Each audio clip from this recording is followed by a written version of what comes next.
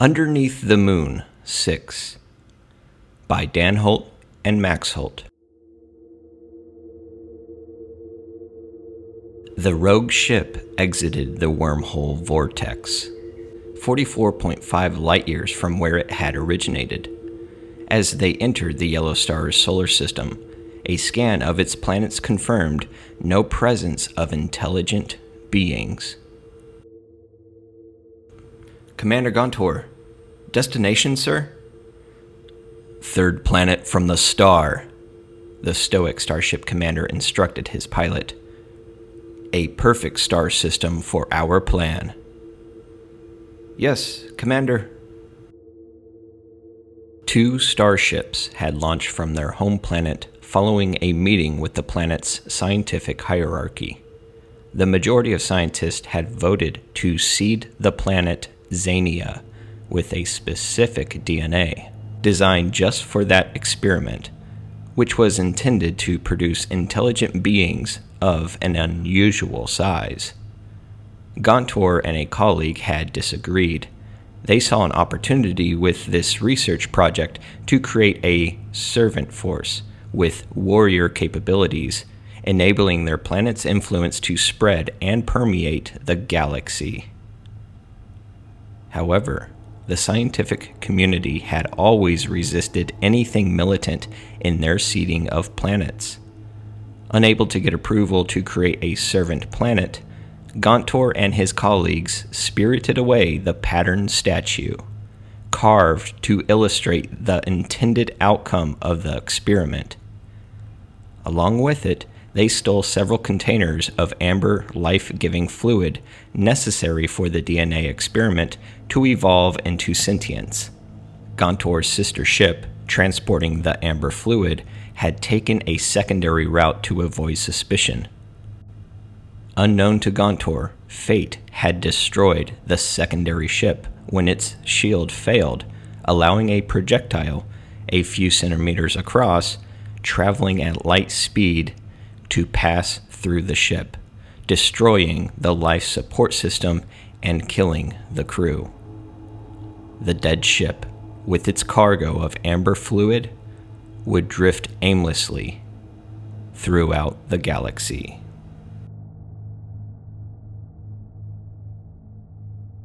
As Gontor's ship approached the dark side of that distant world, atmospheric penetration brightened the night sky over the mountainous landscape.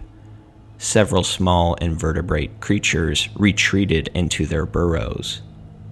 The commander selected the best location, ordered the landing, and established a temporary base camp made of stones from the surrounding landscape. Then, he waited for the second ship's cargo of amber fluid. After some time, Gontor realized that the essential fluid would not be arriving. Leaving the patterned statue behind as a marker, he secured the base camp and launched to search for the missing ship. Approaching the vortex, sir. Bypass it. Steer direct through Quadrant 4. Proceed at power level 6. We must locate the missing ship and return with the catalyst. The navigator beseeched the commander. But, sir, Quadrant 4 is still 60% concentrated with debris from the Orion supernova. At level 6, the chances are great that— Then do your job, navigator. Navigate around the debris. If we are to be successful, we must have that fluid. The renegade commander then pushed the pilot from his seat and took the controls. He dialed in power level 6 on the engine power panel, placed his hand over the large button, and pressed activate. A glowing mist enveloped the ship, and it instantly disappeared into Quadrant 4 of the Milky Way galaxy.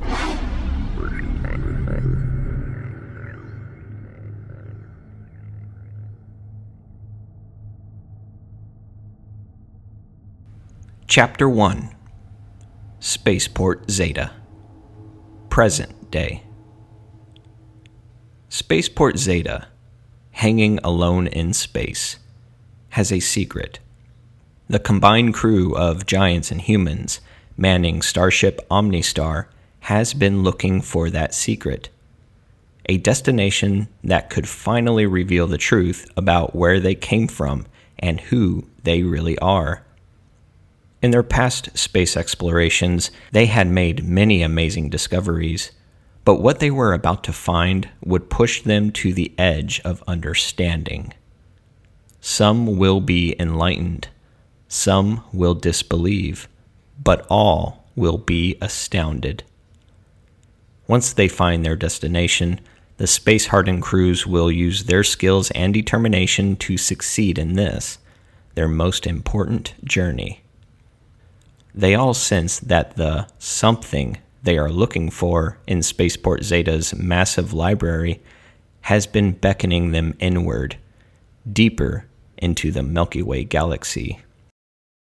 The ship that would ferry the anxious crew toward the unknown sat in its mooring, loaded and ready. While the crew searched for answers, there was another set of eyes, watching their every move and searching for an opportunity. The Citizen. The alien's smooth gray skin and his small size aided his attempt at stealth.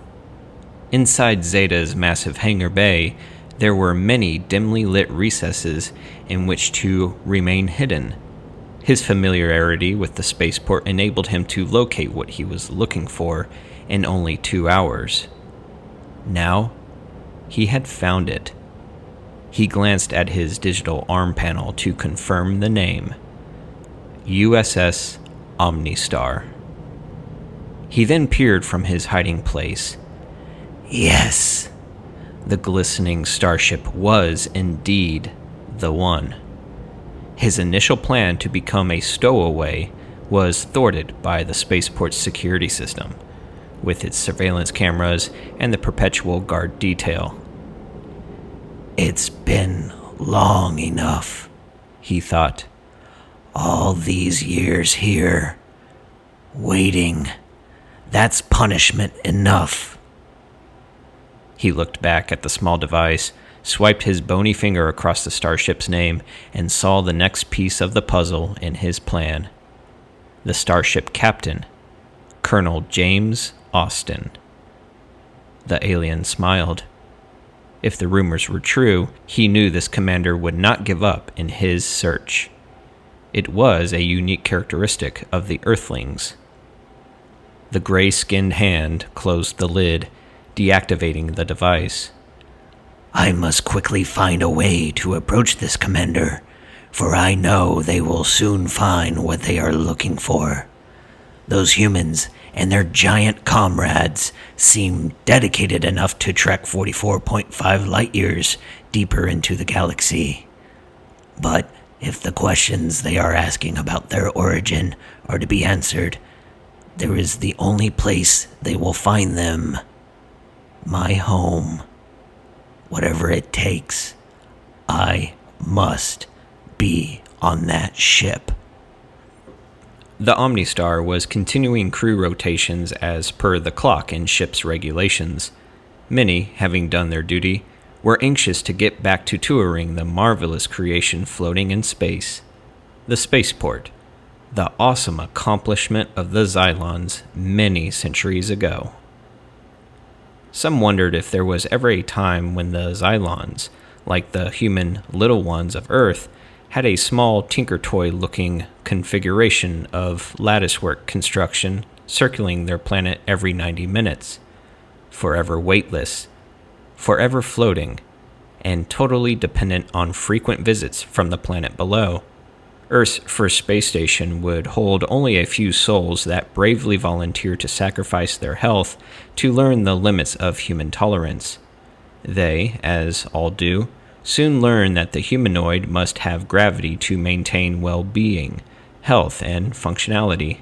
To remain long in space, they had learned that one must bring their own oxygen, gravity, and atmospheric pressure. No sun ever rose or set on Spaceport Zeta. It was continuously bathed in starlight from all directions. Each of the volunteer staff, all the visitors and traders in passing, brought their own sunrises and sunsets with them in the form of their own timekeeping.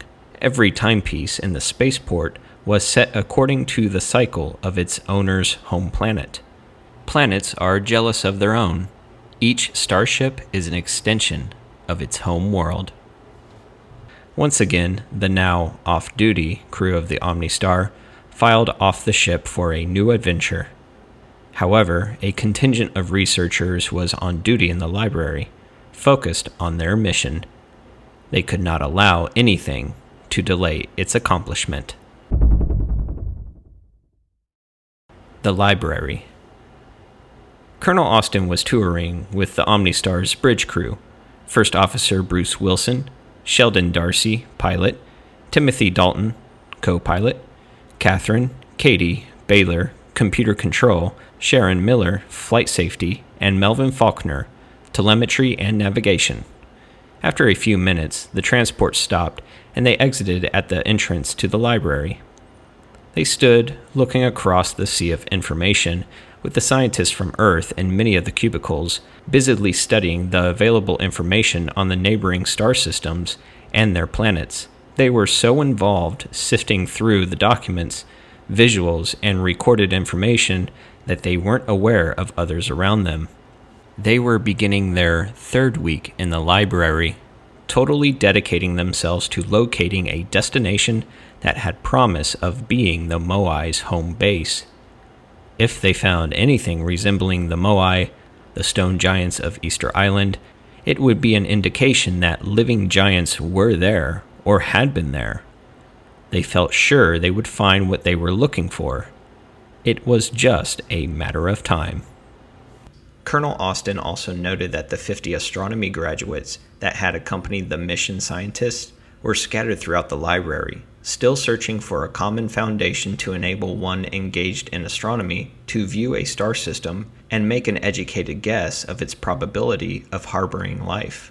Astronomers had been guessing about life on other planets for centuries. Here, at Zeta, the answer was obvious. However, a new way to search from a distance for the elements of life would be invaluable. He admired their persistence. They indeed had the stuff of astronomy. Jimmy and his crew walked back to the transport, where Seven, their android driver and guide, sat completely still, like a statue. Their movement activated the android's system, and he was instantly responsive. The machine was so sophisticated and well programmed that it was difficult to distinguish it from human or humanoid. What an accomplishment! A level of sophistication that must have been 1,000 years in development. 7, Colonel Austin said. Do you know everything that's recorded in that library? No, Colonel. My system has a need-to-know filter to keep from overloading my internal memory. There's a lot of information in the galaxy. A brain the size of this space station would not hold it all, but I can easily research anything with just a title or keyword only. That makes sense. The crew boarded the transport. 7, Jimmy said, glancing at his communicator to check the time. Take us to the dock. I'm supposed to meet the Giants' commander, Mintar, and his crew. He's going to transfer his personal shuttle to the Omnistar. They will be joining us on our quest. Mintar is going with us instead of Kronos? Bruce exclaimed. Yes, Jimmy said. Mintar just made the final decision and the change this morning. As the days have passed since he made the decision to send Kronos and a team, he and Kronos decided it would be only fitting that Mintar go with us. Since Mintar has spent a lifetime getting his people back to an orderly civilization from a home planet of their own, he should have the honor of joining us to find our common origin. Mintar admits that he had been haunted to know the answer. I'm glad, Bruce said. The adventure and the answer are his. It's also ours, as sentient brothers, Jimmy added with feeling. Jimmy nodded to 7. 7 activated the transport and began a journey to the lower parts of the spaceport, then to the hangar bay where the starships were moored. When Jimmy and crew arrived, Mintar's pilot was just hovering Mintar's personal shuttle from Little One, the giant starship, over the Omnistar. Mintar greeted Colonel Austin, Then the two of them and their combined crews watched the 160-foot shuttle move slowly into the hangar bay. The doors closed majestically, as if capturing something special. Jimmy wondered, the next time those doors open and the shuttle powers up and exits, what kind of world will be below, and what kind of mystery will be waiting? Minutes later, Mintar's pilot came down the ramp of the Omnistar and joined the group. Kronos had picked a team of 4 for the voyage aboard the Omnistar. Mintar had given them the nod. He introduced them to Jimmy and his crew. Mintar's pilot would be Bayan. Jimmy recognized him from the many shuttle trips on Xania, the Giants' home planet. The co-pilot was Vinvar, a seasoned pilot from Xania's Spaceport, ferrying crews to and from the planet's radio telescopes and the space elevator. Navigator Yanmar was the 3rd backup crew member from Starship Little One, and Safety Officer Winovar was a female instructor on Starship Dynamics at Xania's University. She had taken a leave of absence for a tour on Little One to this spaceport. It was a unique opportunity to accompany Mintar on his voyage, a chance of a lifetime. She notified the university that upon her return she would be lecturing on the results of this venture for the benefit of all Xanians. Mintar's team and the Earth's human Little Ones awkwardly shook hands all around. There was something special about the camaraderie. Winovar extended just her index finger to Colonel Austin. He had long since gotten over the anomaly of 40-foot-tall giants living and working with humans, the Little Ones, as the giants had named the Earthlings. He smiled as he attempted to close his hand around the end of her finger and shake her hand. Holding the end of her finger momentarily, he searched her face for frivolity. There was none. She was all business and radiating excitement. Lila Owenby, the teacher bound for the human colony on Xania, garnered the crew's assistance to move her belongings and equipment to Starship Little One. Back on Earth, she had been selected by educators to be the first official headmaster of the Earth Colony School on the Giants' planet. Her grandparents, Jack and Brenda Owenby, founders of the colony, anxiously awaited her arrival. She had accompanied the Omnistar crew from Earth and was changing ships to finish her journey to Xania, where she would begin her new job. Brad Givens, the 2 centuries-old cowboy, was also changing ships to complete his journey on the same ship to Xania. He had been rescued by a dead Altarian ship found drifting in space near the Omnistar's path through the Kuiper Belt. Its crew had been killed when an undetected space object had penetrated their shields and destroyed their life support system. The cowboy was the only survivor because he had been placed in suspended animation by the crew. Contact with Altarian officials determined that the ship had been missing for 230 Earth years. Its mission had been to abduct living creatures on other planets and study their anatomy for research purposes. Brad Givens had been abducted from his saddle on his horse riding along the Red River in Texas in the late 1800s. A search of his downline family tree determined that his only living relatives were a great-great-granddaughter and her son, who had volunteered to be Xania's colonists. The cowboy was given the choice to return to Earth or continuing to Xania to be with his only known family. Brad thanked Colonel Austin for the rescue, the orientation, and finally, the special effort to locate his family. He had talked to his great-great-great-grandson living on Xania via the quantum communications system. However, it turned out to be a short conversation. The awkwardness of the situation gave them both a loss for words. Understandably so. What they needed was time to adjust and get to know each other. It would come. After all, they were family. Kronos, at the helm of the Little One and fully boarded for the journey home, said his goodbyes to Mintar's team and the Little Ones, and then gave the order. A cargo ship from the Spaceport Zeta fleet was waiting outside to accompany Little One to Xania and pick up a load of Zolodine ore and return it to the Spaceport to be added to their ship's store. The Spaceport's logistics office felt it would sell well to other planets, since the added strength of the new metal would enable them to build their own orbiting space stations. It was Xania's first outer planet trade deal, one that Mintar had previously arranged. Little One, slowly and majestically, left its mooring and made its way to the spaceport exit to begin its 3 light-years trek to Xania. Aboard, the young scientists from Xania were all mentally richer for having had the experience of Spaceport Zeta. There were moments of silence as Mintar watched the last of the bulk of the starship clear the exit through the magical curtain of inert gases, separating Zeta's habitable atmosphere from the harshness of open space. It was almost like he thought he would never see that ship or its crew again. Jimmy broke the silence. Mintar, as you can see, this is one of their modified shuttles, with accommodations for those of us of different sizes. Mintar smiled and nodded. Jimmy continued, I would like for you and your team to join us on our tour. Is there any particular place on the spaceport you'd like to see? As Mintar and his team joined them on the transport, he looked down at Jimmy. Yes, let's go down to research and development and see how they are doing on our robot, Zolodyne Man. Ever since we discovered him after the forest fire on Xania, I've been curious about how he was made and when he was active on Xania. I checked with him a couple days ago and they had his power circuits repaired, but they've seen no response yet. They said there were hundreds of tiny circuits that were fried when the machine experienced a powerful energy surge. It was most likely hit by something like a laser blast. When they arrived at the transport, Seven was standing near the wall, conversing with another android that had just wheeled a large container into the area. Seven was signing for the contents. He turned when he saw the group approach the transport.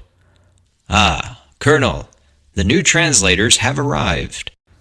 The devices looked like clip-on identification badges, except they were 1 inch thick and covered in small holes, much like audio speakers. They were in 2 different sizes. One was 2 inches square, and the other about 8 inches square. These would accommodate the smallest and the largest of Zeta's visitors. Jimmy and the others peered into the large crate. Translators? Yes, sir. Our technology division has been working on their development for some time. Zeta is the chosen destination of more and more species of spacefarers. We no longer have sufficient androids to handle the translation needs, and the digital translation tablets have been proven to be too slow for most conversations. These clip-on devices are programmed to automatically translate any known language into your chosen language.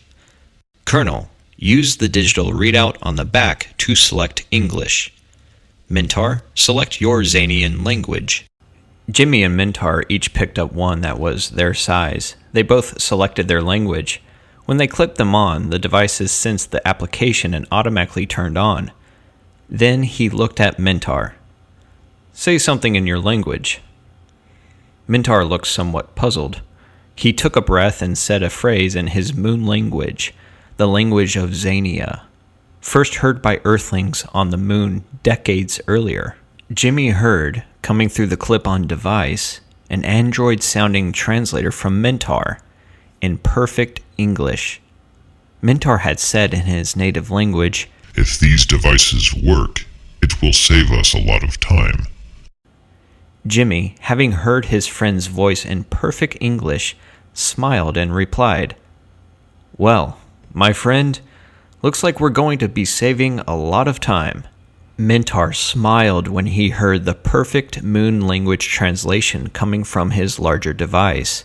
All the others quickly lined up to receive their translators. Jimmy called the bridge crew and informed them to alert all crew members to report as soon as possible to the hangar area to pick up their translators.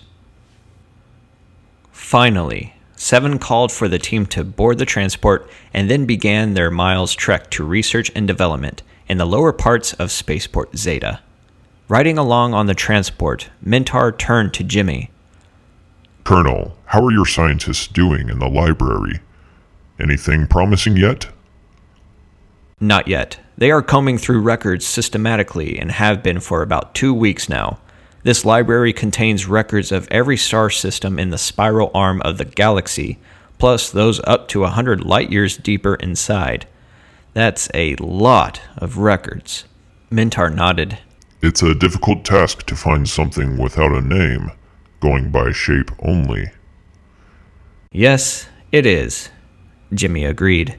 Hats off to those guys for taking on the task. Perhaps you should suggest they take a break for a couple days and give it a rest. There are 2 theaters in the Spaceport. I went to one while we were waiting for you to arrive. They are excellent. Their internal food replicators have even produced an Earth snack in honor of your crew's return. I believe it is called popcorn. I tried some, but those puffy little nodules kept getting lost between my teeth. Jimmy laughed. Not a bad idea, Mintar. I'm sure just the smell of the popcorn will draw us little ones to visit when our mission allows. I'll suggest that when we check on them later. With the new translators, I guess movie subtitles will be a thing of the past. Seven drove the transport into the driveway of the research and development section. He stopped the machine and communicated with an android sitting at the desk near the entrance, then turned. The robot is down 1 floor and to the right in the electronics lab. Follow me. The group disembarked the transport and followed Seven to an escalator which took them down a floor. They then took a right and proceeded through an arched doorway. Zoladyne Man was sitting on a table looking straight ahead. Made from Zoladyne ore, his 20-foot-tall metal body glistened. His leg, originally hit by a laser, had been repaired. When the group entered, he turned and looked at them momentarily. Then his gaze went up to Mintar's face, then back, looking straight ahead. He is active, Mintar said. A tech stepped away from his computer terminal, approached the group, and spoke. We're getting there. He had dozens of damaged circuits that had to be traced and restored. His memory is basically intact, which is amazing, considering the surge that went through him when the laser hit occurred. By the way, the team that repaired his leg said the laser that took it off was an industrial model, not a weapons-grade laser. It was designed for cutting, probably to work whatever they made from Zoladyne. He had a buffer, a protection circuit, on his main core.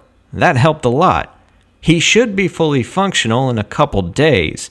When all his circuits are complete, we'll update his programming. Excellent work, Mintar said. Please notify me when you've finished. The tech nodded, then returned to his computer analysis. Those guys are good, Sheldon said as the group exited the lab. I think you have to be to get here, Jimmy said. No doubt, Mintar agreed. Mintar, Jimmy said. He was damaged by an industrial laser. That changes the picture. He may have been around during the building of Xenia 2, the escape ship your ancestors built when the planet was dying. We can find that out when he's ready to be examined. Midway back to the library, 4 of the transports, with the 50 astronomy graduates on board, passed by, heading for the Isle-side restaurant. They were taking their lunch break an hour earlier than the scientists that were searching for the Moai's origin. It was simple logistics, not to overwhelm the eating establishments. They waved as usual.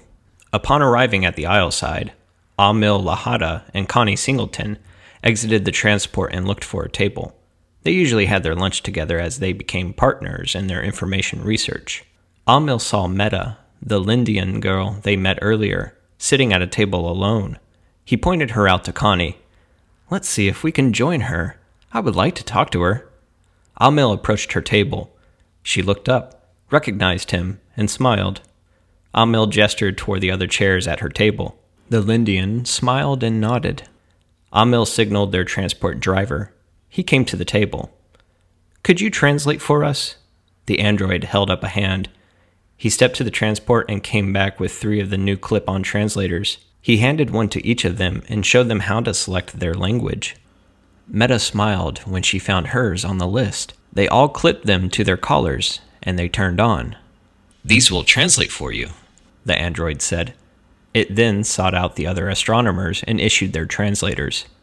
Amil looked up at Meta's large crystal blue eyes. I'm glad to meet you again. I'm Amal Lahada. This is my colleague, Connie Singleton. Meta, surprised at the efficiency of the translation, spoke up. I'm Meta Levain. These new translators are amazing. Thanks for stopping to have lunch with me. Let's order, and then we can talk." After they finished their electronic order, Meta asked, "Did you find what you were looking for at the information station?" "Yes," Emil said.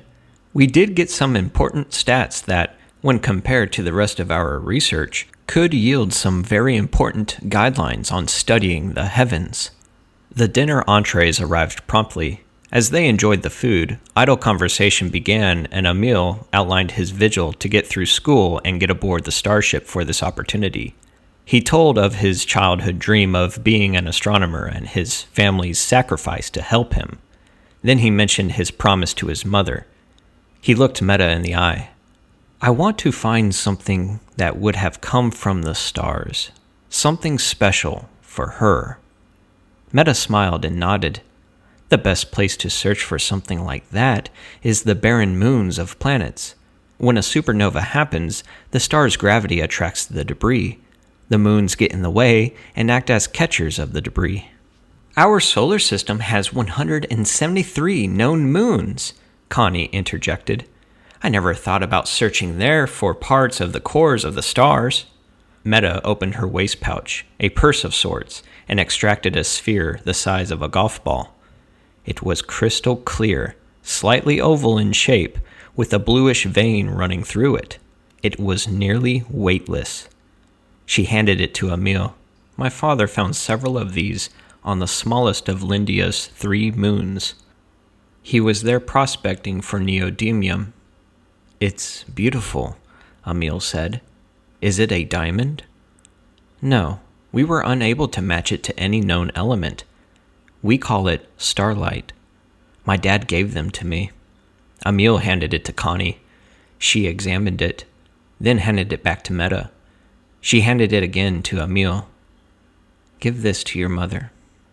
Emil slowly extended his hand and accepted the prize, then looked up at Meta. "Thank you. I will give it to her. She will treasure it. I'm going to tell her about you, the girl I met among the stars. May I take your picture?" Meta nodded. Emil handed his communicator to Connie and positioned himself beside the Lindian, held up the starlight crystalline sphere, and smiled. She looked over at him, turned toward Connie, and smiled as well. Chapter 2: Incoming. The transport slowed and stopped at the entrance to the library, delivering Colonel Austin, Mintar, and their teams to check on the progress of the researchers, looking for the needle, or planet, in the haystack. Jimmy placed one foot out of the vehicle and looked at Seven. "Thanks for the ride. We will be here for a while. I'll let you know when we need to return to the Omnistar." "Yes, Colonel, just call me."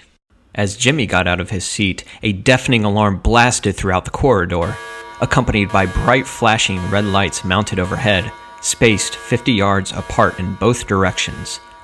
Jimmy was so startled that he almost fell onto the floor. Mintar had already dismounted and momentarily placed his giant hands over his ears. Some of their teams had looks of instant panic. After 10 seconds, the piercing alarm reduced to half volume and was accompanied by a calm but loud android voice. With the new translators, everyone heard in their own language. Red alert, incoming object, level 1 danger. All Zeta personnel report to your emergency stations. All visiting personnel report to your ships. Do not activate your propulsion systems until instructed to do so. All pilots and starship commanders report to the command center for instructions. This is not a drill. The audible alarm silenced, but the red lights continued to flash. The doors to the library burst open as those inside began to hurriedly exit. The corridor quickly filled with loaded transports and hundreds of others walking. The Earth researchers gathered around Jimmy, expecting some answers. Jimmy looked at Seven. "Can you find out what this is all about?" Just a moment, sir. Seven calmly stepped to the computer access point, about 6 feet square, mounted on the wall. He folded down a flat glass panel, void of any controls. He placed the palm of his right hand on the glass, and the screen brightened with a message that no one understood. Seven touched an icon and selected English from the list. He then looked at Mentar. The giant glanced at his team and then nodded. Over the years, the giants had learned both the spoken and written English language. The message then read, "Access granted." After he touched several more points on the screen, a graphic display appeared. He placed his hand at the edge of the screen and began to swipe to the left, repeatedly. He stopped at an image and then placed both hands on the screen and spread them apart. The image enlarged until it filled the screen. Jimmy and Mentar moved closer, staring at a schematic of Zeta, hanging in space. Lines from each side of the space station curved out to an object on the opposite end of the screen. Jimmy squinted. "What is it?" Seven drew a circle around the object with his finger and enlarged it. They were looking at a large comet, and it was headed straight for Zeta. A dotted line curved from the center of the comet to the center of Zeta. Beside the line were the words, "Probability of impact, 100%. Jimmy turned and looked at the faces of those gathered. They weren't looking at the comet. They were looking at him. His mind went briefly back to a NASA classroom 10 years earlier, when he was in the emergency actions class at the Starship Commander School. He remembered one statement by the instructor. "Knowing what to do in an emergency is critical. Equally important is bestowing on your crew the confidence that you know what to do." Jimmy looked back at the approaching comet, then addressed Seven loudly. "How long before impact?" Seven touched another icon. A digital readout appeared, displaying a 4-digit number. Seven stared for a moment. The comet will impact Zeta in 3 days, 11 hours, and 27 minutes. The colonel looked at the researchers and his crew. "Okay, Mentar and I will be accompanied to the meeting by the ship's navigator and all shuttle pilots. The rest of you, return to the ship and make initial preparations for departure. Katie, contact our DOE shuttle pilots and make sure they heard the alert and know to meet us at the Zeta Command Center." "Yes, sir." Seven arranged for transports to return the crew and researchers to the Omnistar. He then transported Jimmy, Melvin Faulkner, and Mentar along with his shuttle pilot to the meeting. As they entered the command center, Jimmy noticed that most of the crews and commanders of the 18 visiting starships were already assembled around a large oval table, which was raised 15 feet above the floor to accommodate those of different sizes. Jimmy and the crew climbed to the stairs to take human-sized seats. Mentar's crew took giant seats on the floor nearby. There were several digital countdown clocks on the table, displaying several different renditions of timekeeping. Jimmy's seat was near the one displaying Earth time. As he looked around the room, he saw that all attendees were wearing the new translators. In a few minutes, the Zeta staff entered and took seats near a raised podium. The Spaceport commander went straight to the stage. "Thank you all for your prompt response to the alert. The projected impact time of the comet is displayed on various timekeeping systems throughout the room. The newest members of Zeta are our friends from Earth and Xenia. They both use Earth time and measurements. So, I will be using these numbering systems during this briefing. Your translators will automatically convert the numbers for you. Now let me give the details we have before you ask questions. Over the years, our automated tracking system has cataloged over 100,000 of the objects that wandered around the galaxy and passed in proximity of Zeta. Our close call of impact was over 100 Earth years ago. However, 15 minutes ago, our ATS alerted us that a comet, designation Q2317 Alpha, passing through the edge of our star system, abruptly changed course, increased velocity, and is headed straight for us. It is estimated to be a 2 billion ton ball of ice. On its current trajectory, we only have He studied a view panel in front of him. "Looks like 3 days, 11 hours, and 3 minutes. A starship commander across the table interjected. "Commander, if you have been tracking this object all these years, how did it catch you off guard? Comets just don't change trajectories on their own. This one did. Our security analysis teams are investigating. Since comets don't do that on their own, there's obviously a cause." A commander near the end of the table abruptly stood, interrupting the Zeta commander. He cleared his throat, still staring at a portable computer system. All eyes were on him as he slowly looked up at the commander. Sir, I am Deka Paladin from the Gladden system. I think I can explain the unusual behavior of this comet. He glanced back at his computer and then the others in the room. I think we caused the comet's course change. The room was silent for a moment. The Zeta commander spoke. "Okay, Commander Paladin, explain what you mean."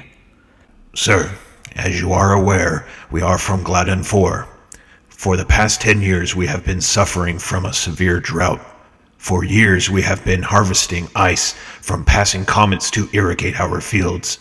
With the drought worsening, we decided we would capture Q2317 Alpha, since it is so huge, and divert it to an orbit around our planet, so we could harvest all of it. He glanced at the screen again. I've just been informed that the propulsion system our crew buried inside the comet has malfunctioned and is now out of control. Another commander stood. "But Deka, many of us in this room are from planets that harvest comet ice. It's a routine procedure. What went wrong?" The Gladden commander shifted nervously on his feet. His gray skin turned a lighter shade. Well, our crew attached an S-27 fission rocket as the propulsion system. After ignition, it malfunctioned and went to its full throttle setting.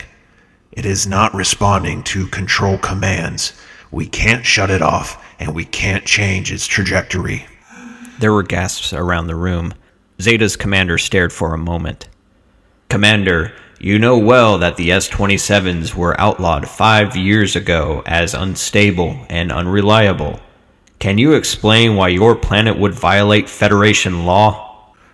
Sir, I can't speak for our governing body, but I was told they wanted to use up the S-27s we had in stock. I'm guessing it was a financial decision. "Well, unless we come up with a quick solution to this rogue comet, your fleet may be harvesting space debris from what was Zeta." He turned back to the room. "What we need now is a plan." He turned to the android assistant behind him. "How many individuals are here at the spaceport?" The android reported. 17,216. "How many are visitors?" 11,739. "Okay, they can evacuate in their own ships. If all pods are serviceable, how many staff will the escape pods hold?" 4,000. "My command ship will hold 500, so that leaves, 977, sir, including androids. So, how many of your ships can give a ride off this metal ball?" Every commander raised his hand. Mintar spoke. Commander, since my planet, Xania, is the closest to Zeta, I will offer haven to any in need, for as long as it takes. "Thank you, my giant friend. I understand Xania is a pleasant place to be, but before we pack our bags, let's see if Zeta can be saved." There were some low rumblings as starship commanders conferred with their pilots. Snyder and Abbott, the Doe shuttle pilots from the OmniStar, were seated behind Jimmy. Snyder leaned forward. "Colonel, Abbott and I did it before. Maybe we can do it again." Jimmy nodded and then stood to address the leader. The room quieted as the others listened for his suggestion. "Commander, the 2 pilots behind me have changed the direction of a large comet before. They are OmniStar's Doe shuttle pilots." "Doe pilots? What's a Doe?" Jimmy glanced around at the mutual confusion on the group's faces that were in the crosshairs of an oncoming monster. OmniStar's commander realized that this was a time for some diplomacy. DOE stands for Defenders of Earth. Our engineers designed 2 special dual-engine shuttles, doubling the power, armed them with twin laser cannons and low-yield neutron torpedoes for such a contingency as this. Jimmy motioned Abbott and Snyder to stand beside him. This is Captain Benjamin Snyder and Captain Greg Abbott. Years ago, when one of our ships was en route to Zeta, these 2 pilots were able to use the DOEs and their lasers to prevent the collision of our ship with a large comet. I think they may be our best shot at saving Zeta. Although this comet is overwhelming in size, they would like to try. The DOE shuttles are kept stocked and loaded and could be underway in, say, 30 minutes. With your permission, Captain Snyder here will describe the best approach to diverting the comet. The commander nodded. Captain Snyder stepped closer. Well, sir, 2 billion tons is a big one. We would need for the Gladdens to transmit their database to us, with details of both the comet and the S-27. Abbott and I will set our shuttles on course for the comet and proceed at maximum speed. Based on your schematic, we can be there in less than a day. We will then use our lasers to disable the S-27. That will stop the acceleration, which will give us a little more time. Next, we will attempt to laser cut the comet into manageable chunks, pieces that we can nudge off course with Zeta. We should be able to get all of that done in a day. That leaves another day for you to determine if the remaining debris can be weathered, or if Zeta will have to be abandoned. There was silence in the room. After a few awkward moments, Jimmy spoke. Sir, unless someone has a better idea, I suggest we get started. The commander nodded. Yes, Colonel. I see no other solution being offered. He turned back to the group of starship commanders. Okay, the OmniStar's powerful shuttles will launch as soon as possible. The Gladden commander will data transfer the information they need. All starships will house their crews on board and be in a state of readiness to depart with just an hour's notice. The Zeta crew will maintain their emergency alert status and begin to shut down non-essential equipment. All escape pods will be inspected and serviced as required. The commander stared straight ahead as his brain ran through the checklist. He looked up. Gentlemen, you know what to do. You are dismissed. Comet Q2317 Alpha. Snyder watched the 2-billion-ton ball of ice grow larger and fill his view out the windshield. He keyed his radio. Man, that is one big icicle. Snyder agreed. Yep, looks maybe 10 times the size of our first one. I'll take the right side, you take the left. Let's fly the whole length. Looking for natural flaws we might use to break this thing apart. Abbott agreed. Okay, sounds good. The schematic they data fed us shows the S-27 to be dead center in the back, buried 500 feet deep in a hollowed-out tunnel. Let's be sure to stay out of the engine's fission ion trail. They would fry our ships. Roger. Both DOEs traversed the huge hunk of ice until the ion trail became visible. They saw several large cracks in the comet that were potential laser targets to dissect it after disabling the engine in the S-27. They couldn't use the torpedoes because the explosions would just create a massive debris field of lethal ice chunks. At the back end, they hovered and analyzed the wayward engine, spewing a mile-long trail of 3,000-degree ions. Snyder keyed in. This is going to be a problem. The tunnel's not wide enough to get a ship inside and still avoid the ion trail. I don't see how we can get close enough to get a shot at the S-27. Abbott moved a few feet closer. Yeah, I see what you mean. Better tell the colonel this will take longer than expected. Zeta Spaceport, Communications and Control Center. The Zeta commander, Colonel Austin and Mentar, were staring at the large view screen depiction of the comet and the 2 DOEs. Computer updates of the radar images every second created a moving real-time image of the approaching disaster. Jimmy glanced at the distance to object readout. It was still over 21 million miles away. All starships, with their crews and passengers aboard, were nervously awaiting word from the command center. Those who could sleep were getting some rest. Most could not. All escape pods were serviced, powered up, and ready for launch. The radio activated, breaking the silence. Zeta Spaceport, this is Captain Snyder, calling for Colonel Austin. Jimmy keyed the mic. I'm here, Captain. Go ahead. Colonel, this is one big chunk of ice. The Gladdens buried the S-27 deep in a tunnel too small for us to get in. We can't get a shot at it. We'll have to cut the back part off, then nudge it off course and let the S-27 take it out into deep space. Then we can cut the rest into manageable chunks and take them off course too. The Zeta commander looked at Jimmy. How long will all of that take? Jimmy keyed in. What's the expected time frame? Just a minute, sir. After conferring with Abbott, he came back on. Sir, we think we can get all of that done in another day or so. Mintar looked at the time to impact readout. That will only give us an 18-hour cushion. Jimmy nodded and keyed back in. Roger, Captain. You two do the best you can and keep us informed. The pilots maneuvered the two does to opposite sides of the comet, about 1,000 yards from the back end, and began making a laser cut around the circumference of the comet. They updated Zeta at the 4-hour mark and made another call at the 8th hour. Zeta Command Center, this is Captain Snyder in doe number 1. We are at the 8-hour mark, and we've almost cut through to remove the rear chunk of the ice with the S-27. When it breaks loose, we will, wait. Something is wrong with the S-27. It's glowing white hot. I think it's gonna... Oh my. Go!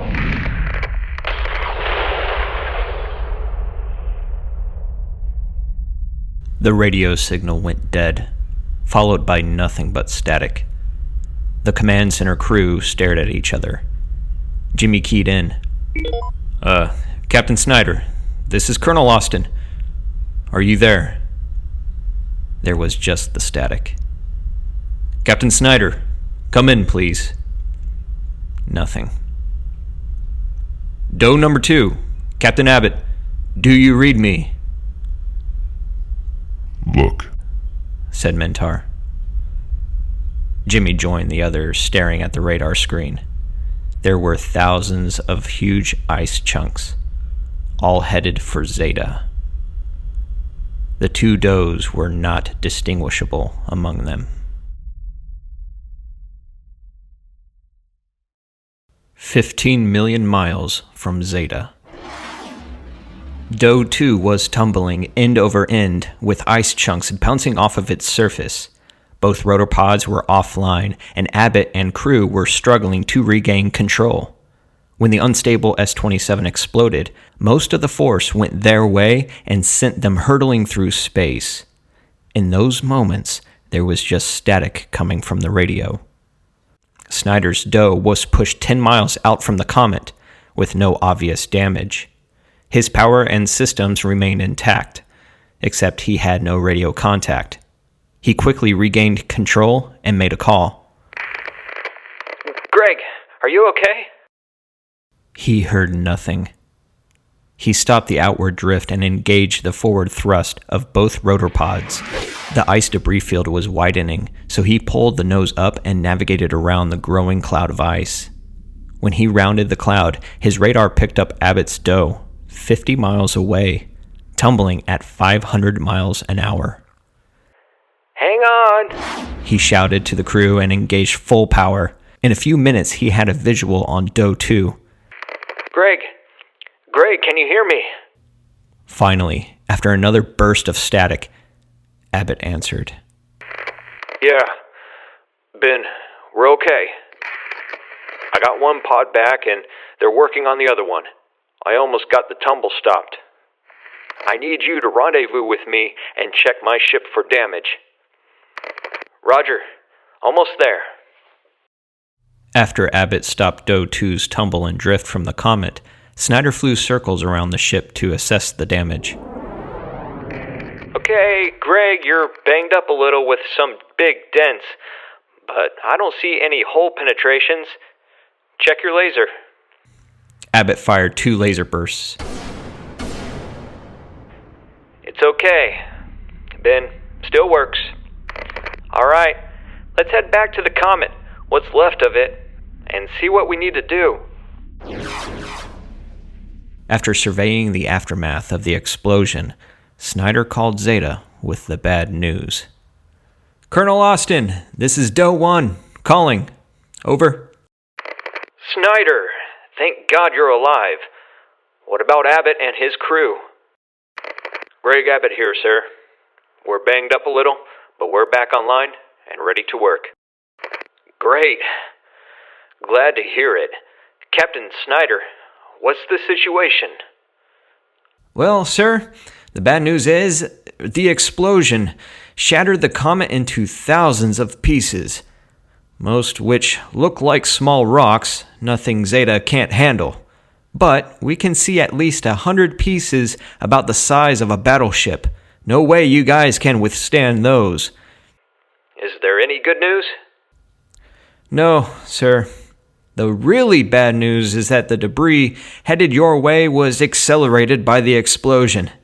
We are near full power just to keep up with them.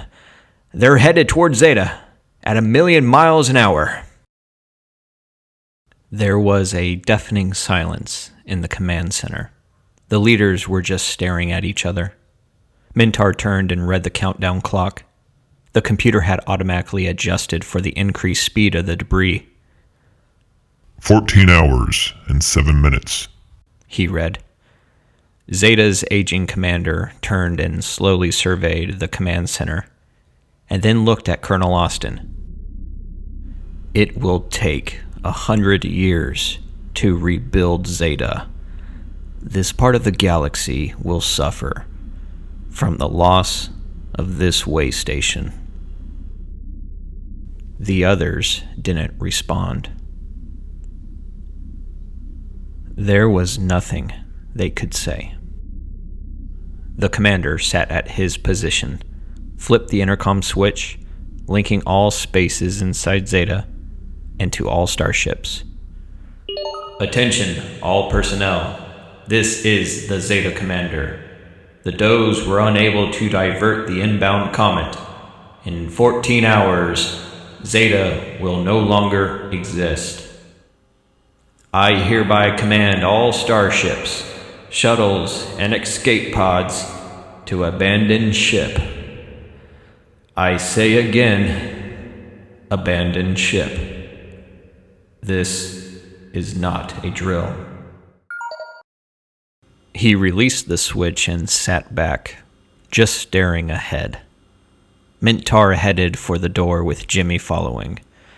Just before exiting, the giant stopped and stared back at the countdown clock. Wait a minute, he said. Jimmy watched as the giant walked back to the command console and keyed the mic. Captain Snyder, this is Mintar. Can you use the Doe's lasers to reduce the size of those large chunks? Yes, sir, but all that will do is create over 10,000 small pieces, still on course for Zeta at 1,000,000 miles an hour. No way the spaceport can handle them all. Mintar keyed. Stand by. Jimmy had moved closer. What are you thinking? Mintar turned. The wattle cone on the Omnistar. It generates a shield that defends the Omnistar from space debris when we traverse space at high speeds. Why can't we take the Omnistar, engage the wattle cone, and plow a trail through the ice debris? Jimmy paused only seconds. Yes, that will work, the Zeta commander interrupted. What do you mean? Is there a way to save Zeta? Jimmy explained. The wattle cone was invented by the Xanian engineers. It transmits an envelope of energy around the ship to prevent small space debris from penetrating the hull at high speeds. You mean like a shield? Exactly. However, we've never tried it on debris this large. Those chunks of ice may be right on the edge of the cone's capability, but I feel it is worth a shot. The spaceport commander stared for a moment. For a chance to save Zeta, I'll take that chance. Mintar looked back at the time to impact. But if it's going to work, we need to launch, like, right now. Jimmy keyed the mic. Snyder.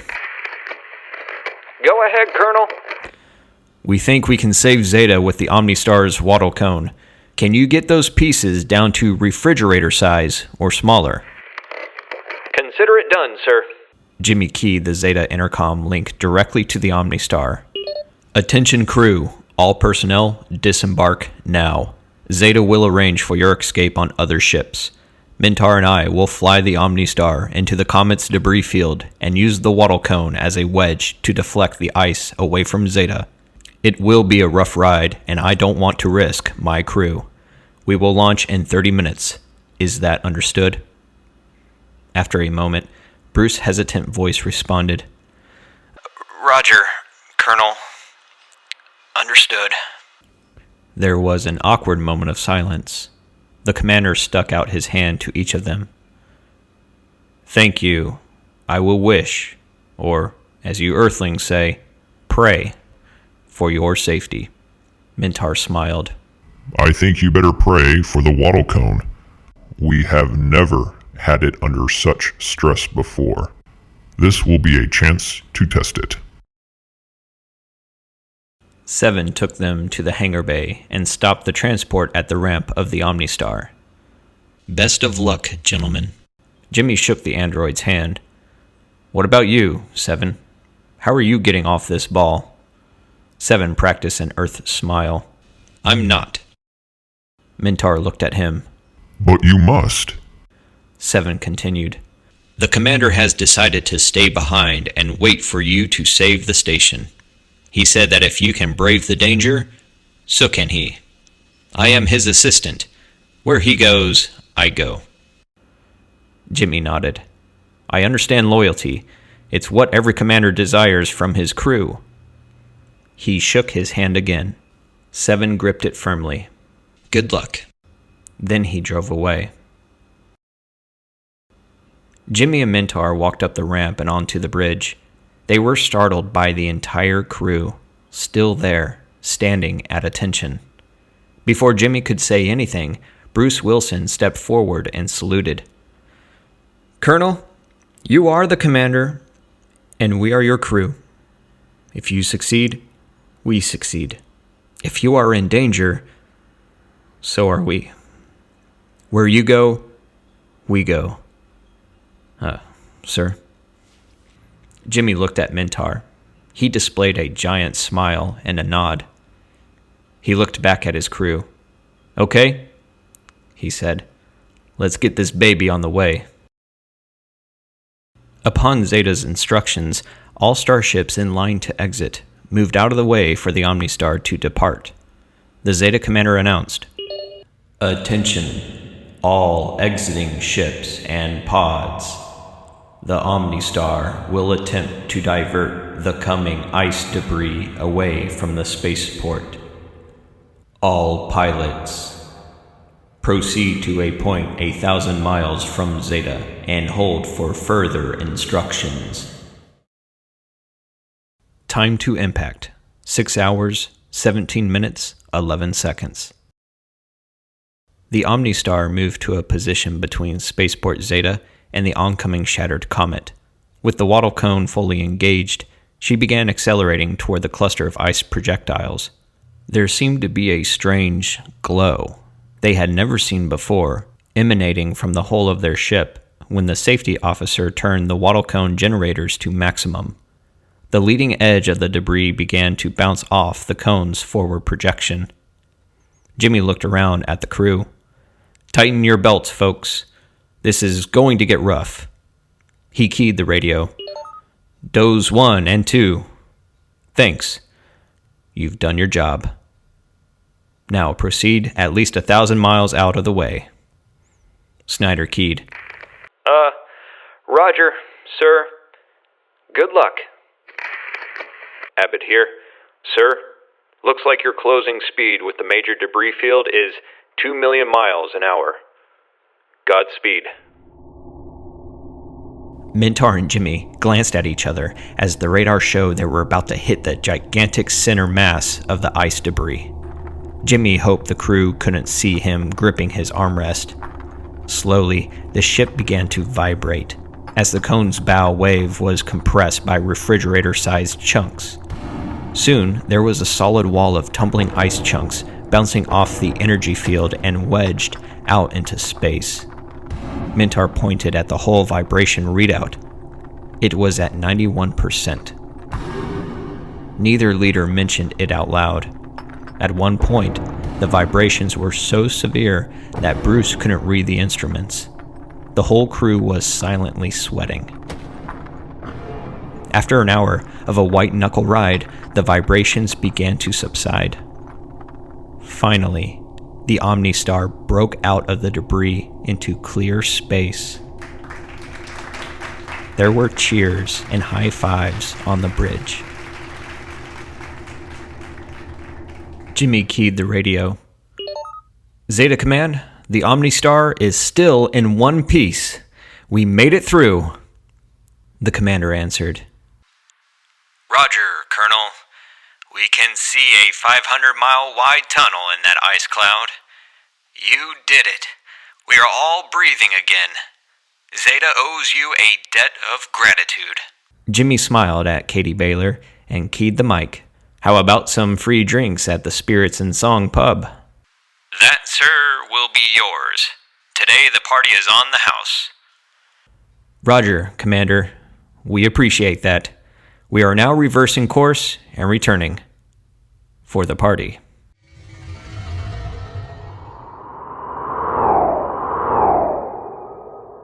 Doze 1 and 2 emerged with the Omnistar's flight path and flew escort on the back.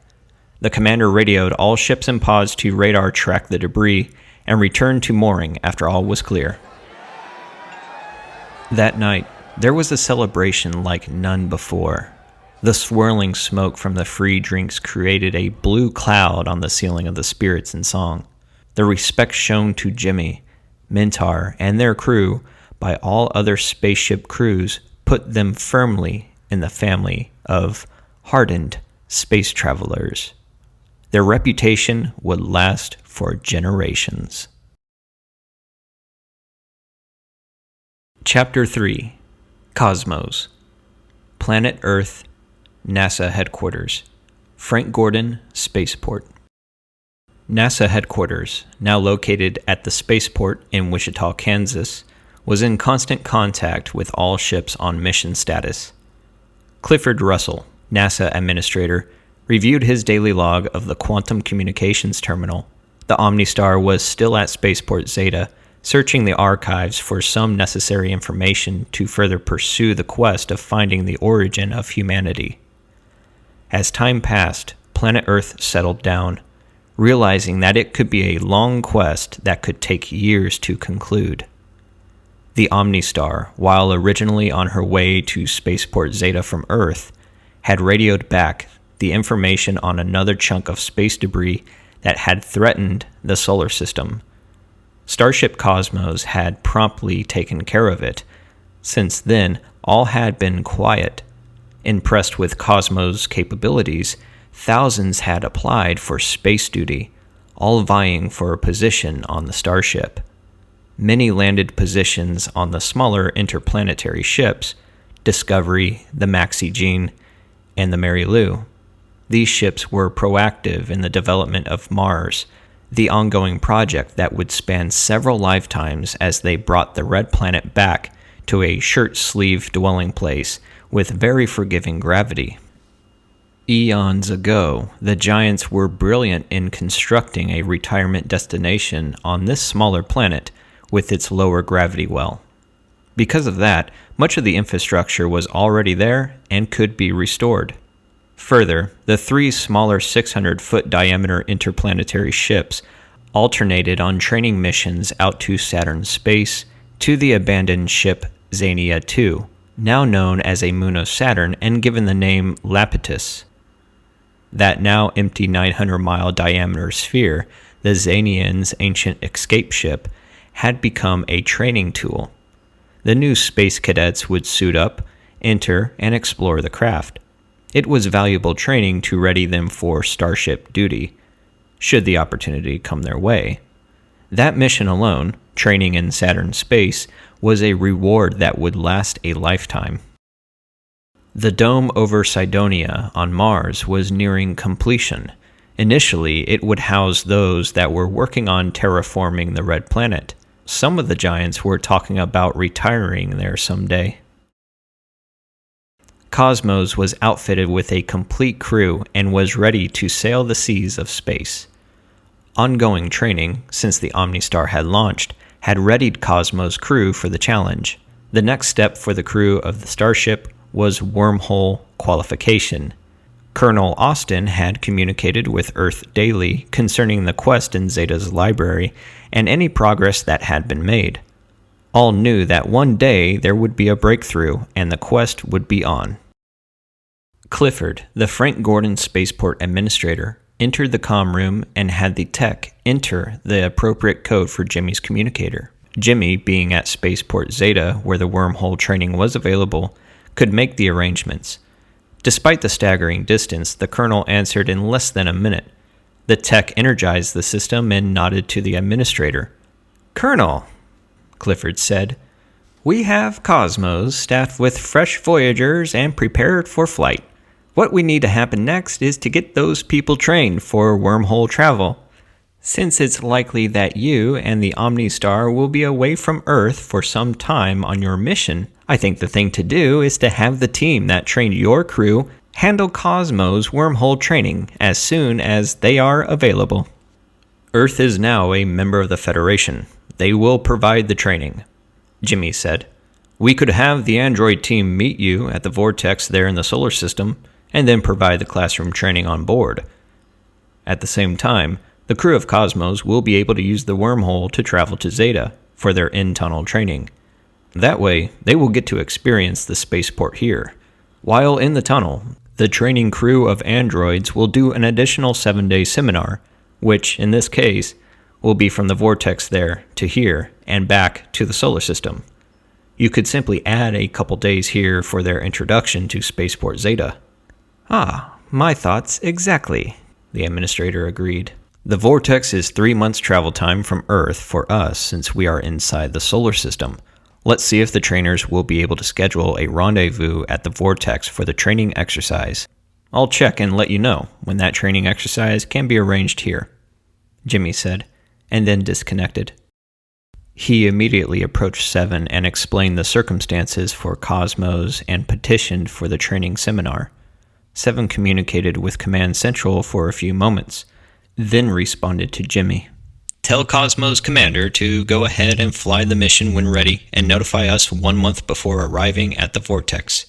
Then again 1 week out. We will be able to work with that."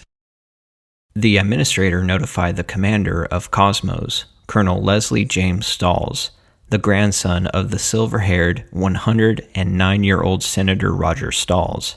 The doctor said, regarding the senator, that the 26-year sleep in suspended animation on the moon, the miraculous time out of aging, gave the centenarian the extra years. He had married early in his career, was still healthy, and still serving in Congress. As a matter of fact, he was the longest-serving senator on record. The young Colonel Stalls immediately ordered the ship to make final preparation for launch in 1 week. He inherited a seasoned bridge crew, which had been serving as backup on Cosmos' previous mission to Xania and back, by way of Spaceport Zeta. Since spacefaring was an around-the-clock business, they had logged many space hours at the helm of the starship. They had seen several emergencies and knew how to handle them. Leslie himself had studied the logs on those emergencies at length. His bridge crew knew their business. He had total confidence in their collective ability. His pilot, David Walters, co-pilot, Angie Baker, computer control, Walter Feldman, flight safety, Henry Alderman, and telemetry and navigation, Bernice Whitley, all knew the godsend of the wormhole system, having been through the training, and were anxious to get the rest of Cosmos' crew qualified. It opened up a significant part of the galaxy, with all its mysteries just waiting to be known. Colonel Stalls had worked hard in his qualifying process to overcome some accusations that he was favored because of his family name. His grandfather had reached the moon at the very beginning of spaceflight. He, Leslie James Stalls, now had to qualify and fly the corridors of space for himself. Soon, after appointment by NASA and Congress, he was endorsed by all around him. The first time he ordered Cosmos to power up, which was soon after receiving the notice from the Omnistar concerning the asteroid, he went directly to the stairs and down into the engine room and walked among the rotor pods just to hear them start up and deliver that distinct hum. He patted a few of them fondly. The tech crew and chief were watching. That gesture registered something significant to them. The rotor pods became known as Dolan's Angels. Chief Dolan, aboard the Omnistar, Colonel Austin's engine room chief, would be retiring upon their return to Earth from their current mission. His Angels would not. There was a galaxy to explore, and many young, highly qualified explorers standing at the ready. Chapter 4, R&R, Spaceport Zeta. Colonel Austin and his crew, with Mintar and his team, recovered from the all-night celebration of the rescue of Spaceport Zeta from the near disaster. In the afternoon, the scientific researchers returned to the library and continued their work.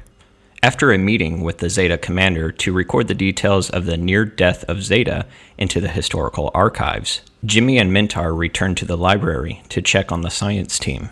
They were still vigilantly working toward the goal of discovering Earth's and Xania's beginnings. There was a note waiting at the library desk for Colonel Austin. Cubicle number 17 had information that might be of interest to the commander. It wasn't the desired information the team was searching for, but it seemed significant enough to point it out to the colonel.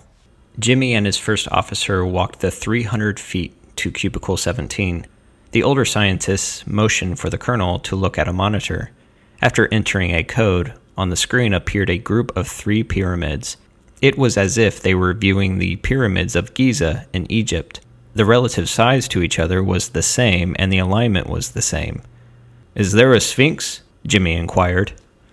"I checked that. Not exactly. Take a look at this." He adjusted the monitor to the side of the cluster of pyramids and across about a quarter mile of reddish sand, then adjusted the focus. "A centaur?" Jimmy exclaimed. On the screen was a half-horse, half-man sphinx in the stone, about 100 feet long and soaring some 60 to 80 feet into the sky. "Colonel," the researcher said, "these people, if that's what they are, must have been to Earth. And it looks like it was long ago, perhaps thousands of years ago. And, according to the carvings and pictures found in Egypt, they had at least one of these things. These centaurs, with them. Unless, of course, it's a civilization of centaurs. Those ancient peoples in Egypt must have carved and painted what they saw. Or," Jimmy added, "the people of that planet created live centaurs through DNA manipulation of horses after arriving on Earth to awe the Egyptians, or maybe to control them, to have the Egyptians serve them while they were there. Where is this planet? How far away?" "Its file name is Malcor. It's orbiting a red dwarf, AG3082A. It's 11.4 light years from here, about 14 from Earth. It might be a planet we would want to visit." "No doubt about it," Colonel Austin agreed. "Log all of that information with images." "Already done, sir." Jimmy and Bruce returned to the waiting area. Then Jimmy contacted all the scientists' communicators at once. "Gentlemen," he began, "I suggest that the entire team take a break. Mark where you are in your search, then take the rest of today and all day tomorrow off for some rest and relaxation. Get a good meal, take in a show at one of the theaters. They have real Earth popcorn now. or just kick back and let your mind and body rest. Perhaps it will yield some fresh insight, and I know everyone could use a break. All agreed, and soon all the transports were occupied and on their way to the Omnistar for the weary researchers to freshen up and enjoy some R&R. The first couple of hours would be spent communicating with their families on Earth. None could yet answer the first question they were asked, but it would come. It would surely come. After 2 weeks of searching the records at Zeta's fabled library, their confidence of finding a clue that would lead to an answer was unshaken. Jimmy placed a call to Starship Little One. Momentarily, Kronos came online. "Kronos," Jimmy began. "How goes the journey?" I am happy to report that Starship Little One is performing well. You little ones of Earth know how to build a ship. "Good. How's the teacher and the cowboy doing?" Fine. Just fine. They're touring the ship, slowly and thoroughly. Brad is curious about everything. The guy has a great mind. He learns fast. However, Jimmy interjected, to leapfrog a couple of centuries would be a challenge for anyone. Kronos continued, I offered them suspended animation for the ship time en route. They want to stay awake and soak up, as they put it, this spacefaring experience. Give them a couple of months. They may want some sleep time. I'll leave the offer open for them. Brad has talked to his grandson a couple of times. When he found out that Jeremy was a rotor pod technician, he went down and toured the engine room. Our staff spent quite a bit of time with him. He says he wants to work with the rotor pods along with his grandson. I told him Xania could use another tech. So it's settled. He wants to enter training as an apprentice upon arrival at Xania. I'm glad to hear that, Jimmy said. He needs his hands tied to something. Chapter 5. Found. Several days later, near a month since the vigil in the Spaceport library began, Howard Wiggins, already labeled Starman, and his associate, Dole Wheeler, concluded their search in their cubicle and moved to the next unexplored candidate. Settling in, Howard turned on the electronics and selected English. The name of the planet, Concavia, was displayed on the monitor momentarily. Then it faded out, and a caption, in bold print, spread across the screen. The only known hollow planet. Below that caption was the planet's symbol, a depiction of a planet-sized geo with what appeared to be large clouds with streamers connecting to the surface. Howard turned to his assistant. Look at this. I see it. How exactly would a hollow planet work? Good question, Howard said. Let's get the basic information recorded. He pressed record on the control panel. The monitor began scrolling information and producing a hard copy. When it finished the basic stats, the equipment went silent. Howard picked up the hard copy and began to read. The planet Concavia is 44.5 light-years from Spaceport Zeta in the mean direction of the galactic core. It orbits TRAPPIST-1, a cooler orange star.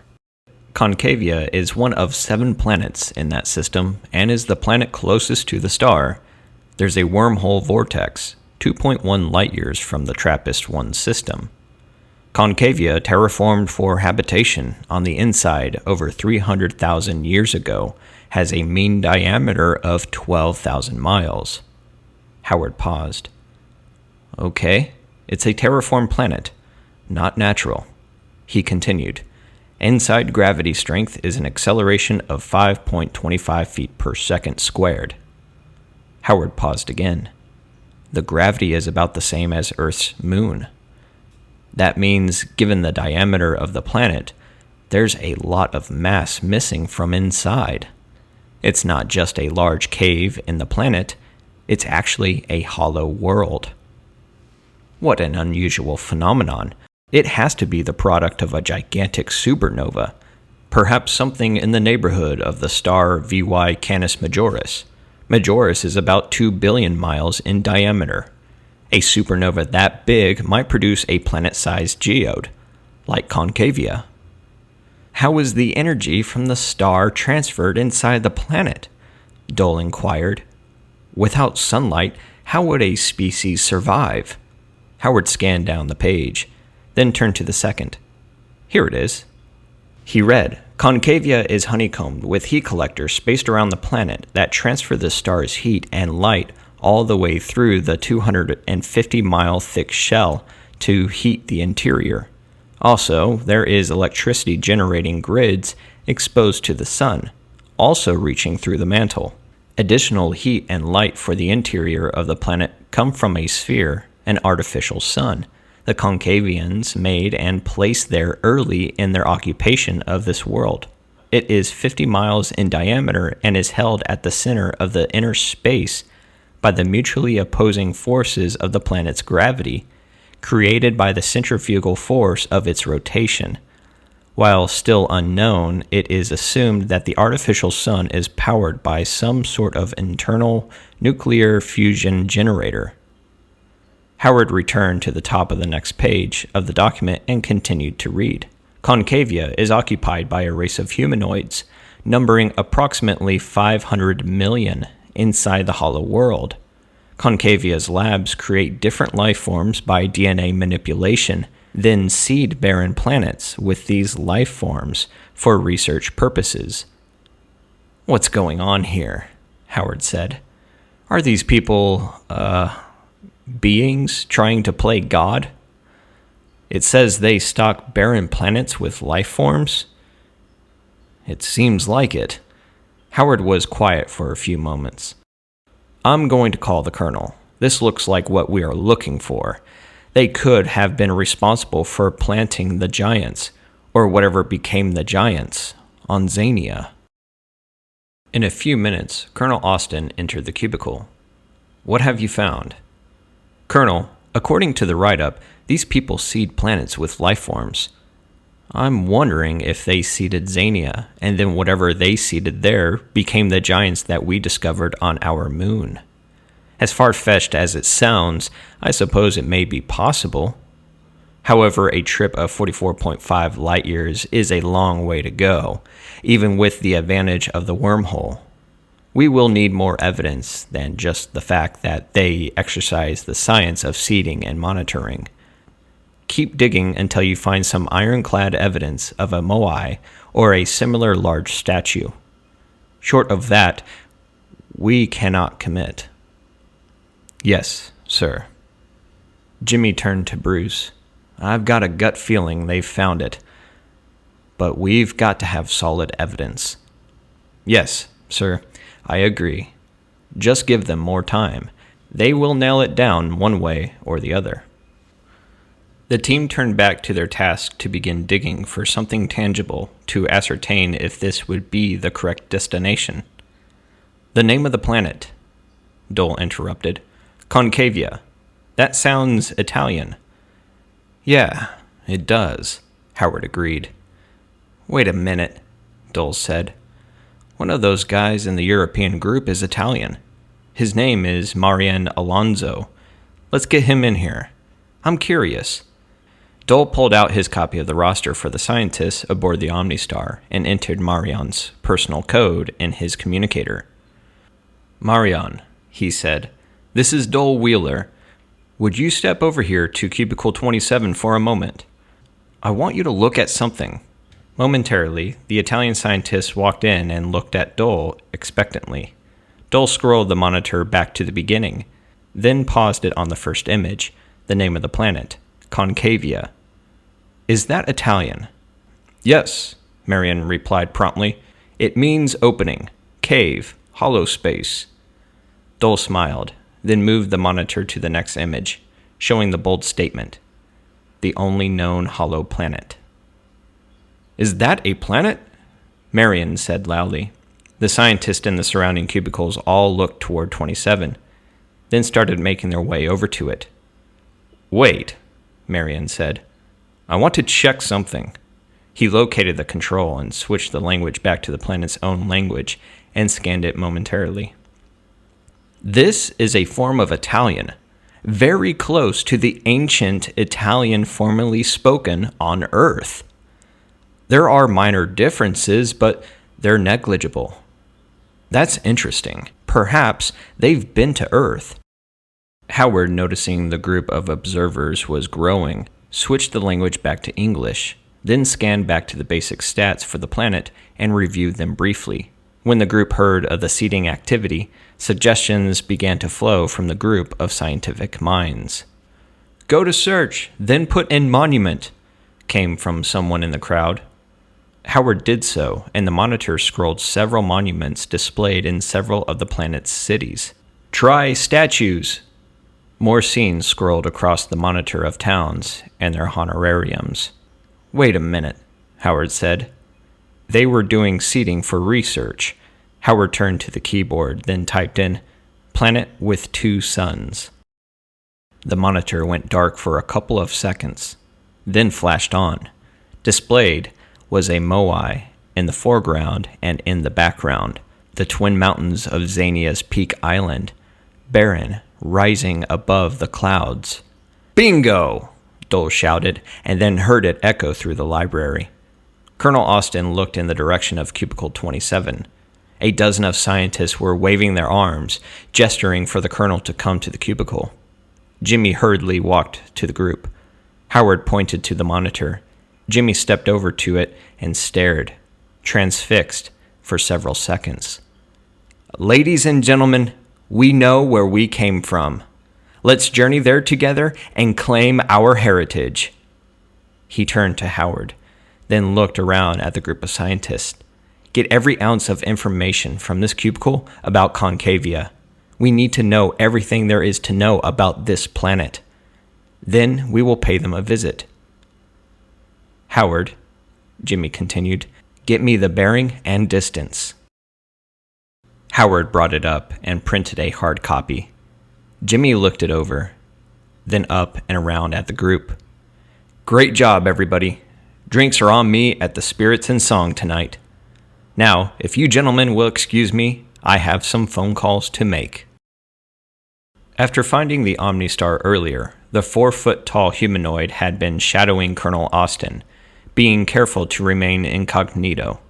His light frame, oversized hairless head, and smooth gray face helped him blend in with the myriad of species transisting the spaceport. After sneaking into the library, he'd been watching Cubicle 27. The scientists from Earth had entered it and began their search. He had heard other species around the spaceport discussing the quest undertaken by the giants and humans to find a specific destination having to do with a certain unusual statue, a moai, they called it. Everyone had heard that the humans and giants would be going to whatever planet they discovered might possibly be their birthplace, their origin. The alien knew it had to be his planet.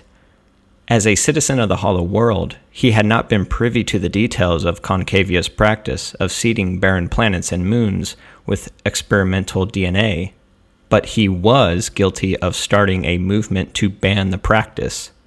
When his group of dissenters began to grow and flourish, the powers that be felt threatened, and in a desperate move to eliminate dissent, they banished Akela Antonio from Concavia for life.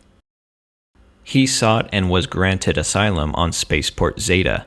When his exile had begun, and he arrived on Zeta, he had to go through 6 months of conditioning therapy to adjust to the gravity of the space station. It was very difficult because of his age, but he survived. He had been on this distant space station for 26 years now. He had volunteered to mix drinks at the Spirits and Song to fill his days. He wanted to return home and petition the present leadership for mercy to allow him to be with his family in his last years. When the Earth ship arrived and he learned of their quest, he saw it as a possible ride home and a chance to be reunited with his own.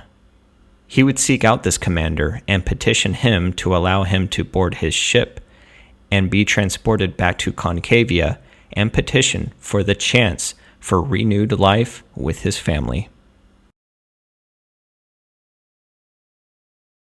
Chapter 6. The Concavian. The Omnistar main deck conference room. Colonel Austin looked around at his bridge crew, Mintar and his team, ship's security chief, and a smattering of scientists, including Starman, that were asked to attend the impromptu meeting. The colonel reviewed the bearing and distance printout to the planet Concavia again. It read, Concavia, compass bearing 280 degrees, galactic plane, plus 2.3 degrees, distance 44.5 light years. Jimmy looked around at the assembled group. The last couple of hours, I've been on a conference call with NASA, the president, and a congressional liaison. Now that we have where we believe we will find our destiny, things have taken on a serious tone. Due to the maximum stress endured by our crafts recently, it is our collective judgment that we return to Earth, undergo a complete maintenance review of the Omnistar and all excursion craft, especially the Doze. Further, when Cosmos returns from her wormhole training flight, she will be reviewed as well and be outfitted to fly with the Omnistar to the planet Concavia. The meeting came alive with expressions of agreement and praise for adding another starship and the safety it could provide. Jimmy continued, The big concern is the distance from home. With 2 starships, we double our chances of a safe and productive mission. I also petitioned NASA to do something on these starships that has been on our minds for some time now. I've asked them to equip both ships with artificial gravity. After considerable discussion, in which I had to assure them of the availability of the system from the Xylons, they began preparations for the modifications. The Xylons will be happy to trade 2 of the systems for a generous amount of Earth's coveted commodity, neodymium. The availability of magnetic metals on Xylon is very limited. So, both ships will be so equipped before the journey to Concavia. Now, as soon as our scientists are satisfied with their information gathered on Concavia, we'll be on our way to Earth. Jimmy asked Howard to petition the library for data copies of the star charts from Spaceport Zeta to Concavia and to download the schematic of the wormhole system. Then he looked around at the group again. I'll see everybody at Spirits in Song for our victory party tonight. With that, Jimmy concluded the meeting, then turned to Mintar and his colleagues. Mintar, we will be on Earth for a number of months. It will be an opportunity for you to visit with your people at Mintar City. We were just discussing that, Colonel. Since you and Earth's leadership have decided to add Cosmos to the quest, we would like to have the colonists elect 5 representatives of the colony to join us and fly on Cosmos. Of course, Jimmy said. I'll put you in communication with the colony so you can notify them, and they can begin the selection process. They'll be happy to hear that you are coming to town. Oh, by the way, don't forget your robot down in R&D. I talked to them about an hour ago. They've finished all the circuits. They are going to replace his processor. Its speed is far too slow for the programming upgrade. He should be ready tomorrow. The Spirits in Song Club, late evening. 7 notified the Spirits in Song Club to expect perhaps 100 or more guests from the Earth ship at the club for the evening. It would be a large celebration. The androids brought in extra furniture, tables and chairs, to accommodate a packed house. Soon merriment prevailed, and the atmosphere was electric as the scientists, usually very disciplined and orderly, began to loosen up and enjoy themselves. Awkward toasts were enjoyed several times. The most noted was a toast to Starman for the input about the planet with 2 suns, and then Dole's echoing bingo. Akela Antonio, the 4-foot-tall exile from Concavia, passed the word that he wanted to see 7. He petitioned the android to give a message to the commander of the starship from Earth. 7 made his way to the colonel's table and leaned down close to him. Colonel, do you have a minute? Yes, 7. What's going on? What's up? Akela Antonio would like to talk to you. Who's Akela Antonio? What's this about? Colonel, he's Concavian. Jimmy froze momentarily, got to his feet, then turned to 7. Some of them are here? Only Akela. and he's been here 26 years. 26 years? Yes, Colonel. He's in exile. He was banished from his planet for life for a political crime. He was granted asylum on Zeta. He has asked to talk to you. Jimmy sat back down and thought for a few moments, then stood again and signaled to his first officer, Bruce Wilson. Bruce picked up his drink and made his way to the colonel's table. "Bruce," Jimmy said, "Seven just brought me a message that one Acalia Antonio wants to talk to me. He's from Concavia." "Really?" "However, he's been here on Zeta for 26 years, banished from his homeworld for life. Some political crime." "Can he be trusted?" "I don't know. I want you with me to talk to him. I've got a gut feeling what he wants to talk to me about. Let's go see what he wants." Jimmy concluded and nodded to Seven. Bruce set his drink down and followed. "We can learn a lot from him." Seven led them down a hallway on one side of the club and into an office. Standing in the middle of the room was the 4-foot-tall Concavian. He looked up at Jimmy, then at Bruce, then back to Jimmy. With his translator in place, he spoke. "Commander, I would like to board your ship and go with you to Concavia." Jimmy stared for a moment. "Why?" "I understand that you have been banished from your home world. We cannot interfere with the laws of another planet or influence its government." "I understand that, sir," Acalia responded. "but I want to petition the present leaders of Concavia and beg their mercy that they set aside my conviction and allow me to return to my family in my final years." Jimmy paused again, looked at Bruce, then back to the Concavian. "What was your crime? It must have been pretty severe to extract such punishment." Acalia gestured to Colonel Austin and Bruce to sit down at an oblong table. He seated himself and spoke. "Over the many millennia on Concavia, our society evolved into two distinct groups: the elites, who are the scientists and the government officials, and the citizens, those of us who just live out our lives and raise our families. When we learn about the extensive nature of our elites manipulating the DNA of other worlds without regard to their lives, a few of us organized a protest to get them to reconsider their meddling in other planets' natural evolution. Somehow it just seemed wrong. Since my name was on the protest information passed around, they assumed I was the organizer. Although I was only one of 5 planners of the protest, it was the first time in our history that a common citizen had challenged the government's decisions. They perceived my political activity as an attempt to overthrow the government. Now, all I want is a chance to return to my family.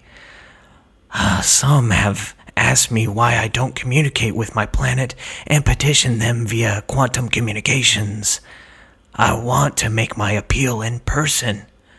I want to have a real chance."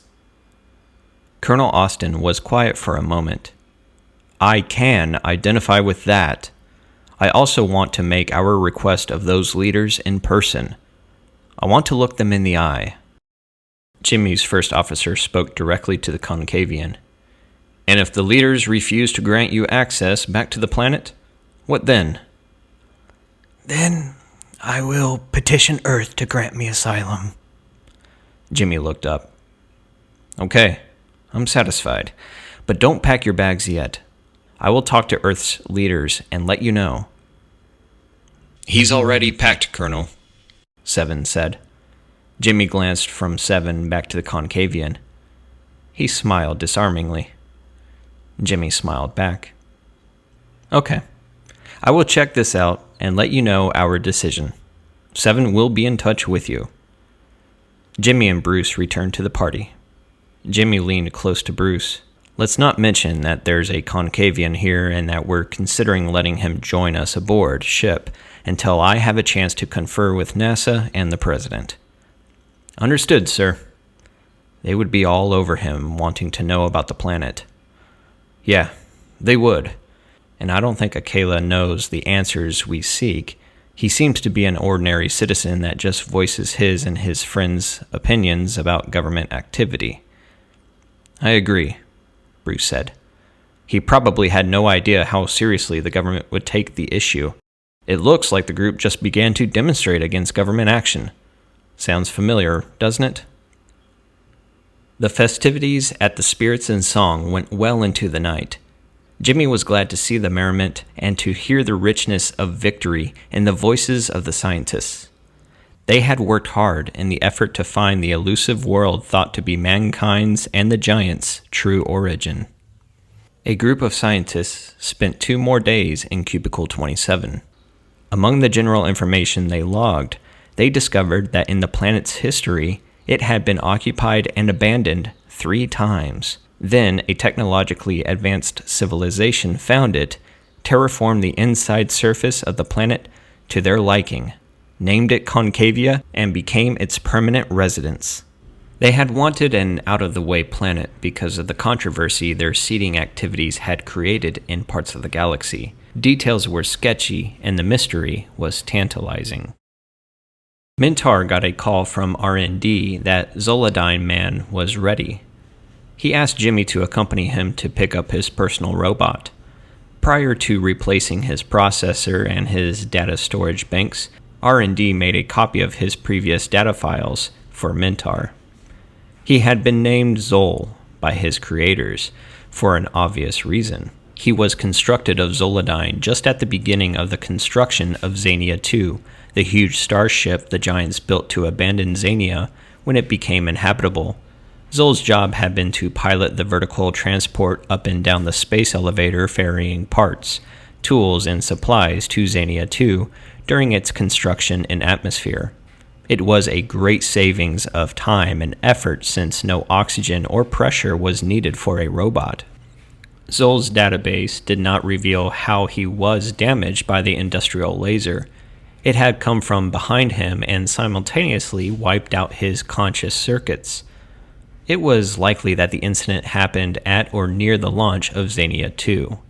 Rather than take along a damaged robot, Zol was placed in the field away from the launch area where he had been found. Now, he was as serviceable as 7, having updated equipment and programming. He would be Mintar's right-hand man, or assistant. It was a timely assignment considering Mintar's age. Analyzing Zol before the upgrade, Jimmy had placed his sophistication about halfway between the old TV series character, Robbie the robot, and the modern android, 7. Now, with his processor and programming upgrade, he could pass as 7's little brother, with near-full android capabilities. Mintar would find him useful and good company. The Omnistar and crew were ready to set sail for Earth. They looked forward to some crew R&R and a maintenance review of the ship before embarking on the journey to Concavia. Colonel Austin called the crew together for a ship-wide conference. Those on essential crew duties and others not inside the conference room were in attendance viz video feeds. Jimmy went to the podium, then addressed the crew. First, I want to say again that everybody did a great job here at Spaceport Zeta. We now have the information we need to seek out the answer to what we've all been wondering about. Also, you should know that I have been informed that there's a Concavian here in the Spaceport.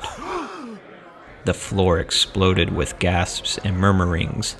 Jimmy held up his hand. Gradually, the hall became quiet. The colonel continued. He's been here 26 years. He's an exile, in asylum here at the Spaceport.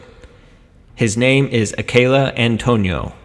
7 arranged for Bruce and I to talk with him 3 days ago. He told us that he was banished from Concavia for a political crime that the leaders deemed to be grave. He had started a political movement to stop the government from seeding planets and moons. with various forms of DNA and then doing follow-up studies. The planet's leaders took his actions as an attempt to overthrow the government and banished him from Concavia. He requested and received asylum here on Zeta. He has not been on his planet for 26 years. We all know how much change can take place in almost 3 decades.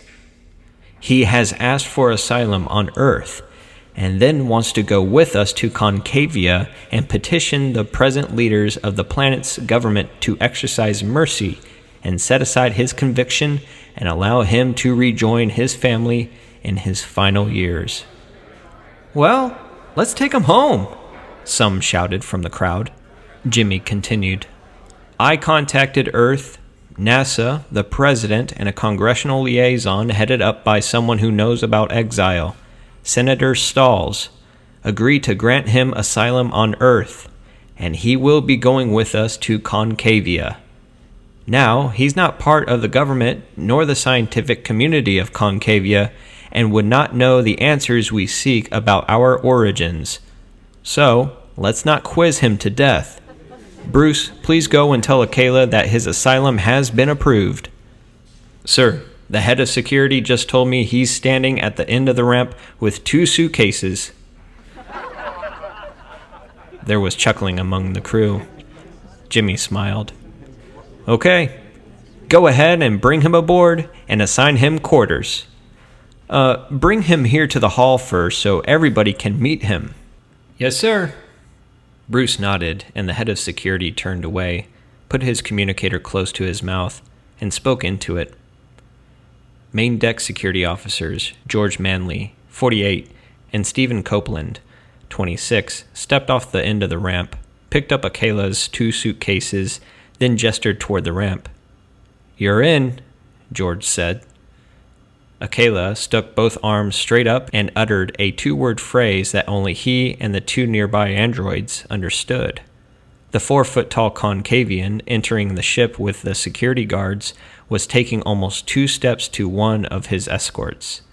At the top of the ramp, they stepped onto the expansive floor of the main deck of the Omnistar. Across the way, the door of ship's record opened and Dedra Allison, 410, came out, carrying her electronic recording pad. She headed for the bridge to check the readouts, as she did twice daily during her shift. She saw Akela walking toward her between the 2 security guards. She smiled at him. He smiled back. She continued on her task. His gaze followed her as she walked away. He inadvertently walked into Stephen, and then the guard on his right, and then stumbled and was about to fall. George, the guard on his left, caught him and put him back on his feet. He then looked toward the records specialist as she continued toward the bridge. They made some sort of connection, George commented. Stephen smiled. We'll keep an eye on him. Akela looked up from one guard to the other, then at the floor. They smiled at him and gestured toward the conference hall. When they stepped through the doorway, there were murmurings through the crowd. Then applause began as the Concavian approached the colonel with his 2 escorting guards, 1 step behind him, still carrying his suitcases. He turned toward the applauding crew and extended both arms straight up in a victory gesture, smiling broadly. He's a political type, that's for sure, Colonel Austin said to no one in particular, then joined in the applause. Within hours, Akela was on the first leg of his journey home. Kuiper Belt, the solar system. During the 3 months' travel time from the wormhole vortex to Earth, during one of Jimmy and Mintar's daily briefings, Mintar looked at Jimmy with a thoughtful expression. Colonel, my friend, I have made a decision. Jimmy turned, suspecting what his friend was about to say. Mintar, after a moment's hesitation, said, I have decided that when we return to Concavia, I will retire on Earth. Jimmy smiled. My friend, I will be pleased to have you as a fellow Earthling. With your permission, I will notify the President of your decision." Mintar nodded. By then, Minvar will be in his 3rd year of Starship training. I will have the opportunity to spend more time with him than I have in recent years. My duties on Xania were somewhat demanding. Jimmy smiled and placed his hand on the giant's massive arm. "I understand. A father and son need to nurture the bond intended for them. I'm sure he will appreciate your encouragement during training." During the trip home from Zeta, Marian Alonso, the Italian translator, was the most popular soul on board, second to Akela. The automatic translators had been left behind, since they belonged to Zeta. NASA's technicians were already working on a similar device for crews of Earth's fleet. On board the ship, Marian had translated for the multiple meetings of the ship's crew with a Concavian. The last week of the flight, Colonel Austin isolated Akela to allow him to rest up for the same flurry that was sure to come when they touched down on Earth. One of the first persons he was scheduled to meet officially was Senator Roger Stalls. Akela had been told the story of Roger's abandonment and his time in suspended animation along with the giants in tunnels underneath the moon. He was very excited at the coming meeting. When the Omnistar closed on Earth, Akela was standing at the ship's windshield, staring at the blue and white world. He whispered one of the few words he had made a point to learn in English. "Beautiful." It was the first planet he'd seen in 26 years. Chapter 7. Arrival. The Omnistar settled onto the tarmac at the Frank Gordon Space Flight Center amid a massive welcome led by the President, the NASA Director, the aged Senator Roger Stalls, and the Director of the Museum of Natural History. Worldwide news outlets had sent crews to give their countries a first glance of the little gray alien, as he had become known.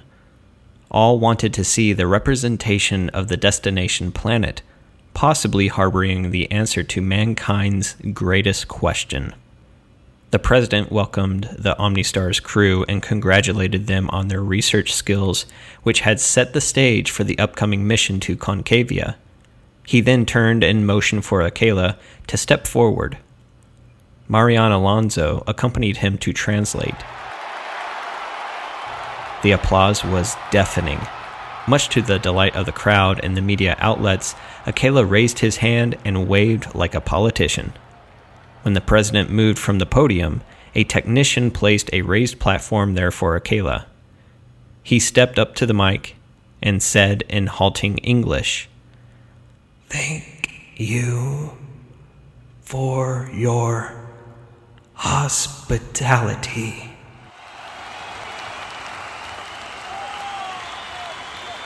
The applause was long and loud. Marian translated for Akela's additional remarks. He thanked Colonel Austin for giving him a ride home and expressed gratitude to the President for welcoming him and offering a permanent future home on Earth for him and his family if needed.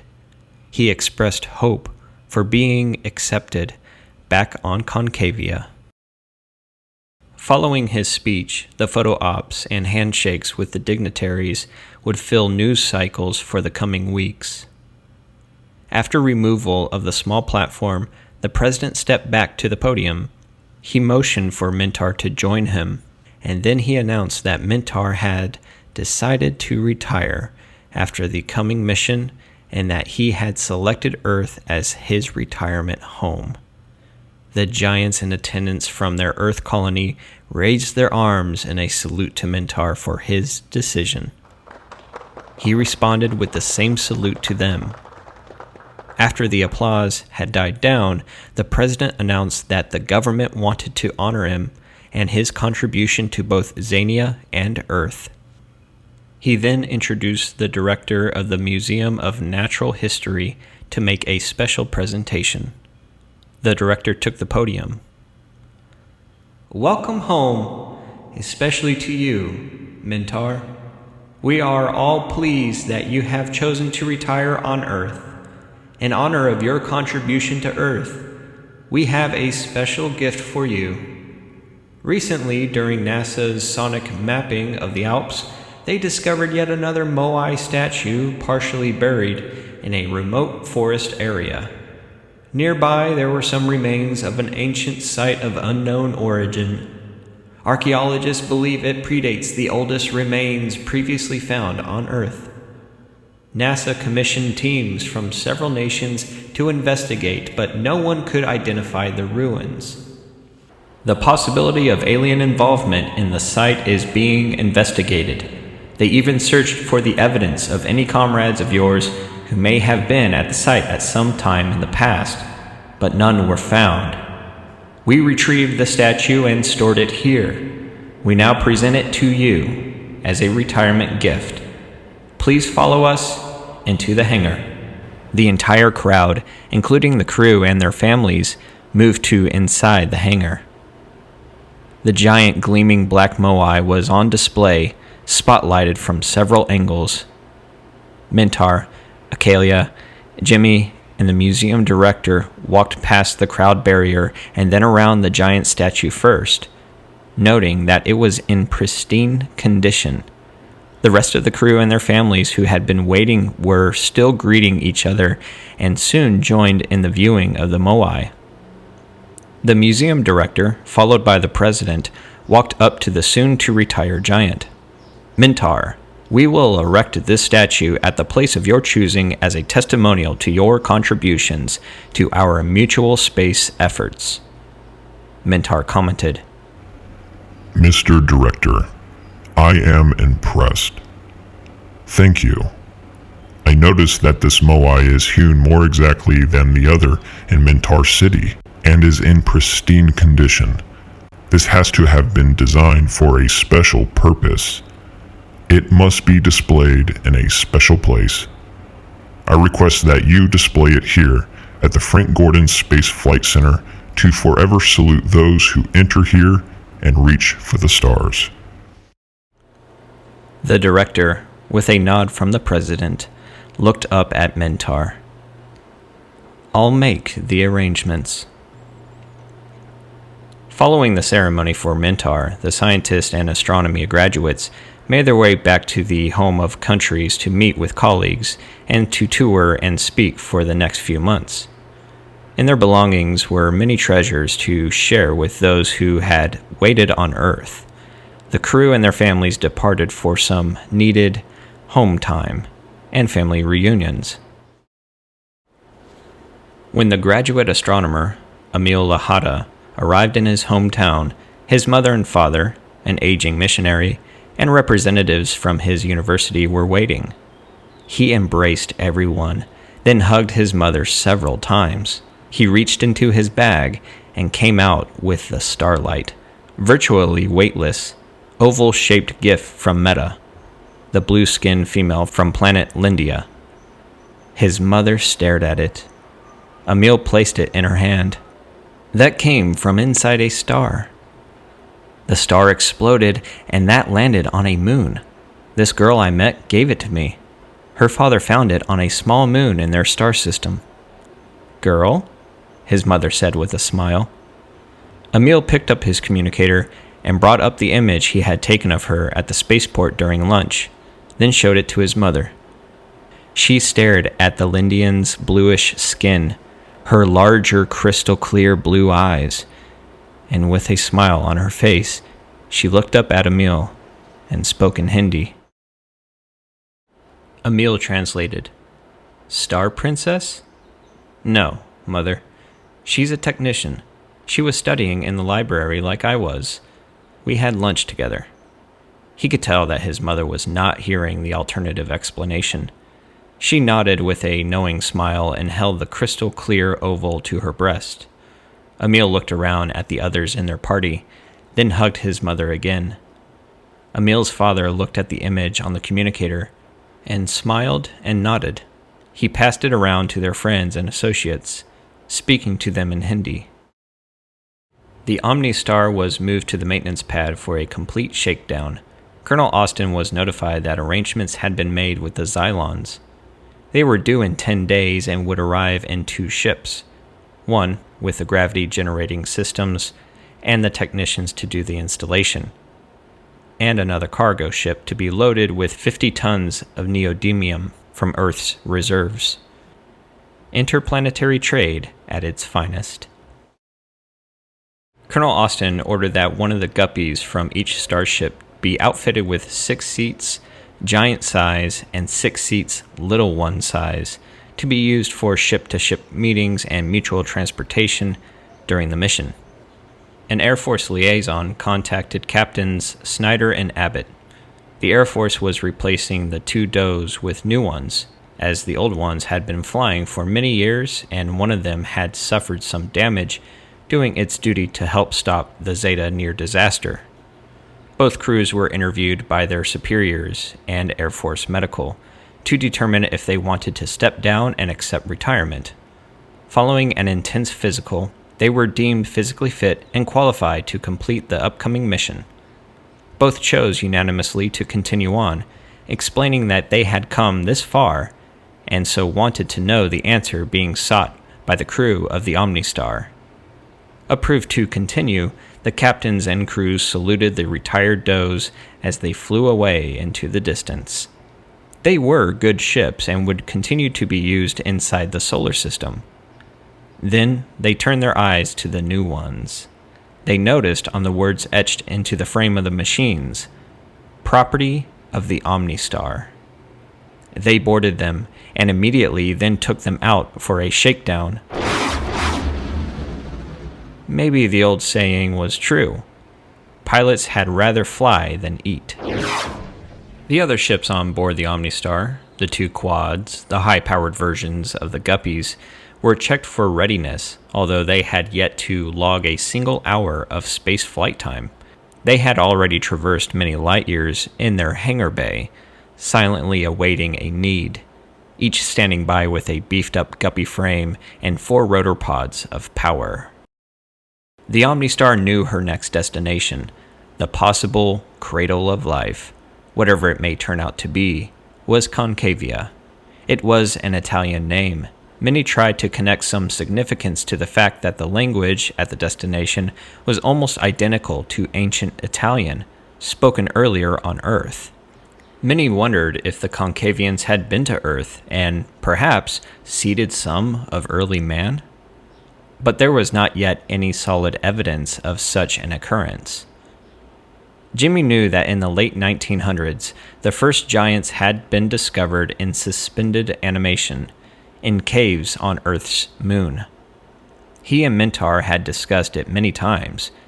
Those who explore the giants' extensive laboratories on the moon had discovered what appeared to be experiments with early humans and apes. Scientists were now wondering if the Concavians might have had a hand in setting humanity in motion.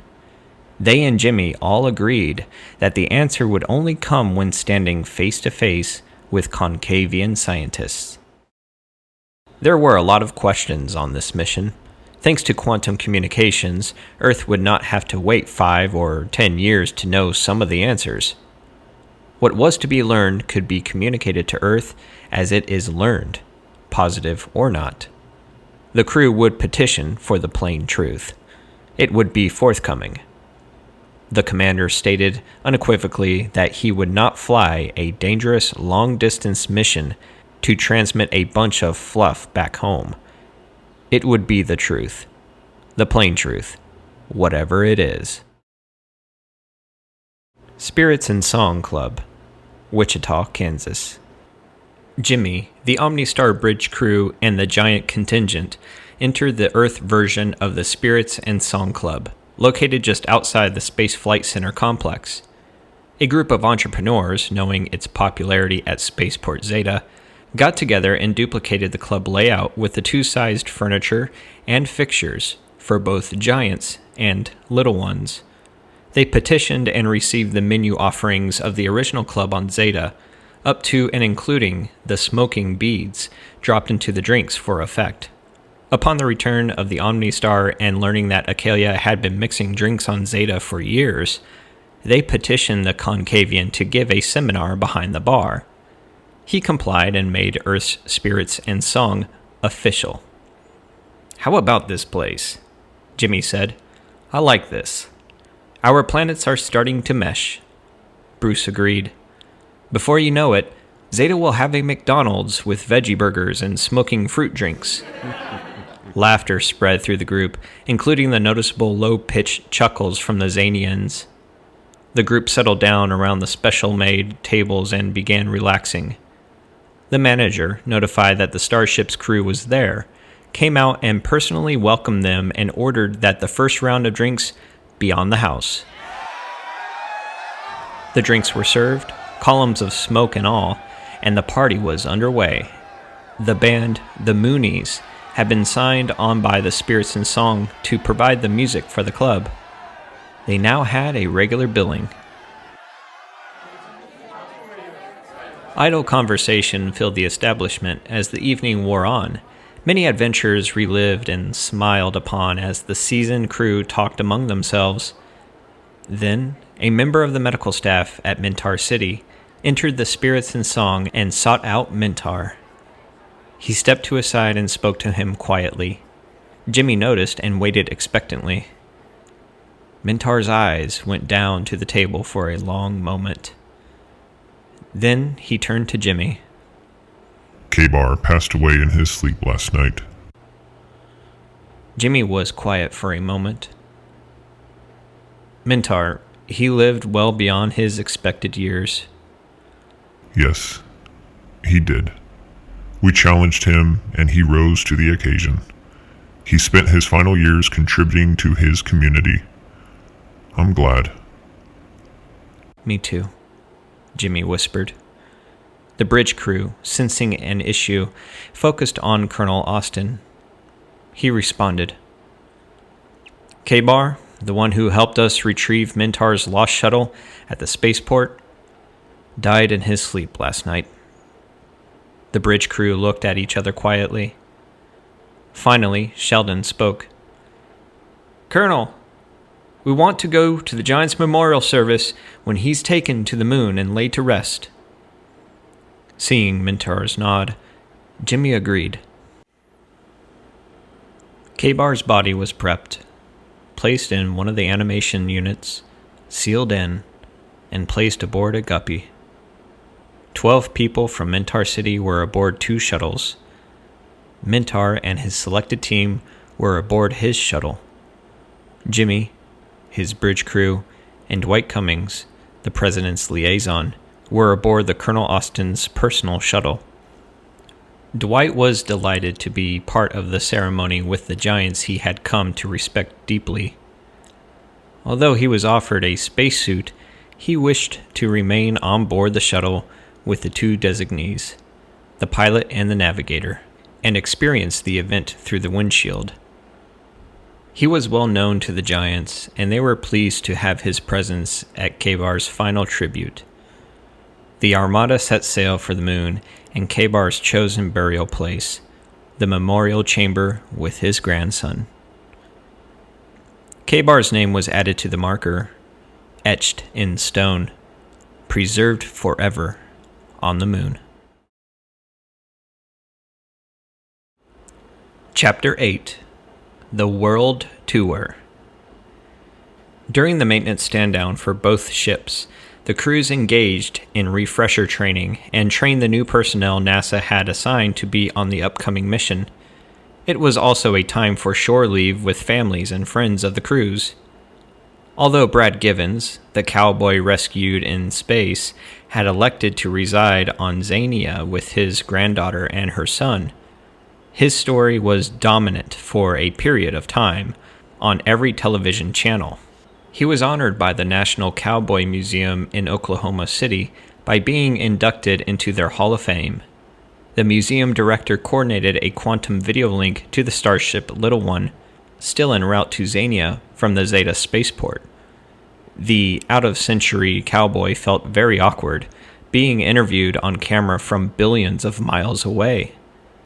His video story would be available for viewing by museum goers for decades to come.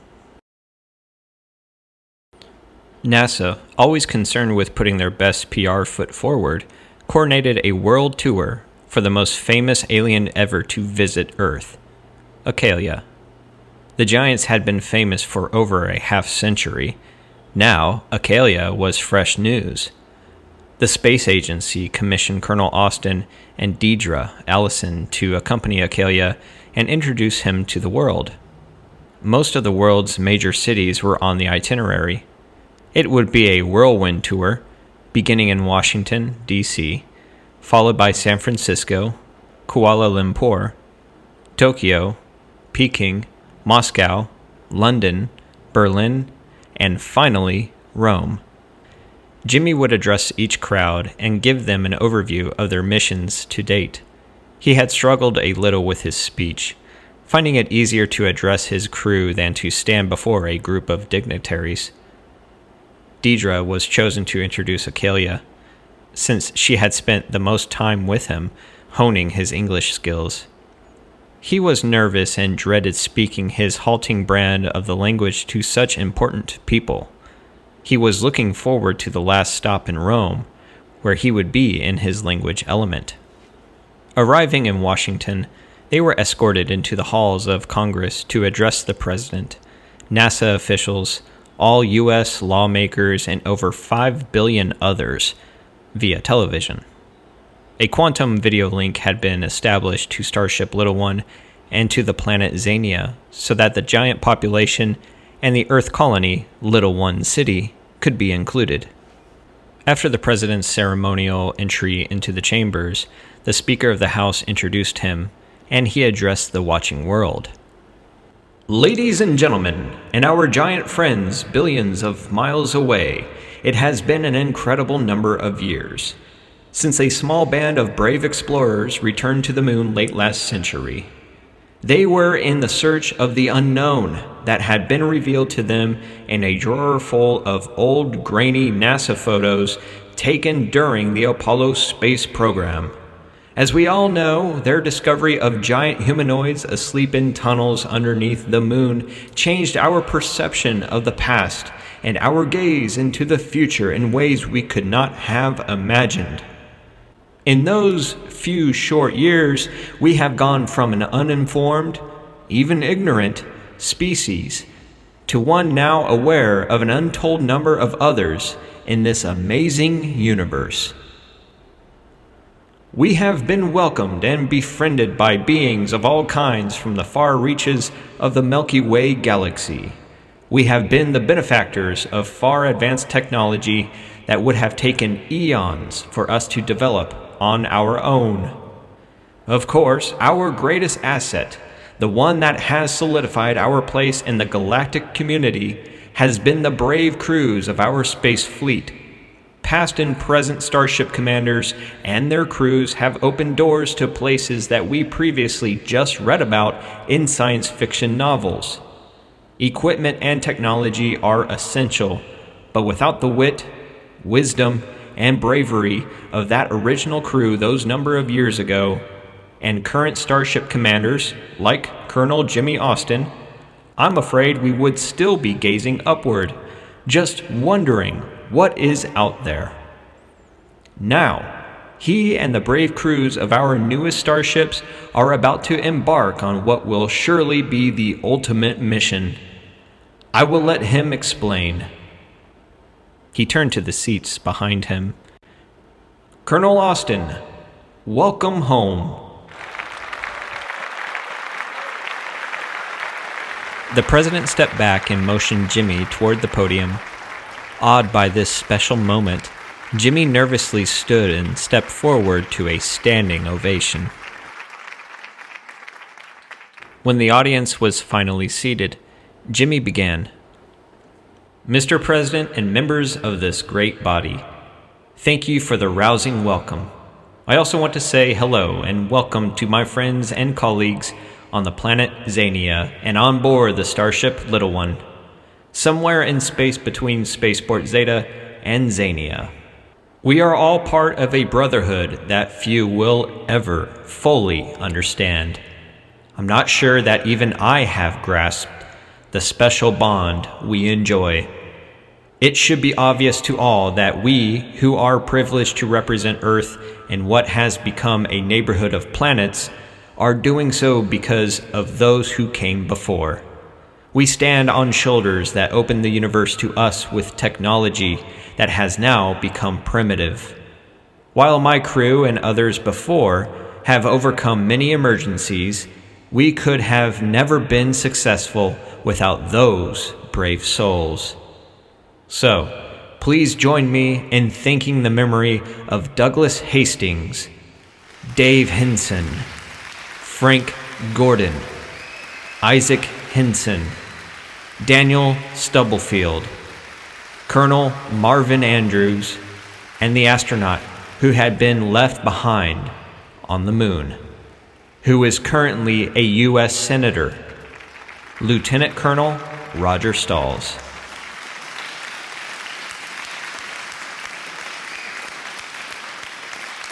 The entire chamber stood in applause and turned toward the seat occupied by the aging senator. He also haltingly stood and waved to the crowd. After a minute or so, Jimmy was able to continue. In a few short decades since Colonel Stalls was rescued from the moon, we and our biological brothers, the Giants of Xania, have been to the stars and beyond. Earth and Xania have entered the Federation of Planets and answered one of man's early questions. Are we alone in the universe? Obviously, we are not. Now, we are only weeks away from launching a mission to seek the answer to the other question. Where did we come from? Scientists have their own answer, as do theologians from around the world. But mankind, as a whole, seeks a more detailed answer. That is why we of Earth and the Giants of Xania will journey to the planet Concavia. As you are aware by now, before leaving the Spaceport Zeta, we met a Concavian who will accompany us to his home planet and give us some insight as to how to approach their leadership with our question. I will let Deidre Allison, who maintains the archives on board the Omnistar, introduce our esteemed passenger. Deidre stood to approach the podium. An attendant hurriedly set a stool 1 foot tall in front of it for her. There was some chuckling in the audience. Deidre looked across the august body, smiled, then walked over and stepped upon the stool. The applause lasted a full minute. She began. Thank you, Colonel Austin, Mr. President, ladies and gentlemen, and my faraway fellow space travelers. I am humbled to be here in the company of Colonel Austin, my commander, and in the presence of this distinguished chamber of government officials. I am grateful for all of you. After all, you approve the money, so I can have the best job in the universe. The lawmakers and the president laughed in appreciation of that moment of levity. Deidre continued. The Concavian we met at the spaceport is Acalia Antonio. He and I became friends because he is the only one on the ship that is shorter than me. More laughter. Acalia had been exiled on Spaceport Zeta for 26 years for defying Concavia's practice of experimenting with DNA manipulation indiscriminately on other planets. We will be returning him to his planet so he can petition the leaders for clemency and return to his family. As you already know, the president has granted asylum to Acalia if his planet still rejects him. Thank you, Mr. President. Those in the chamber stood and applauded. So, without further delay, I introduce to you Mr. Acalia Antonio. Acalia arose and approached the podium to the rousing applause of the body of lawmakers. He paused a moment, then stepped upon the stool. When the applause finally died, he began. Thank you, Deidre, Colonel Austin, and you, Mr. President. First, I am so sorry for my English is not perfect, but I have already heard my fellow space travelers speak the English more different than many of you. Deidre teach me that Americans in your south parts can be confused by the speaking of those in the north parts. There were a few laughs and some cheers from the lawmakers representing the southern states. Concavia is more big than Earth, and we all speak the same language with same dialect. But I like the difference I see on Earth. Different colors, shapes, sizes, and jobs of your species are interesting, but a little confusing. I do not understand your species called Yankee. Those in the chamber representing the northern U.S. stood, clapped, and cheered. Acalia was beginning to relax and enjoy his notoriety.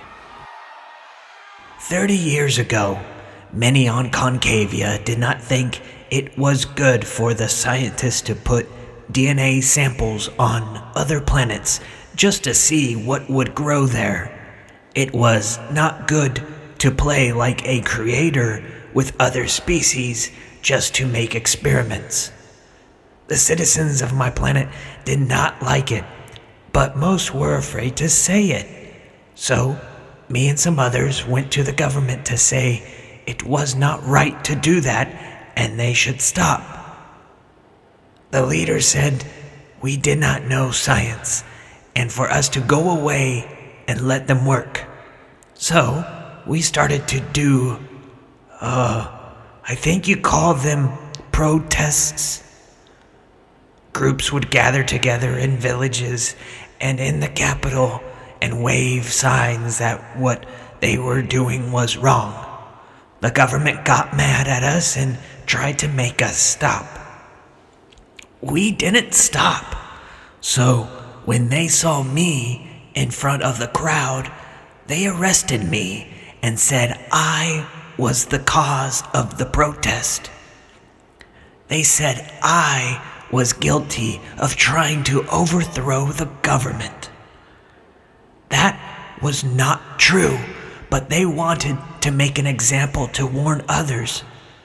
So they punished me by making me leave my planet, my home, and stay away forever.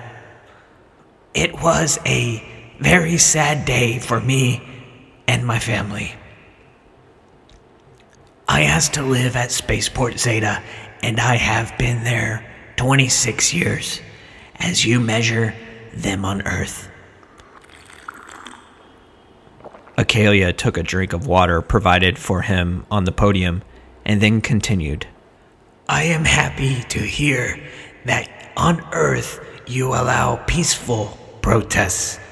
If I am allowed back on my planet, I will tell them about your concept. As I traveled space with Commander Austin and the big one, Mintar, and the Omnistar crew, especially the one my size, Deidre. She blushed.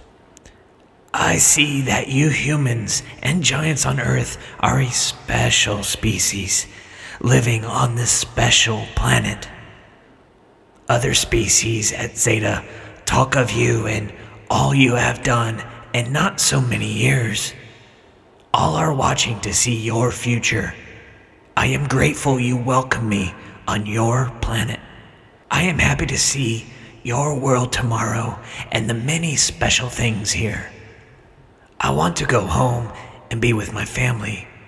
But if it is all right with you, when I can find a way in the future, I will bring my family to Earth for a visit. Thank you all very much.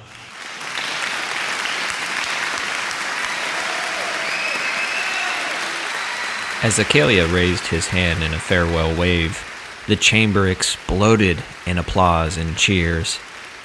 Deidre stepped forward to congratulate him. Colonel Austin joined them. The president shook his hand and posed for a media photo op. It took over an hour to shake all the hands and recover from the pats on the back. Finally, near midnight, exhausted, he and Deidre and Jimmy rested overnight in the Ritz-Carlton before beginning their world tour.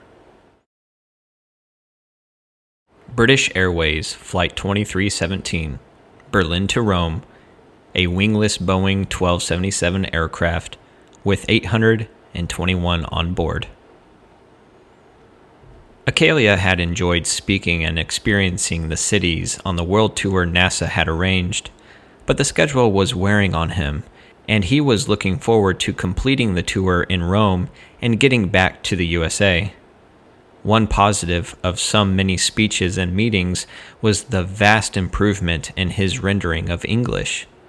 Now, he was about to be in a place that would understand his language, although it was the more ancient version.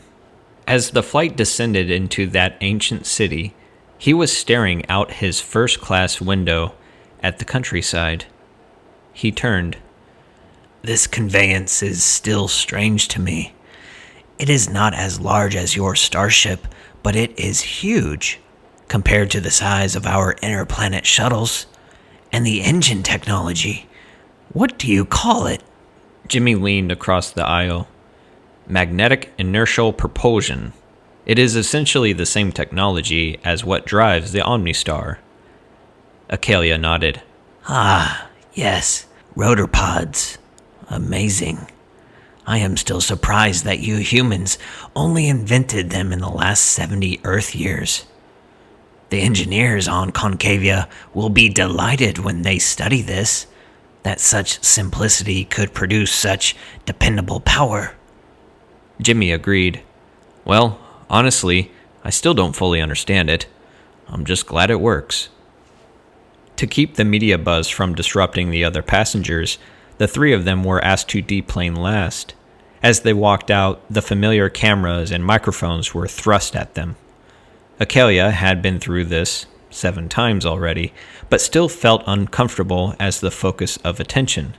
He saw a small group to his left, representing what he had seen at the last 3 stops. Their sign read, Concavian Fan Club. There was a roughly drawn caricature of Acalia, looking like a Roswell, New Mexico alien from the 1940s. He just smiled and waved to them. After meeting the mayor of Rome for a photo op, the group was escorted to waiting limousines outside the terminal. The next day, at noon, the large stadium was packed with hardly an empty seat. With the preliminary speeches complete, Acalia took the podium to rousing applause. After his speech, in Italian, they were whisked away for a tour of historical Rome, guided by the Italian director of antiquities. Acalia appreciated the significance of Rome to the humans, since Concavia had a history dating back hundreds of thousands of years. While the group was exiting the catacombs underneath Rome, the director mentioned to Acalia that he had been on the research team that witnessed the recovery of the most recent moai, discovered in the Alps. He said, I found the inscription on the back of the statue to be most interesting. Acalia stopped. What do you mean? What was the inscription?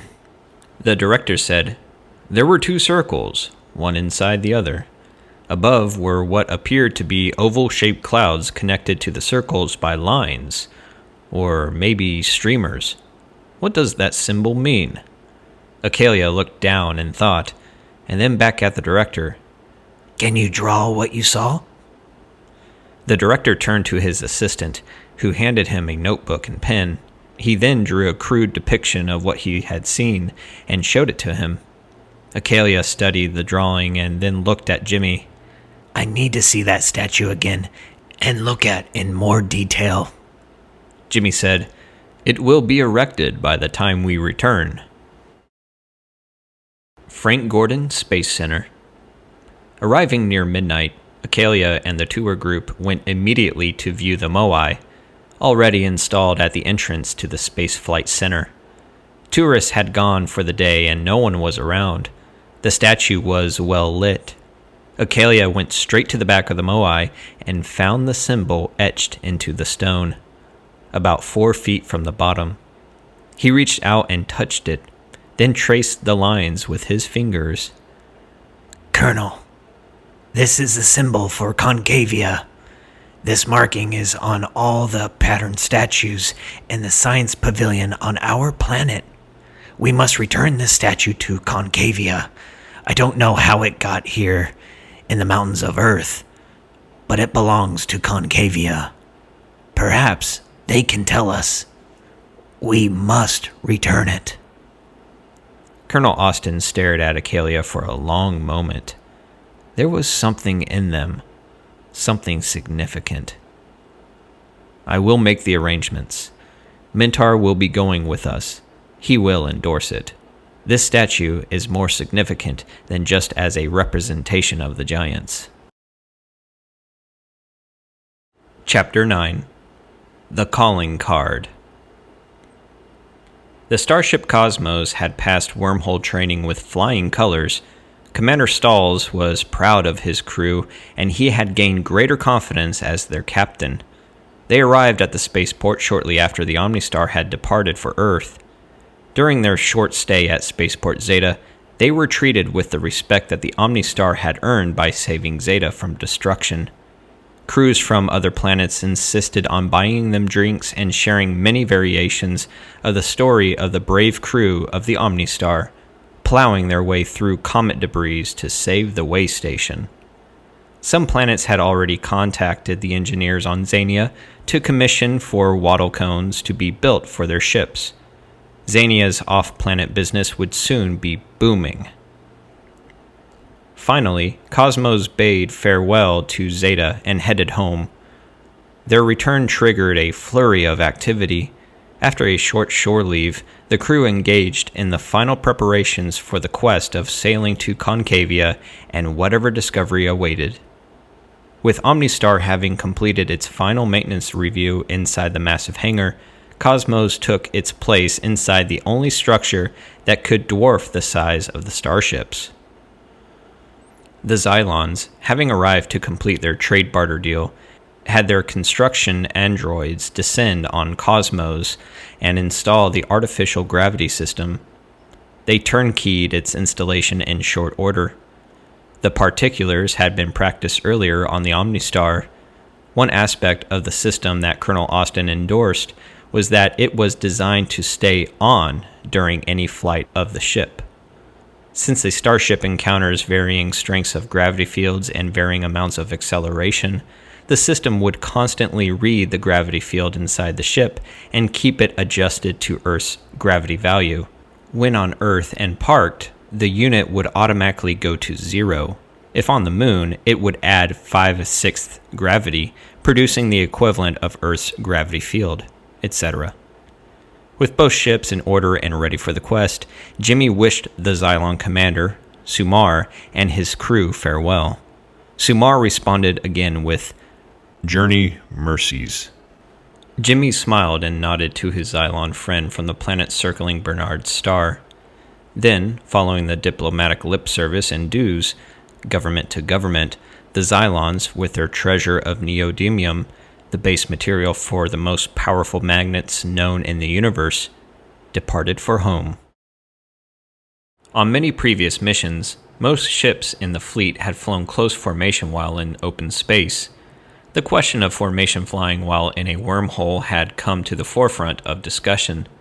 The issue had not been part of wormhole training since formation flying was a foreign concept to other species. A call to Zeta and a conversation with the chief of training revealed the requirement to fly single file inside a wormhole. He said that the wormhole system was a two-way street.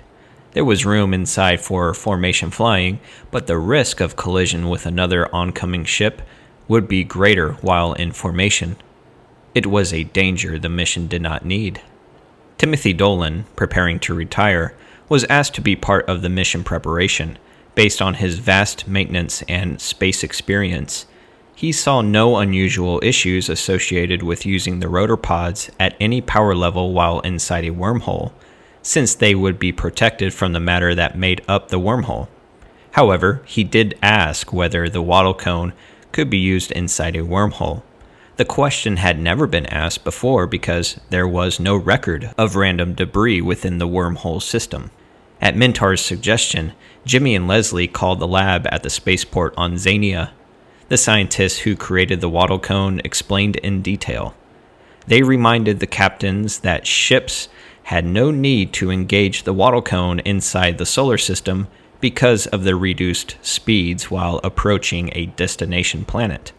Therefore, normal formation flying would provide the proper clearance. Jimmy told them that in their upcoming journey, the leg from the final vortex to TRAPPIST-1 would only be 2 light-years distance, about a year's flying time. Therefore, they didn't intend to engage the wattle cone. It wouldn't make sense to isolate their ships, especially that far from home, when the difference in arrival time would be less than 20%, roughly 2 months. Jimmy and Leslie had already agreed with that procedure. On that final leg, due to their size, the Omnistar and Cosmos would fly a half-mile apart and would be able, during the trip, to visit ship to ship via shuttles. After much discussion and analysis among the engineers, they agree that the wattle cone could be engaged inside a wormhole. However, to maintain safety with other possible passing ships and to ensure the cone didn't interfere with the wormhole structure, it should not be used above 50% power. So, the details were set. In the wormhole, they would fly single file, using the wattle cone only if absolutely necessary, and then at less than 50%. They would regroup at each vortex on the route and briefly explore what was there. There were 3 known vortexes on the chosen route. The last of the 3 would be the TRAPPIST-1 vortex.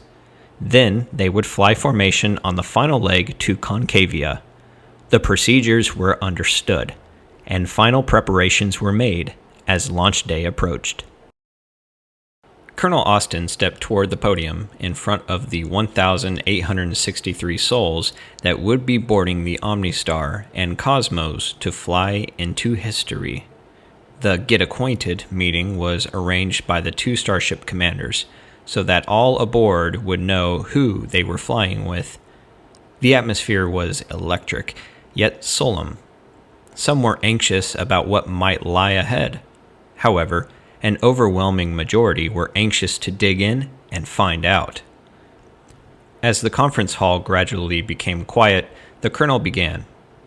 Every warm, wiggling soul on this mission, from the hydrophonic attendee that waters the tomatoes and those that keep the salt shakers full, to the captain of the ship and to everyone else, every man and woman, whether human or giant, is of equal importance on this mission.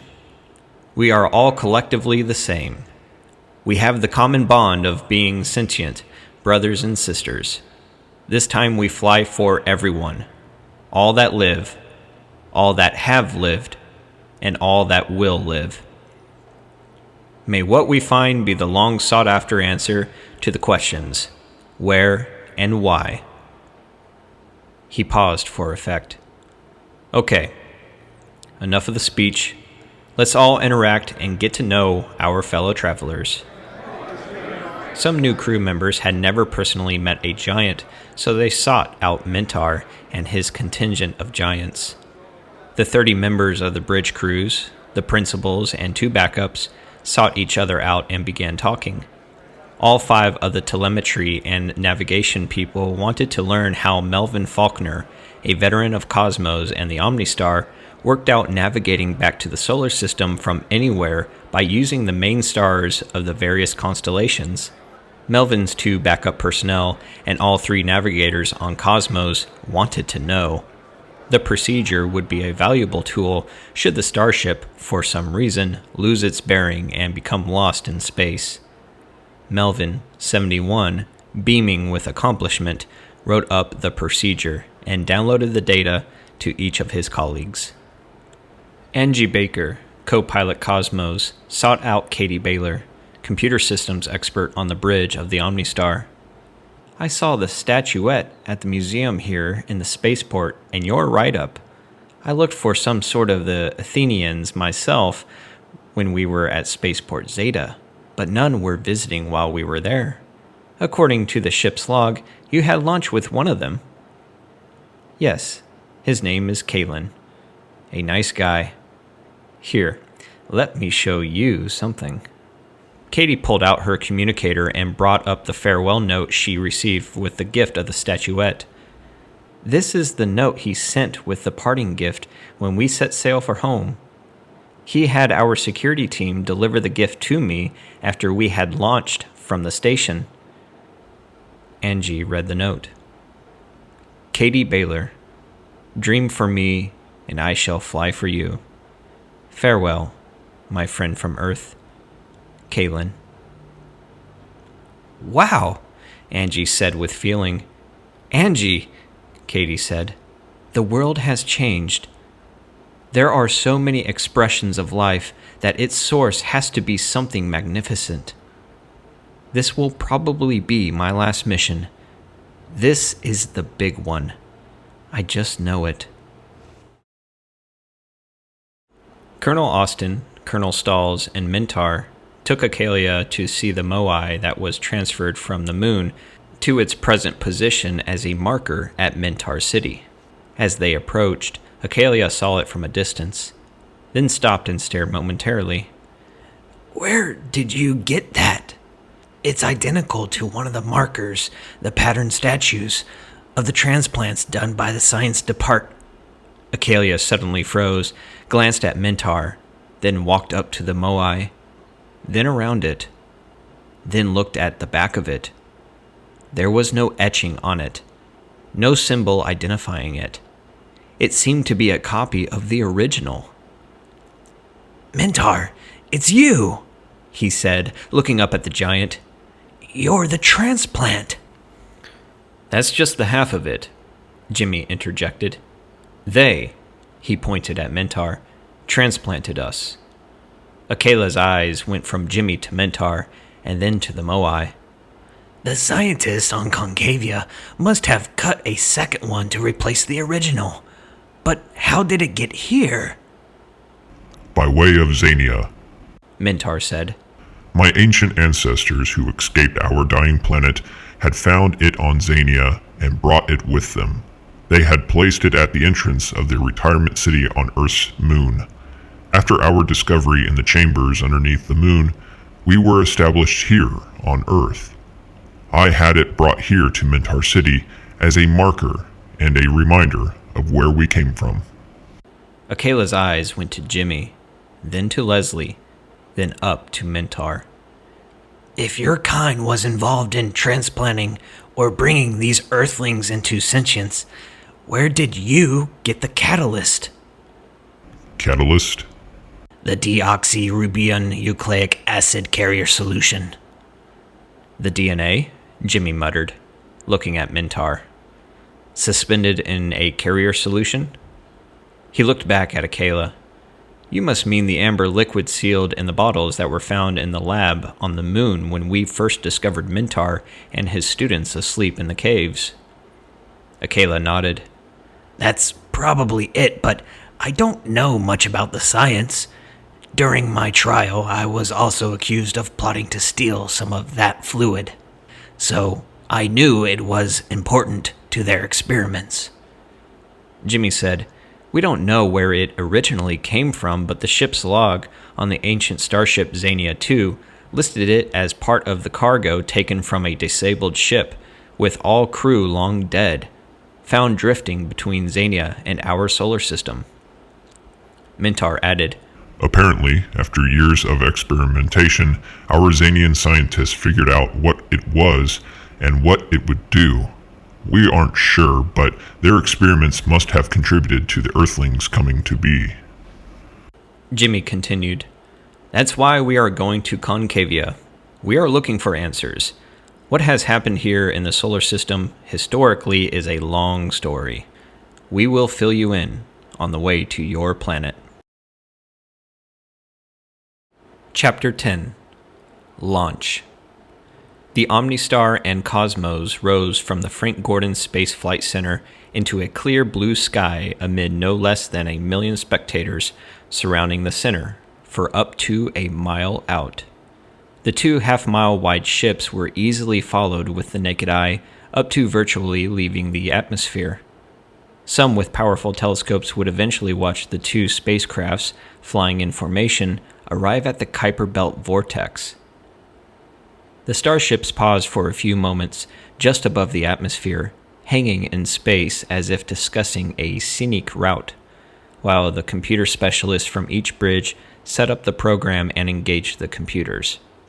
The ships engaged power and began the journey with their sensors scanning far ahead for a clear path. With the ships en route and everything in order, many of the crew made their way to the cargo hold for a close look at the Moai. A couple of the giants from Mintar City were seen pursing their lips, trying to mimic the profile of the patterned statue. Beginning to draw a crowd, they ceased and employed a disarming smile, with a sprinkle of self-consciousness. Akela wasn't able to contribute much information regarding the specifics of the question that was driving the mission. He had seen the statues and carvings lined up across the front of the hall records of the central government's science pavilion. In fact, that was what eventually inspired the political movement protesting it. That, and a couple of converts from the government ranks that contributed the information about the catalyst solution. The movement began to take hold and grow, resulting eventually in Akela's banishment. Akela was surprised to find that many of the citizens of Concavia felt as he did. The fact aggravated the government's dealing with Akela, resulting in the ultimate sentence being handed down. Akela wondered if the movement continued. He would find out now. He needed to know. The price he had paid was high. When the ship's chronometer indicated dawn of the second day, Mars was passing into the rear-view monitors of the Armada. The scientists put the aft telescope of the Omnistar on Cydonia to view the new dome. It was almost as noticeable as Olympus Mons. Mars was beginning to look promising, a place to live. The planet grew tiny very soon as the ship sailed on. For the first time since the original mission to Xania, a transfer from ship to ship was arranged for a lunch engagement and meeting. The players would be Mintar and his team to meet with the new riders from Mintar City, and Jimmy and his primary bridge crew, especially navigation, to confer with the team on Cosmos. On the menu was Mintar's famous potato soup, 10 large bowls and 10 small ones. The meeting went well. The computer techs were satisfied with the formation flying program and its performance. The commanders, the seasoned, aging Colonel Austin and the young, fresh Colonel Stalls, seemed as if they had been a spacefaring team for a long time. After a meeting filled with expectation and motivation, the crew of the Omnistar returned to their duties with their personal thoughts and hopes. Aboard the Omnistar, main deck, records section. Dedra Allison didn't mind so much being called Shorty when she was in high school and college. Her 4'11" frame was noticeable to everyone around, and the handle was always applied good-naturedly. Now, as a Starship professional, that handle had all but faded away, especially since the crew had encountered the variety of species at Spaceport Zeta. Dedra was a stickler for detail, a character trait that won her position on board the starship, and with it, a chance to sail the heavens. Now, here she was, continuing her job on this new far-reaching mission. Dedra entered the figures from her last survey of the bridge equipment readouts, along with the figures from engineering, into the computer system. She then transmitted a digital backup to the NASA Permanent Archives to be stored for posterity. As she recorded the completion of the transmission, there was a knock on the door of the office she shared with 3 other records specialists. The 4 of them staffed records around the clock on a floating 4-shift arrangement. She opened the door, then looked slightly downward. There stood Akela, all 4 feet of him, smiling up at her. Dedra returned the smile, then her face showed question. Wonderful, Akela said and smiled again. Excuse me? My English. I am still learning. Thank you for helping me on Earth. You are wonderful. Dedra smiled. The English you speak is pretty good. Akela smiled and simply waited, the tact of a diplomat. Dedra picked up on it, held a finger. Wait. She stepped back, motioned for Akela to enter, then closed the door and stepped into the office supplies cabinet and took out an electronic device and turned it on. She positioned the device so Akela could see the translation on the screen. While we were on Earth, we ordered an Italian to English and English to Italian translator to facilitate any records concerning you. You are speaking English well, but we wanted to make sure our records of conversations were accurate. Akela smiled broadly. Will you have lunch with me? Dedra smiled and turned off the translator. Yes. George Manley and Stephen Copeland, main deck security, watched the pair walk by. As they passed, they looked up at the 2 guards and smiled. Security returned the smile and nodded. Then the older guard looked at his colleague. I told you, he has a personality that attracts people. Yeah, Stephen responded. I'd like to know his pickup line. It's not a romantic thing. He has a family on Concavia. He's more like a politician. He shows appreciation to whoever can help him. You saw the way he handled himself in the conference hall when the colonel introduced him. If that guy fell off a cliff, he could talk his way out of hitting the bottom. Stephen chuckled. Yeah, but it remains to be seen if he can talk his way back onto his planet. George watched the pair disappear into the lounge. I'd say he has a good shot at it. He's a good talker, Stephen commented, then smiled. I'd like to be able to attract people like he does. I'm not a very good talker. I don't know all the cool stuff to say. An older George Manley looked at his young friend and colleague. Stephen, the cool stuff to say to attract people is the plain truth. For instance, if you're trying to attract a girl, just go, You mean Sheila Townsend? George smiled. The nurse in medical? Yeah, well, she's pretty. Well then, just knock on her door and tell her you want to take her to dinner, but you don't know what to say. Just like that?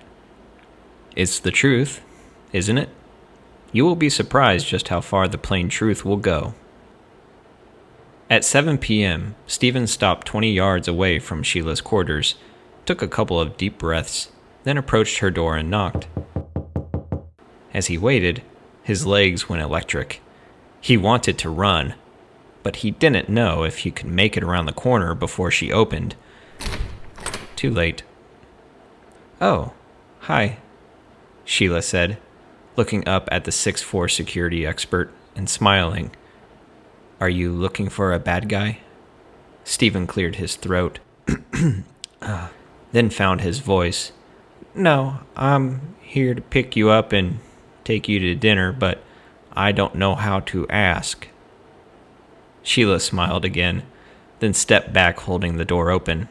Well, you're off to a good start. Come in. I need to brush my hair. George Manley was off duty and taking his break sitting at a table in the aft lounge having dinner. He looked up and watched his young partner and Sheila Townsend enter the lounge and locate a table. When they were seated, Stephen began talking. Sheila was smiling and nodding, speaking a word or two now and then. For a fellow that don't know what to say, he's doing an awful lot of talking. George mused and smiled to himself. George, the matchmaker, he thought. Chapter 11. The Vortex. The Omnistar and Cosmos were counting off the last hours of the declaration phase of the Earth to Vortex telemetry program. In just 78 hours, it would show 0. The Vortex was just over 3 days away. The bridge crew was checking sensor readings and frequent visuals through the massive windshields of the 2 starships. So far, the sensors were clear and there was nothing through the giant window but a star-studded black velvet tapestry with a depth reaching infinity. When the duo of ships came to rest, the vortex would be 100 miles dead ahead. It would appear to be a swirling bank of white fluffy clouds shaped like a lampshade. It measured miles across, the manifestation of the presence of dark matter and dark energy, which doubled in density at every wormhole vortex. Of course, wormholes were junctions of 2 of the main energy rivers remaining in place and flowing through the galaxy, for some still unknown reasons. It was a mystery even more tantalizing than the age-old question, why does electricity flow? It's very beneficial and reliable, even though unknown. Colonel Austin keyed the ship-to-ship communications link. Colonel Stalls, after we have the ship stabilized, bring your bridge crew, your engine room staff, and safety people over, and let's have a prep meeting before we enter the wormhole. Yes, sir. We'll be on our way as soon as we're stabilized. An hour later, all parties were sitting in the conference room of the Omnistar. Jimmy began. We are about to fly 40 light years in a wormhole. If we flew at light speed through open space, that would be almost 90 years round trip away from home. But we can be thankful it's only about 40 days in the marvelous wormhole system, with 2 stops en route. As we discussed, we will enter separately, staying far enough apart to remain safe. The Omnistar will go first. Before you follow, you will give us the planned half-hour ahead start. That will provide the necessary separation between the ships. When we exit each vortex, we will engage power and move the ship away from the vortex for obvious reasons. We will spend a couple of days at the station keeping power setting for a review. More if we need it. Any questions or comments? Yes, Colonel Stahl said. According to the androids in the instructional seminar, the ships will be propelled at equal velocity, so a half-hour separation will be plenty, and it won't be so long to wait to know the status of the sister ship. Our crews can share ship status when we regroup at each vortex. Anything else? Yes, sir, Henry Alderman, Cosmos safety officer, said. They told us in wormhole training that quantum communications has been sketchy through the wall of the tunnel to the outside. They also said they had not tried communicating between ships when both were inside the wormhole. Since other species don't fly their ships as close to each other as we will be doing, I think we should check communications, ship to ship, right after we enter the wormhole. It's best to know early on if we can talk. Good point, Jimmy said. We'll do that. Maybe we set a trend for others. Once you're inside, try a communications check with us. If it doesn't work, we could have radio silence in between each vortex. That's a long time to be isolated. We'll also have our communications team experiment with frequencies that may give us reliable communications through the wall of the wormhole. If not, we'll wing it. The crew laughed. As we discussed about the 2 stops on the way, Bruce offered. The first one is 8 light years, then 18, then 14 to the end. If we can't talk inside the wormhole and quantum systems are unreliable, the longest isolation will be 18 days. Colonel, I think that the river of dark energy may well disrupt radio signals, even quantum signals. A field of energy that will propel a ship at wormhole speeds has to have some serious density and cohesion. We had better be prepared for radio silence. You're probably right, Bruce, but we'll check it. There was silence for a moment or two. Okay, Colonel Austin said. Anybody else? Colonel, Dave Walters said, as pilots of Cosmos, I know how crucial it is to make sure I enter the same tunnel as the OmniStar. Otherwise, we'll end up somewhere else in the galaxy. We've discussed the multiple tunnels leading from this vortex, and the schematic shows that one we need is the first tunnel on the right as we enter the vortex. If it's all right, I'd like to crowd your ship very closely at the vortex so I can visually watch the turn you make. The autopilot should handle it fine, but you never know. Sometimes mistakes happen. But that is one mistake we can't afford to make. Point well taken, Dave. Before leaving Earth, we did make sure the wormhole system diagram was downloaded into each ship's computer database. Both of you safety officers need to make sure our entries into the wormhole happens as outlined by Mr. Walters. Okay, Jimmy concluded. If there's nothing else, let's make final preparations to enter the wormhole tomorrow morning and begin our journey. The OmniStar entering the vortex. Cosmos, Sheldon Darcy said. Please note the transmitted image. The 4 tunnels at this vortex are on plane with our solar system. We are entering the rightmost tunnel. It's right next to the wall of the vortex. Acknowledged, Dave Walters said as the OmniStar faded into the mist. We have it on visual and will be following you in 30 minutes. All Sheldon heard was, Acknowledged. Then the radios went silent. They felt the dark matter wrap around the OmniStar and accelerate it forward at an incredible speed. The pilot then throttled back to 0 thrust and postured the ship for 8 days of wormhole travel. Jacob Watkins, Communications, watched the clock. At 35 minutes, he keyed the intercom to the bridge. Colonel, 35 minutes. Cosmos has launched into the tunnel. Channel open, sir.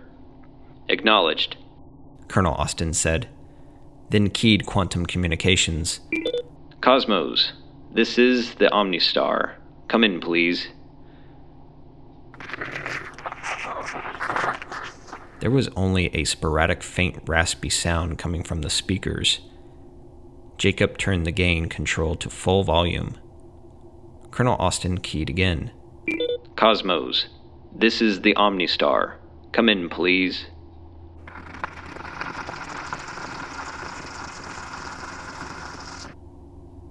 Still only silence with more pronounced static sounds. Jimmy released the button. Okay, Bruce is right. Dark energy disrupts the communication signals. We will always have to be postured to function with no ship-to-ship contact while traveling the wormhole. Aboard Cosmos, entering the wormhole. Communications keyed the intercom to the bridge. Colonel Stalls, thrust is at 0. The quantum communications channel to the OmniStar is open. Leslie keyed the communications equipment to the sister starship. OmniStar, this is Cosmos.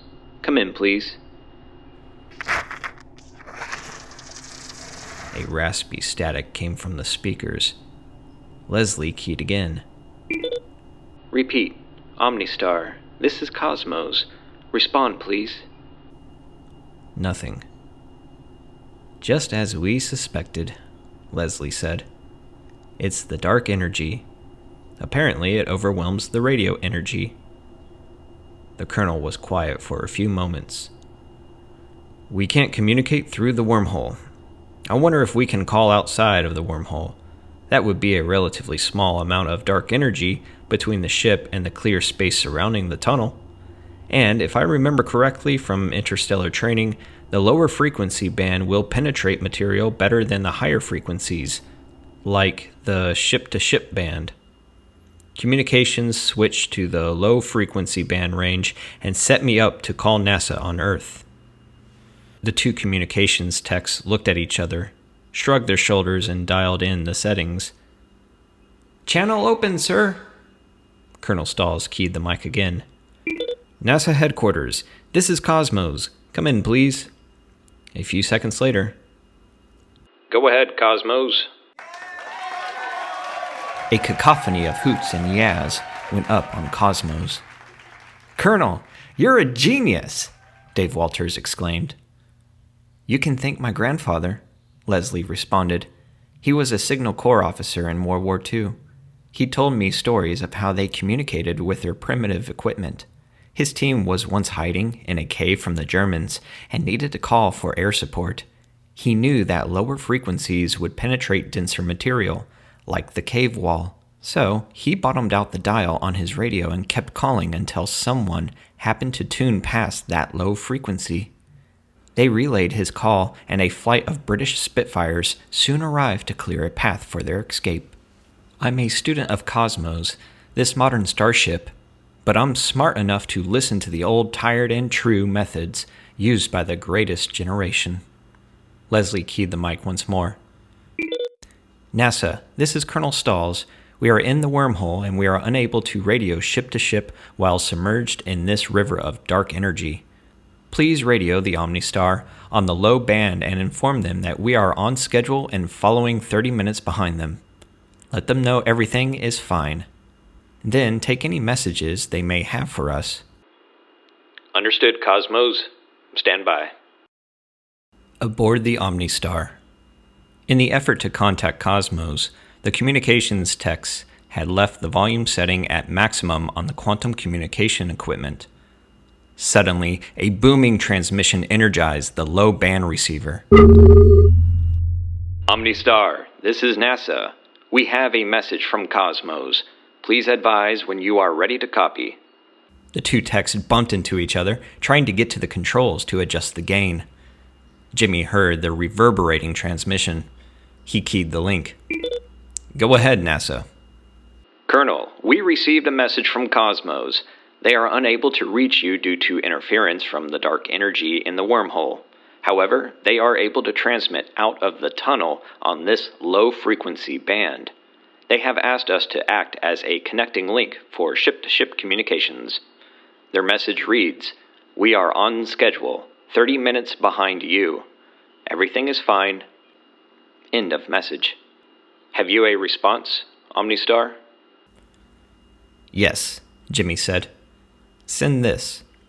Great job on establishing communications. We're glad to hear the good report on your ship's status.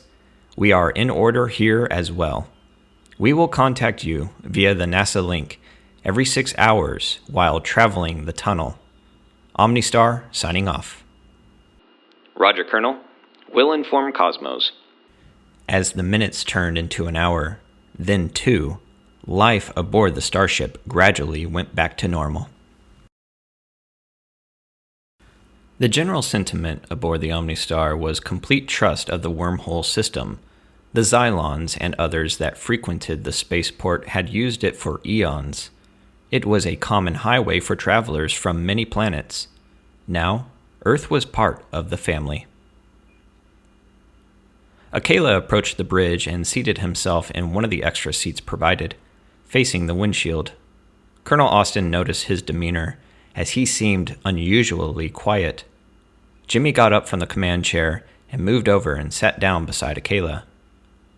"Well, we're on our way," he said.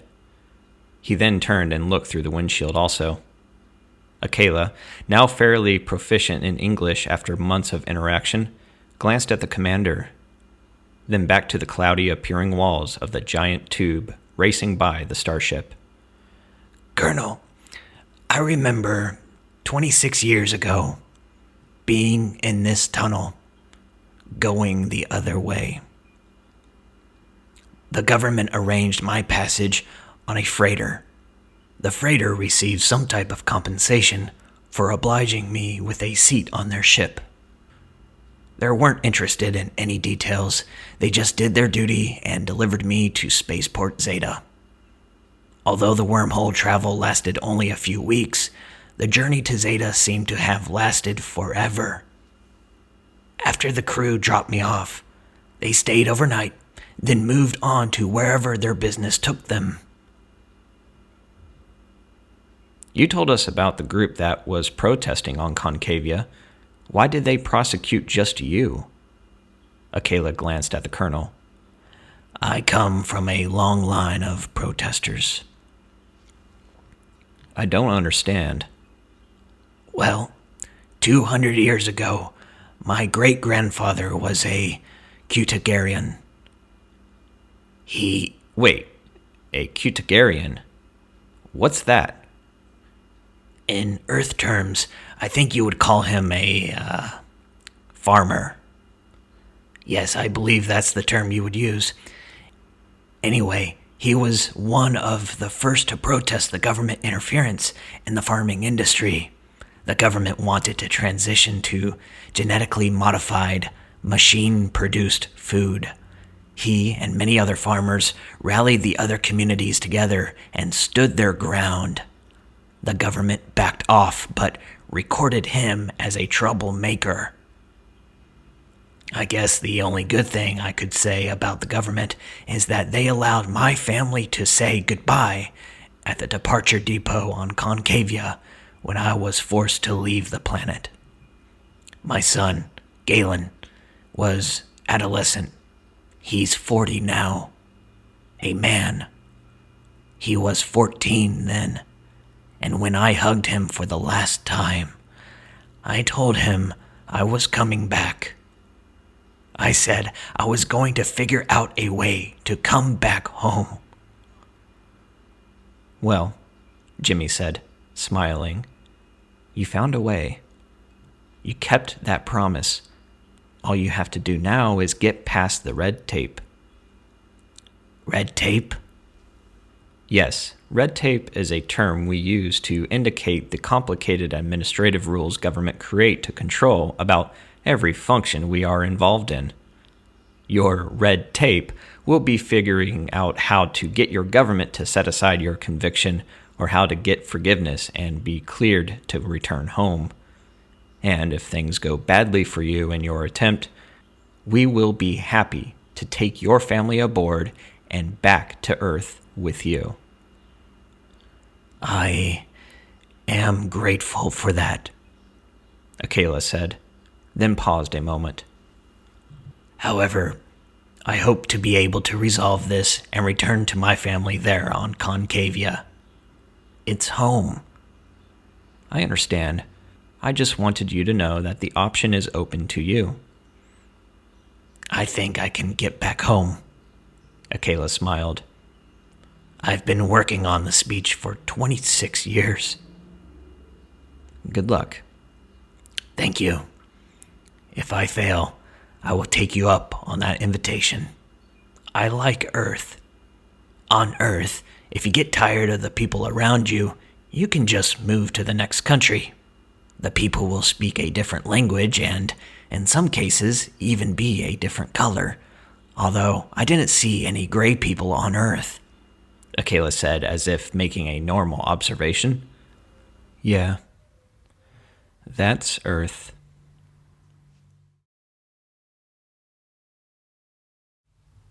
Chapter 12, Spaceport Arrival. 8 days later, Junction Vortex Number 1. The bridge crew and 100 or so of the ship's crew strapped in on the main deck, and the remaining travelers eyeing monitors throughout the ship watched the giant ring of mist, the end of the tunnel, pass by the ship. The sudden stop was as exciting as the crew had experienced in earlier exits from wormholes. The ship quickly came to the station-keeping power setting. floating just outside the vortex. There was little sensation of inertial force that the normal human senses used to tell a person what was coming. The visual and the reality did not match. A wave of disorientation swept through the crew. However, it quickly dissipated as the sight of the star-studded heavens was, as always, there and the same. "Mr. Walters," Jimmy said, "engage power and move us a mile away from the tunnel opening." "Yes, sir. Moving the ship now."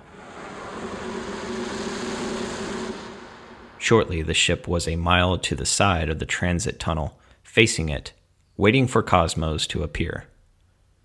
Sharon Miller, safety officer, looked at the ship's chronometer. 10 minutes. Akela glanced at the colonel and spoke in relatively good English. Colonel, you've seen this before, but it's still amazing to me. It will look like the ship just suddenly materializes out of nothing. 1 second it's empty space, the next there's a ship. Jimmy nodded. "Yes, I've seen it, but I am still amazed each time." Everyone's eyes locked on the tunnel opening and waited. Suddenly, 11 minutes and a few seconds later, Cosmos was hanging completely motionless in space, centered in Omnistar's windshield. Jimmy keyed the radio. "Cosmos, you are just over a minute late. Everything okay?" "Yes, I think we used up the extra minute maneuvering into the tunnel at the start." "Understood." Radar and sensor monitoring keyed into the bridge. "Colonel, there's a structure behind us. It's stationary, about 12 miles in diameter, 5 miles away." It's a space station, Akela said. A small one. Ships can't enter, but they have moorings outside for shuttles and variable width airlocks to accommodate different vessels. We stopped here 26 years ago and had a bowl of Mentar soup. That recipe has really spread throughout this part of the galaxy. I had the small bowl. Laughter rippled through the two ships. Mentar was listening on the intercom and glanced around at his colleagues and smiled. It's really good, Akela added. "Yeah," Jimmy said. "that recipe came from Mentar." Akela was surprised. You mean our Commander Mentar, on board now? "Yes." Really? "Yes. In fact, Mentar, of Mentar Soup fame, is the one on board now, and he even tweaked our recipe with a slight improvement, some kind of new spices." Akela still couldn't believe it. You mean that our Mentar is the same Mentar of Mentar Soup? Small, medium, and large? Jimmy laughed. "One and the same." Akela smiled. I had no idea that our Mentar was the creator of the famous Mentar Soup. Amazing. A deep voice came from the intercom. Actually, I didn't create the recipe. The little ones of Earth did, when they rescued us giants on the moon long ago. The variation of Mentar soup, small, medium, and large, came from the kitchens of interplanetary ship called Discovery many years ago. So it's called Mentar Soup because you were the first one to eat it? No, the first one to eat it was one of my students, Kronos. The first time he ate it, they didn't know his name, so they just called him Big John. Akela laid his hands flat on his bald head, then laid his forehead down on the paddle console in front of him. I'm confused. Why is it called Mentar Soup? It's a long story, Jimmy said, smiling. It has to do with a series of events. We'll tell you the whole thing on our next leg through the tunnel system. Right now, let's go inside and enjoy some of it while we check out this spaceport. In the interest of time, only a small group of us will go. The rest of the Armada's occupants can order it in the onboard cafeteria. We will be visiting all the facilities we encounter in this wormhole system, briefly, at least. Colonel Austin keyed the ship-to-ship intercom. Colonel Stalls, follow us in your command shuttle. Let's do a brief visit of this space station. The leaders here will be meeting their first Xanians and Earthlings. Yes, sir. Soon, Earth is going to have to build a space station at the Kuiper Belt Vortex. I don't think we will ever become a successful galaxy trading partner without it. You're right. Perhaps we will have to start with a small one. This one here is much smaller than Zeta. As the starships approached, it came into view that there were mechanical moorings with tunnels and airlocks to accommodate smaller ships and shuttles. 3 other starships were parked on the other side of the spaceport. The shuttles attached to the moorings were obviously from those ships. The Omnistar and Cosmos shuttles approached the moorings on their side of the space station. With the ships at station keeping, Colonel Austin keyed the ship-to-ship again. Colonel Stalls, set your intercom to open and monitor. Acknowledged, came from the speakers. Jimmy radioed the spaceport with their designation listed on the wormhole map in the ship's database. It was the second vortex on the Orion Spur, servicing the sector around the star Procyon. They had been in existence for hundreds of years, so he assumed they would have had the same automatic translators built into their external communication systems as Zeta. Spaceport Procyon 2. We are the commanders of Omnistar and Cosmos, asking permission to dock and enter. Roger, Earth ships. A mechanical voice speaking perfect English responded. You are welcome. Thank you, Jimmy responded. How did you know we were from Earth? Other than your ship's markings, it was your magnetic signature. Your ships have a very strong magnetic reading. The magnometers quickly identified you. Welcome to Procyon 2. Enter by shuttle when ready. How many shuttles will be mooring? Jimmy thought for a moment. 4. Roger.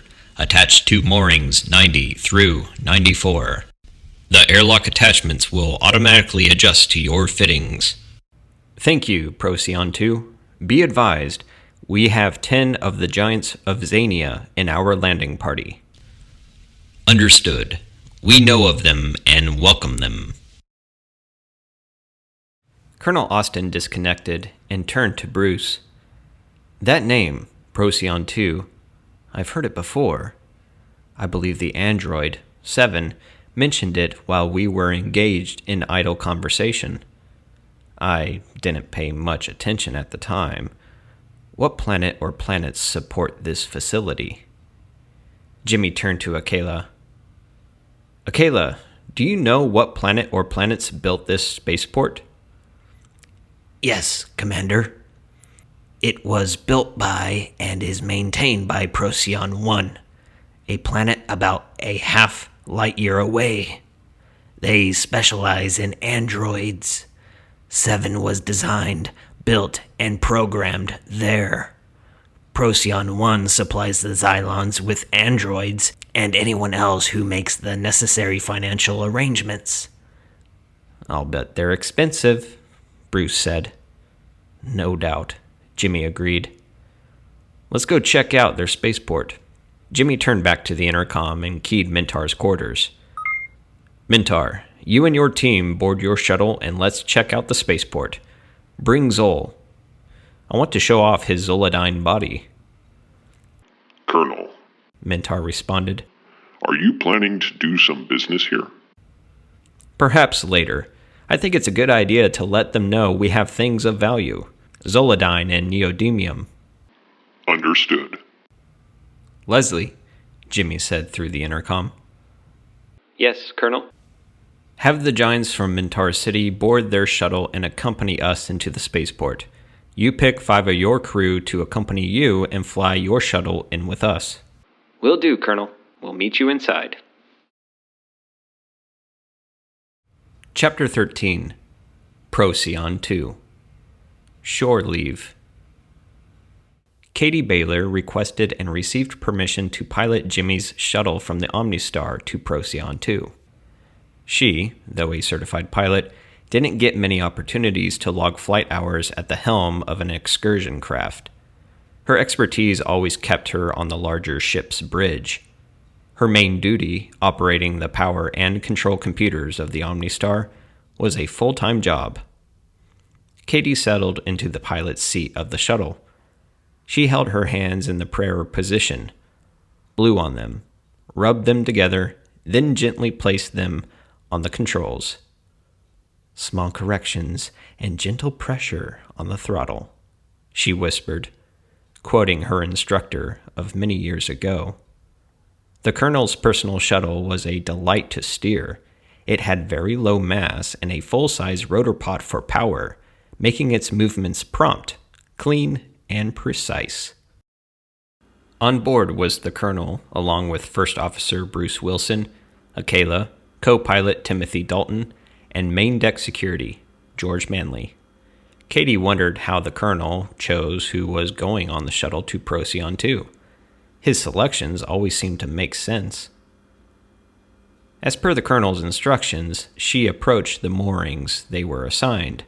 She changed the power setting to station keeping, and then nudged the shuttle toward the mooring, gently kissing the airlock coupling. An audible click indicated a firm docking. The other shuttles followed her example. The Colonel gave Katie a smile and a nod, indicating a job well done. Katie let out her breath, then placed the power controls back at station keeping. After confirming that all 4 shuttles had docked, Jimmy keyed the mic. All shuttle personnel switched to personal communicators for staying in contact. Their reception area should be obvious. Let's all meet there. He got a Roger from the other shuttles. They all entered the spaceport at about the same time. The tunnel exits were near some sort of android staging area. The androids looked up when the new arrivals passed by, as if they were curious, an unusual trait for machines. Very sophisticated programming, Jimmy thought. When the giants entered, one of the androids spoke into a communicator, probably letting everyone in the spaceport know that there was something special to see today, the largest known humanoids. The nearest android turned to Colonel Austin and spoke in English. Internal transports are available if you require. Excellent, Jimmy said. I'm Colonel Austin, commanding the OmniStar. Jimmy turned to Leslie. This is Colonel Stalls, commanding Cosmos. And you are? I am Linguist. Well, Linguist, does your name indicate you to be the translator here? Yes, I am programmed with every known language in this part of the galaxy. Great. The station is very accommodating. Please take us to a lounge to enjoy a bowl of your Mentar soup. Linguist paused only a split second. Yes, Commander. I'll call for the transports. Minutes later, 3 transports arrived at the edge of the landing deck. One had regular seating to accommodate 12 passengers, and 2 had seats appropriate for the giants that seated 6 each. How about that? Jimmy said. Transports built for the giants. Yes, Linguist said. They were designed and constructed when Procyon 1 learned of Xania. The station commander felt your species and theirs would be transiting this way eventually. They have been parked ever since. That is, until today. The parties boarded the transports for the trip to the lounge for a meal. The android took a moment and noted that Zol was sitting on the front row of seats on the transport, beside Mentar, with his feet dangling above the floor. His height was noted, more than twice that of a citizen of Earth, about half that of a Xanian. As Linguist began the trip to the lounge, his mind transmitted the specifications to the Procyon 2 lab, and the main design computer began working on an adjustable seat for transport use. Soon they arrived at the lounge about a mile into the spaceport. The decor and atmosphere were largely identical to Zeta. Colonel, Bruce said, notice that they have tables for the Xanians. Jimmy looked at the 4 tables so constructed to accommodate the 40-foot-tall Mentar and company.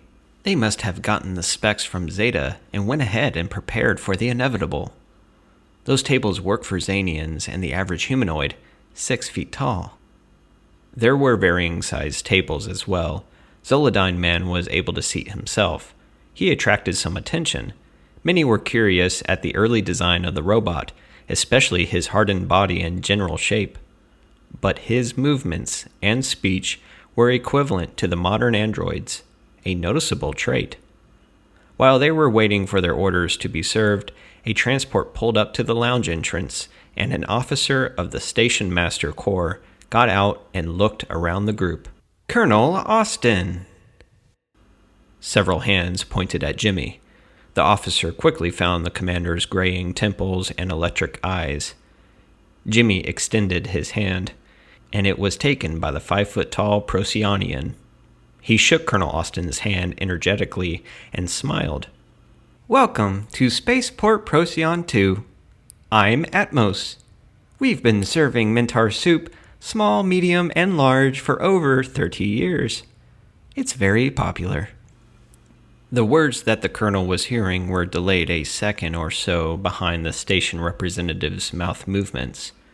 At first, it was disorienting to focus on what was being said. Then he noticed that the android's mouth was moving in sync with the words he was hearing. Jimmy frowned, looking one to the other. The station master officer to the android, then back to the officer. He had heard only one voice. The station master's representative picked up on the commander's confusion. "Colonel, the pitch of my voice is above human hearing. That's why you are experiencing the delay. The android is repeating what I am saying to you, changing it to your voice frequency." That's amazing. Is there anybody else, any other planets that can talk to you directly? "We've encountered one, so far, that can talk with us directly. The Athenians, the Flyers, can hear our voices. Many centuries ago, when our planet built this spaceport, voice frequency was the first thing they had to deal with. It's what prompted the development of the androids. It was the voice pitch problem that led to specializing in sophisticated androids to be marketed and, of course, to be installed here as part of our spaceport equipment, or put it more appropriately, our spaceport staff. "I'm impressed," Jimmy responded. "It's a very effective solution." 4 androids began ferrying bowls of soup from the kitchen to the tables, seating 17 souls from planet Earth and 5 from Xania, along with a unique robot, Zol. Jimmy looked around at the group, preparing to indulge. "Atmos," he inquired, "I'm curious. Why is Mentar soup listed as small, medium, and large? It's not the obvious designation one would think. The quantity is all you can eat on any order. The ingredients are sized small, medium, and large, according to the patron that will be enjoying it." Jimmy glanced at Akela's and Mentar's mouths and smiled to himself. The group began enjoying the popular cuisine. It was a group that had just learned that voice frequency is not necessarily a given. Chapter 14. Friends in Need. The crews mounted the transports, looking for an informative tour of the spaceport. The android pilot turned to the new visitors. With your permission, we'll show you our specialty. We always show our new visitors our android lab and museum displays. "Yes," Jimmy said. "We would like to see that." With that, the caravan began moving. About a mile down an arrow straight aisle, on the left, was a sitting area. As a backdrop, there was a large semicircle of spacesuits hanging on a latticework rack. There were several different configurations, some bulky, perhaps designed for extreme temperature or extreme pressure situations, some trim and close-fitting. 2 on the display were strikingly similar to the first suits used by the crew that went on the original moon mission and discovered Mentar and his students. Linguist brought the transports to a stop. This is one of our collections. Some of these suits date back prior to the building of Procyon 2. Moments later, Linguist resumed the tour. Shortly, he made a right turn, then increased speed. Several sitting areas and floor-to-floor escalators went by. Then the crew saw a club-type facility coming up on the right. "Is that a Spirits and Song Club?" Jimmy inquired. Yes, that's what they call it at Zeta, Linguist responded. Here it's called the High Frequency Inn. "Clever name," Jimmy said, smiling. The android slowed the transport and came to a stop in front of the building. This is also an entertainment facility, the same as the Spirits and Song on Zeta. Would you like to go in? "Yes," Jimmy said. "Let's check it out. We've got to order at least one drink." The troop from Earth and Zania entered the club and were seated by the android attendees. There was a darkened atmosphere and soft music coming from a console on one side of the facility. There were, perhaps, 30 humanoids sitting in groups. That is, all but 3 individuals that were occupying tables alone, sipping drinks and sitting quietly. Colonel Austin addressed Linguist. "Linguist, you order the first round, the specialty of the house." Specialty of the house, Commander. "Yes. What's the signature drink? The most popular?" Ah, the drinks most served. "Yes." Linguist placed the order. Momentarily, 2 androids began placing the drinks in front of the guests. Jimmy looked from drink to drink at the tiny columns of smoke. "Definitely Spirits and Song." Linguist smiled, then looked at Jimmy. Take a sip of it. Jimmy did so, then looked at Linguist and raised his eyebrows. The android smiled again. We get that reaction from almost everybody. This drink, called the High Frequency Special, is 40% spirits. "You gotta have a gimmick," Jimmy mused, then looked at Linguist. "It's good. It has a good taste," he added, and then glanced at the giants from Mintar City, blowing smoke across the table, then holding up the drinks and looking at them. Katie took a couple of sips of her drink. Then, looking around the club, her eyes found one of the individuals sitting alone. She watched the patron momentarily. He would take a sip of his drink, set it down, then idly wring his hands together as if wrestling with a problem. Something stirred inside her. She got up from her table and approached him, a humanoid, a little over 7 feet tall, with a full beard, full head of hair, and a ponytail reaching down to his waist behind him. When she stepped up to his table, he was about to take another sip of his drink and repeat his ritual. He set his drink back down and looked at Katie. His physical height had them almost eye level with each other. Katie smiled, looked around the club, located Linguist, then gestured for him to come to her aid. Momentarily, he was standing at her side. Katie looked up at the android. "Linguist, I want to talk to this man. I need for you to translate for me." He speaks your language, Linguist responded. "He speaks English?" Yes, he's a representative for the Planetary Alliance based on Zeta. He studies the new planets that join the Federation. He speaks about a dozen languages. English is one of them. "Great. Thank you, Linguist," Katie said, turning and smiling at the man seated at the table. He returned her smile. She found him attractive and manly of stature. She turned back to Linguist. "Shoo, go away," she whispered, gesturing with her hands. Linguist activated a dozen servos, looking for a facial expression to fit the moment. Finding none, he simply returned to the party going on across the room. George Manley, main deck security, having a keenly developed observer's eye, smiled at the android's first mystery lesson about women. Katie gestured toward the chair at the lone man's table. "May I?" He indicated the chair, palm up, and nodded. Katie seated herself. "What can I do for you, young lady?" he said in a resonant baritone voice. "Oh, I like you already," Katie said. "My name is Katie Baylor. I'm from Earth." I'm Professor Emmett Bonyar, one of the Institutes of Space Research on Sirius A. Sirius A? Actually, a planet orbiting Sirius A. You are a college professor? Yes, I lecture in this quadrant on the dynamics of space expansion and development. Katie smiled. I'm a computer technician on a starship, the OmniStar. The professor nodded and smiled. Katie looked down at the table, paused a few moments, then made a decision. She looked up at the handsome teacher. Professor, what was bothering you earlier? What do you mean? I know I shouldn't pry into your personal business, but I noticed you wringing your hands like something's bothering you. I hope it's not too serious.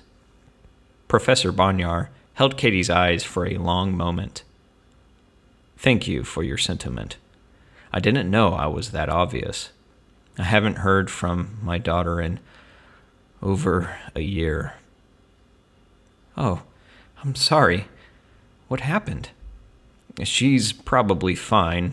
She left with a group of researchers, a group of youngsters from the Institute, to explore the star system of the Flyers, the Athenians. We were so close while she was growing up, and now it seems that she just went silent. Some of our young do the same thing when they are growing into adulthood. They are finally on their own and experiencing life, and don't realize how time is passing. Not to be insulting or anything, but have you tried calling her through Zeta? No, not yet. She never did like me checking up on her. Professor Bonyar, I met the Athenians at Zeta, in the museum. 6 of them. Really? Yes. Our group from Earth was touring the museum at the time. When I found out from 7 that they were there, I asked to meet them. I'm not surprised, the professor interjected and smiled. Katie returned the smile. 7 called and arranged it. The Athenians were in the library at the time doing some research themselves. 6 of them flew to the museum to meet our party from Earth. Their leader's name was Kalen. They are a nice species. I like them. I'm glad to hear that.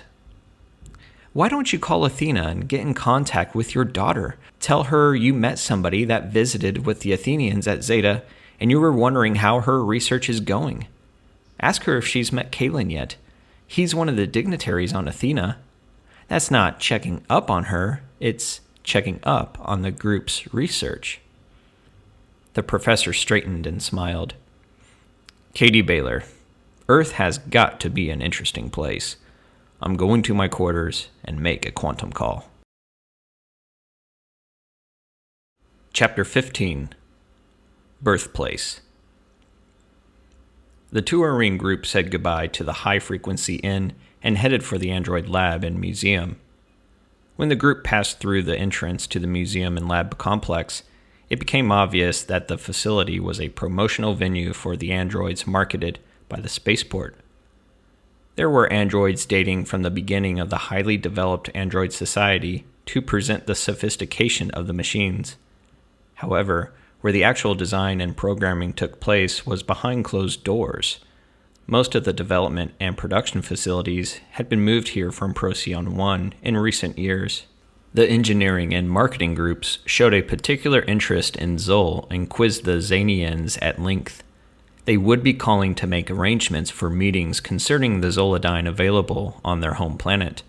Jimmy knew that when Earth reached the point of planning a spaceport at the Kuiper Belt Vortex, Procyon 1, the supplier of the popular androids, would be part of the endeavor. What a fascinating future. As an unfolding future of Earth played in the Colonel's mind, the image of Concavia from Spaceport Zeta's library records took forefront. Linguist, he said, take us to our shuttles. Your spaceport is magnificent, and I'm glad to have seen it. But I have a mission I must complete. Yes, Colonel. The android said and began the journey through the spaceport back to the landing area. Upon arrival, the colonel gathered his fellow spacefarers together.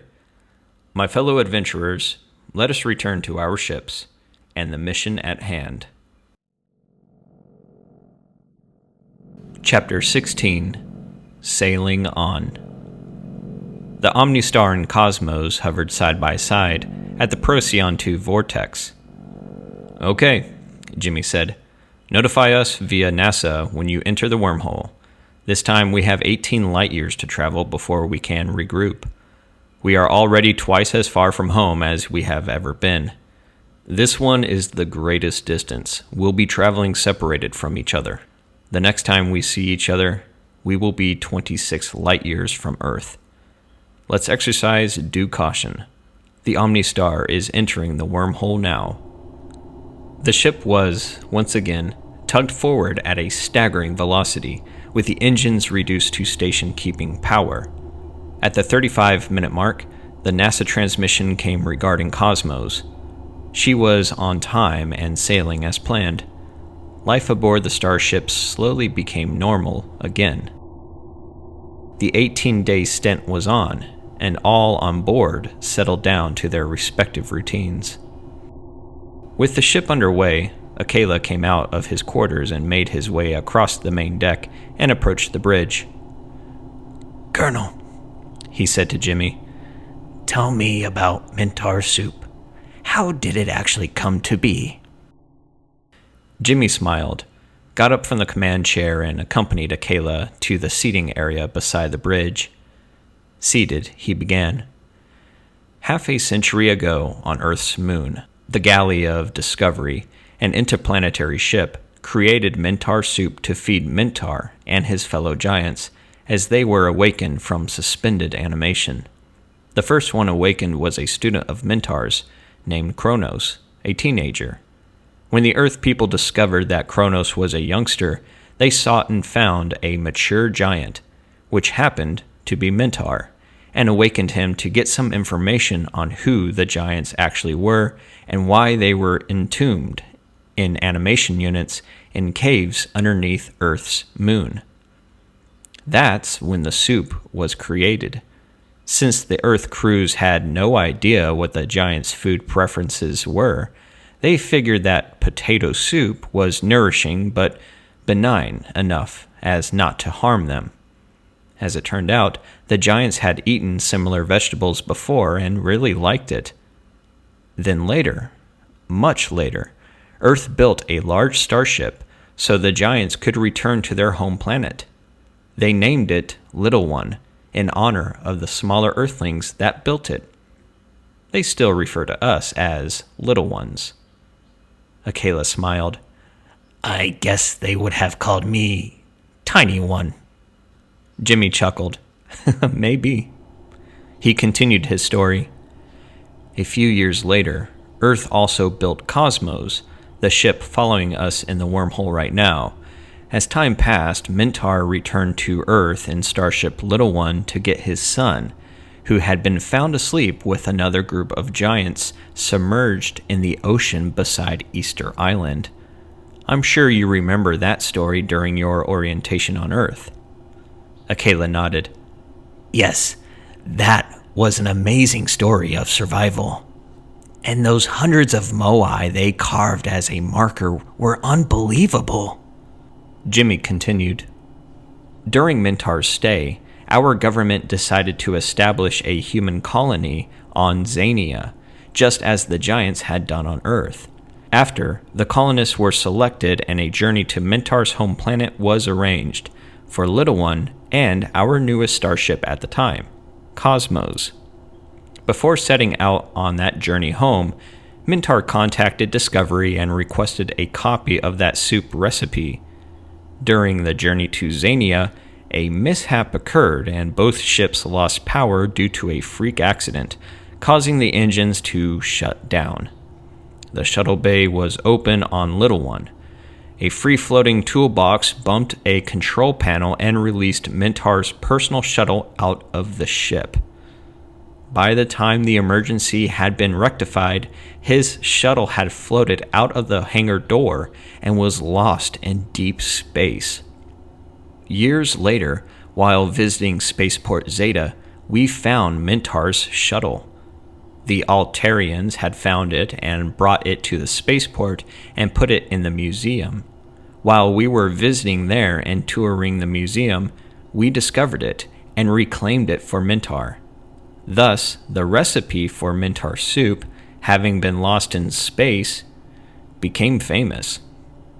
Akela looked out the windshield of the Omnistar for a long moment. I can see why. It's really good.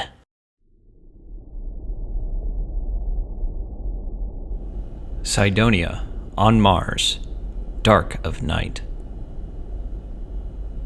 Elliot Scanlon and Will Proctor looked through the temporary transparent canopy they had installed over the excursion rover.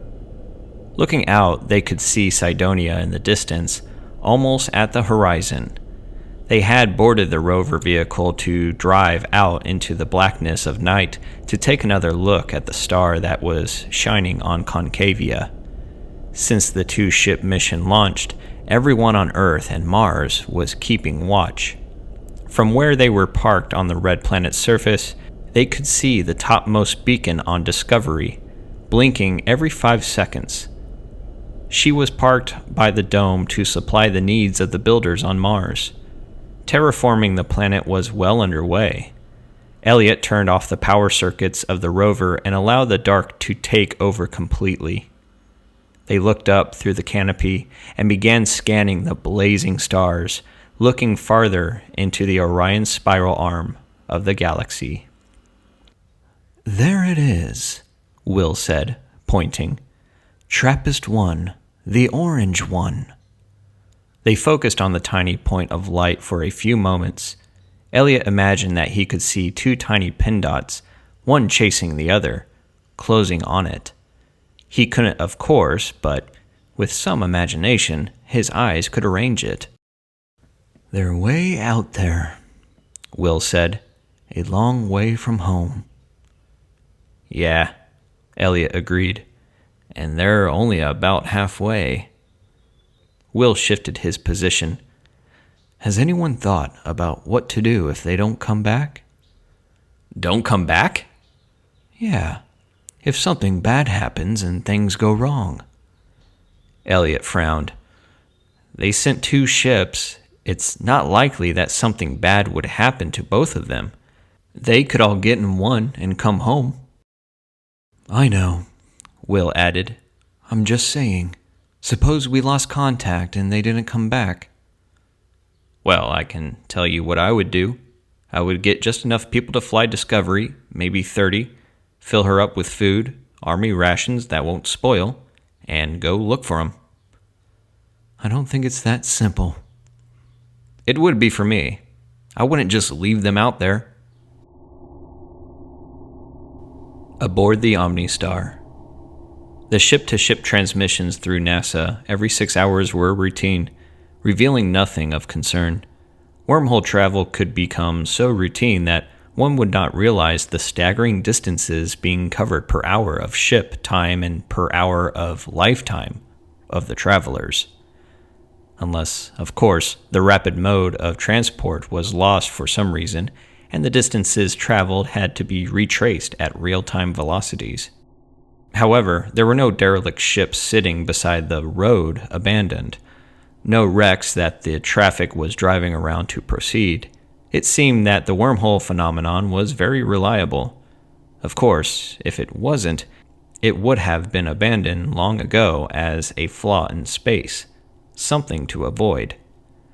The first to give it a try must have been foolishly brave, perhaps foolhardy. But they handed to the other would-be travelers of the heavens a priceless gift. Millions of miles a second. Colonel Austin leaned forward in the command chair and rubbed his back. He had begun to feel the effects of aging. Fortunately, so far, they were not debilitating, just a notice that the years had passed. NASA had already talked with him about spending some retirement time in the Zeta Spaceport in private offices as a consultant for Earth on trade and space activities. but the lure of Zeta was competing with thoughts of staying more closely connected with NASA, maybe through a position in the Starship Training School.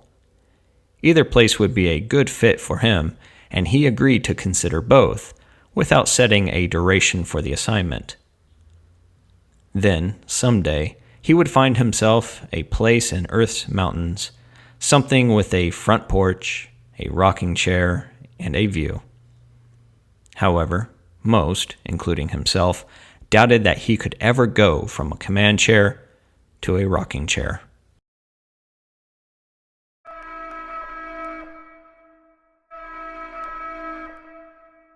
Disaster.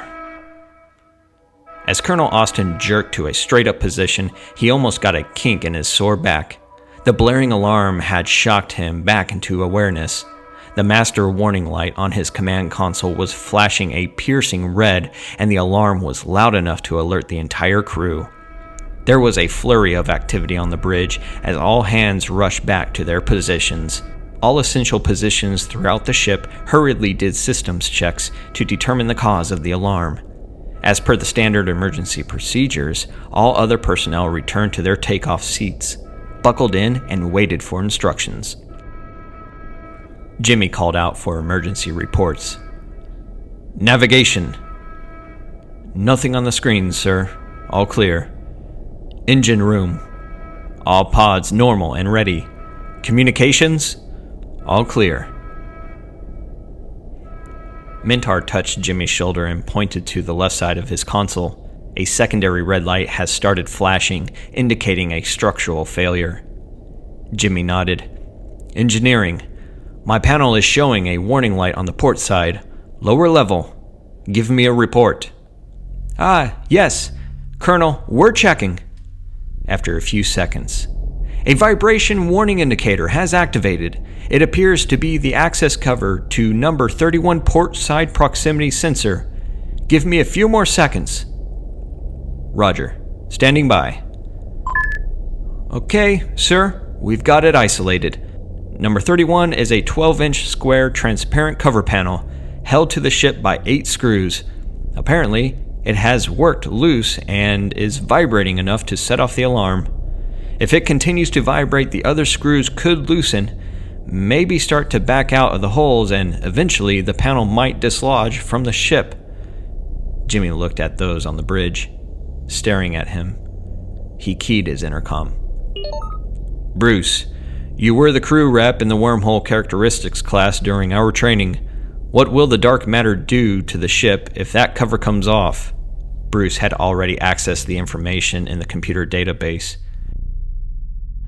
Colonel, right now the ship is submerged in dark matter. We are totally covered with it, but it is not rubbing against the hull. No friction on the outer skin. It's merely dragging us along at billions of miles an hour.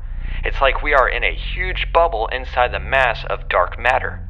The vibration seems to be caused by our ship slightly expanding and contracting along with the bubble.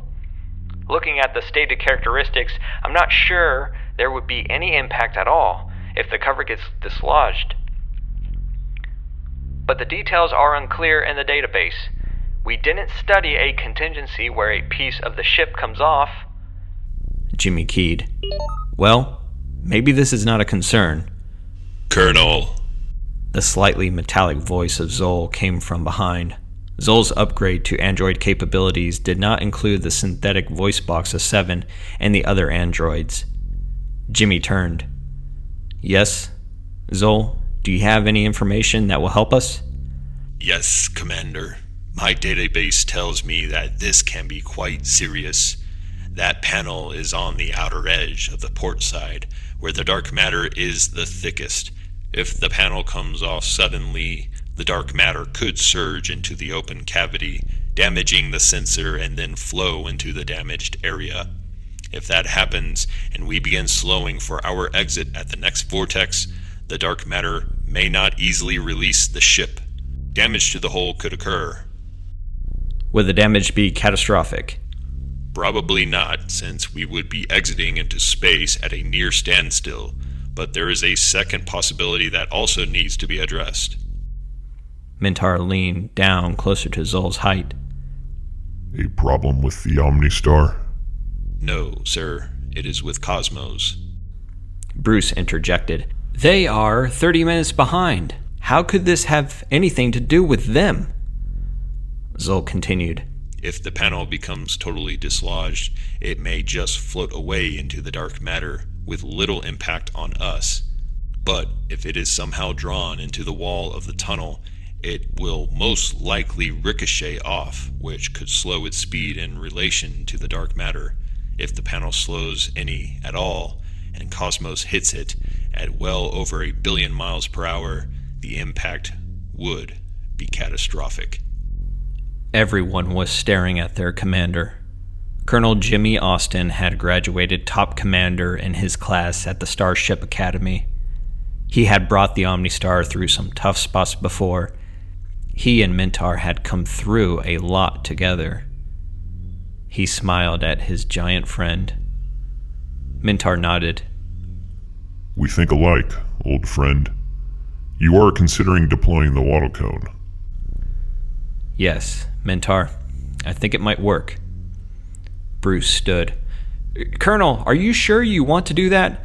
In the wormhole training, Bruce, Jimmy interrupted. I know what they said, but sometimes a gut feeling, along with the training, will make the difference. If we do nothing, there could be damage to both ships. He turned to the robot. Zol, what will happen to the dark matter if we deploy the cone? Zol leaned into the intercom. Engineering, what is the current density reading of the dark matter? The density factor is 89.3. Zol looked back at the colonel.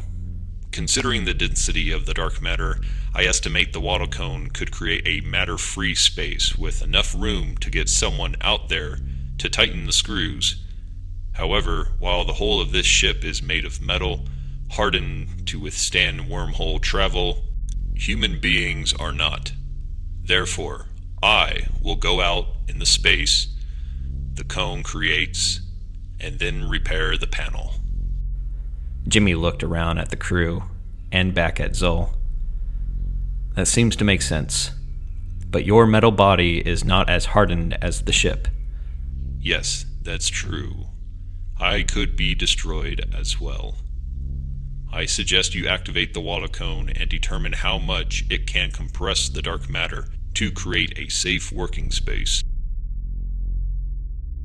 Mintar added. Zol is right. Let's see what the cone can do, and then decide how to proceed. Jimmy agreed and had Bruce activate the waddle cone. At first, there was no indication of activation, other than the green flashing light. First officer, Zol uttered. Slowly increase the waddle cone power to 50%. That's the maximum the engineers recommend. Jimmy nodded for Bruce to follow Zol's instruction. Soon the waddle cone indicator was reading 50%. Radar, Jimmy said. What's your reading on the space created by the cone? Sir. The cone appears to have opened up a 25-inch gap between the hull and the dark matter. What? Are you sure? Yes, sir. The best I can figure, this concentrated dark matter is a lot heavier than open space. It's all the cone can do to get 25 inches. Jimmy looked at Mintar, and they both looked at Zol. Jimmy looked back at Bruce. Push it to 60%. Bruce stared. But, sir, the engineers... Jimmy interrupted. The engineers are at home, probably having dessert and watching a movie about now. They're not here doing 1 billion miles an hour into a stream of dark matter that can possibly tear this ship apart. They have the luxury of estimating. We have the responsibility of doing whatever is necessary. So, advance the cone power to 60%. Bruce reached for the control. Yes, sir. He dialed in 60%. There was a slight shudder in the ship. Jimmy called out, Radar, what's the space now? 37 inches, came the answer. Jimmy and Mintar looked at Zol again. The robot responded, It appears that my body is too thick to make it through the safe space. We will need more waddle cone power, or you will have to find another... I will go. The muffled radio voice had come from behind the crew huddled around the command console. They turned to the voice. It was Katie Baylor, speaking from inside her EVA suit. Before they could say anything, she continued. I have already measured my suit and utility pack. Together they are 30.5 inches. I'm the smallest one on the crew. I will go. Jimmy stared for a moment. But... Sir, the longer we wait, the looser that panel becomes. I'm familiar with the tools. I can crawl from the airlock to the panel in about 20 minutes. I'll fill the screw holes with high-temp glue before I retighten them. 20 minutes back. Mintar leaned down. She's right. We must get this resolved, and she is the most likely one to accomplish it. Jimmy nodded. Communications. Connect me to Cosmos through the NASA link. I want to talk to Colonel Stalls. Roger. In a matter of seconds, the radio link activated. Omnistar, this is Cosmos. Omnistar, this is Cosmos. I understand you have a message for me? Leslie, this is Jimmy. We have a potential emergency. A cover panel on a proximity sensor has vibrated loose. We have activated the waddle cone to create a safe space between the dark matter and the hull, so Katie Baylor can crawl out there and tighten the screws. It will take her about an hour to get it done. Roger, Colonel. What do you want us to do? There's nothing you can do for us from 30 minutes behind, but I need you to take some actions to protect Cosmos. I'm listening, sir. First, I want you to activate your waddle cone at 50% strength. If that panel comes off before we get it fixed, it could become floating debris inside the tunnel. If it bounces off the wall and slows down, you could hit it and destroy your ship. The cone will protect you from the panel. If the unthinkable happens and the Omnistar gets severely damaged or destroyed, the cone will be the only thing that will save you and your crew. There was a pause for more than a few moments. Sir, that's not very likely, is it? No, but if the worst is realized, there's a second thing I want you to do. Just name it. Jimmy paused and looked around at Mintar and the best crew he could imagine serving with. They all understood and mentally agreed with what he was about to say. Colonel Stalls, Leslie, NASA is monitoring and recording this conversation. If the worst case scenario happens, I hereby designate you as the new mission commander and direct you to continue the mission to Concavia. You will recover what is left of the Omnistar and crew and arrange for them to be returned to Earth and Xenia. Acknowledge receipt of those instructions. After a moment of stunned silence on the bridge of the starship Cosmos, Leslie coughed to clear the emerging lump in his throat. Roger, Colonel. Receipt of mission instructions acknowledged. Activating the waddle cone now. Good luck, and Godspeed, sir. And for you as well. Katie is headed to the airlock now. Expect to hear from us in about an hour. Roger. Standing by. Katie was halfway to the loose panel when she stopped for a moment to rest. Her utility backpack was mere inches from the swirling dark matter. She lifted her head to view the thick material. She was almost mesmerized by what appeared to be shooting stars inside the wormhole tunnel. As she focused on them, she realized that they were just tiny bits of the antimatter that made up the walls of the tunnel. They were flaking off and being consumed by the thicker, dark matter. It was like a beautiful meteor shower that could only be seen from her vantage point. For a fleeting moment, she realized, that could be me. She hunkered down tighter to the hole and continued to the loose panel.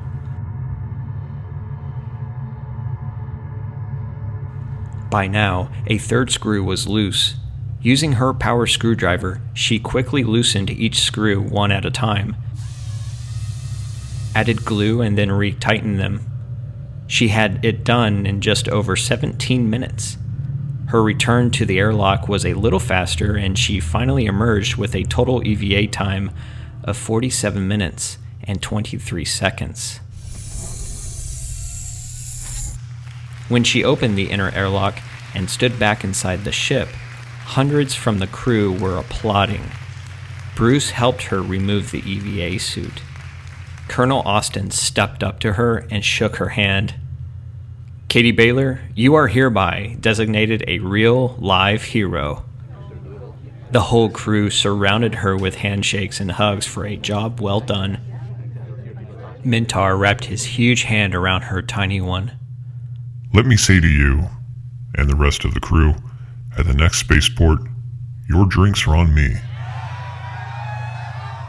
During the cheering, Melvin reached over and keyed the radio link to Cosmos. In a moment, Leslie keyed in. Omnistar, I take it by the cheering that Katie's mission was successful. Congratulations. We are breathing again back here. Colonel Austin, what are your instructions? Jimmy walked the few yards to his console and keyed in. Okay, Leslie, deactivate your wattle cone. Notify me immediately if you have any structure alarms that activate. In the meantime, enjoy the rest of the trip to the next vortex. Upon arrival, both maintenance teams will recheck the security of all access panels on both ships. Roger, Colonel. Will do. Katie Baylor was the hit of the crew for the remaining time in the wormhole. She had no idea her future would include lecturing in the Emergency Actions class at the Starship Commander's School. Vortex. The colonel walked over to navigation. Melvin, what's the timing? The next vortex is coming up in just over 4 hours. The wormhole diagram shows this junction to have the first spaceport built this deep in the galaxy, at least that they know of. The name of it is the Way Station. That's the name? The Way Station? Yes, sir. The English translation is just the Way Station. It's the size of a small moon, 260 miles in diameter. It's huge. The notes say it took almost 500 years to fully complete it. That can mean only one thing. What's that? There must be a lot of traffic through here from deeper in the galaxy. Otherwise, how could they afford to keep this place open? It makes me wonder what else lies on these superhighway tunnels deeper in the galaxy. There's a lot we still don't know. Melvin's eyebrows were raised. I hadn't thought of the cost of operating these stations. How do they fund their existence? Xania and Earth have traded stuff for other items. Do they just use a barter system like that for everything? Jimmy took out his communicator and accessed a photo of a small medallion with strange writing and images surrounding a caricature of the galaxy in the center. He showed it to Melvin. Seven and I discussed this subject in one of our meetings. This is the Federation's currency. It's a digital galaxy note. Just like we now use international dollars on Earth as a common digital currency among countries, they use this. Decades ago, ours was called Bitcoin. Zeta gave us a free ride until our upgrade to quantum communications enabled us to join the Federation.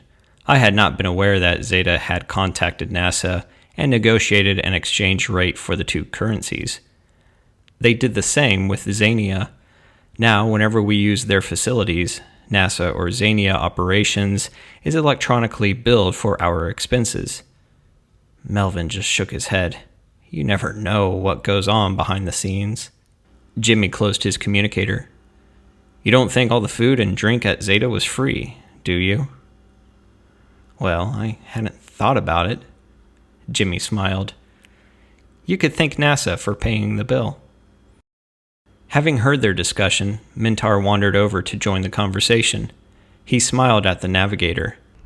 You Earthlings have a saying that I understood when I first heard it.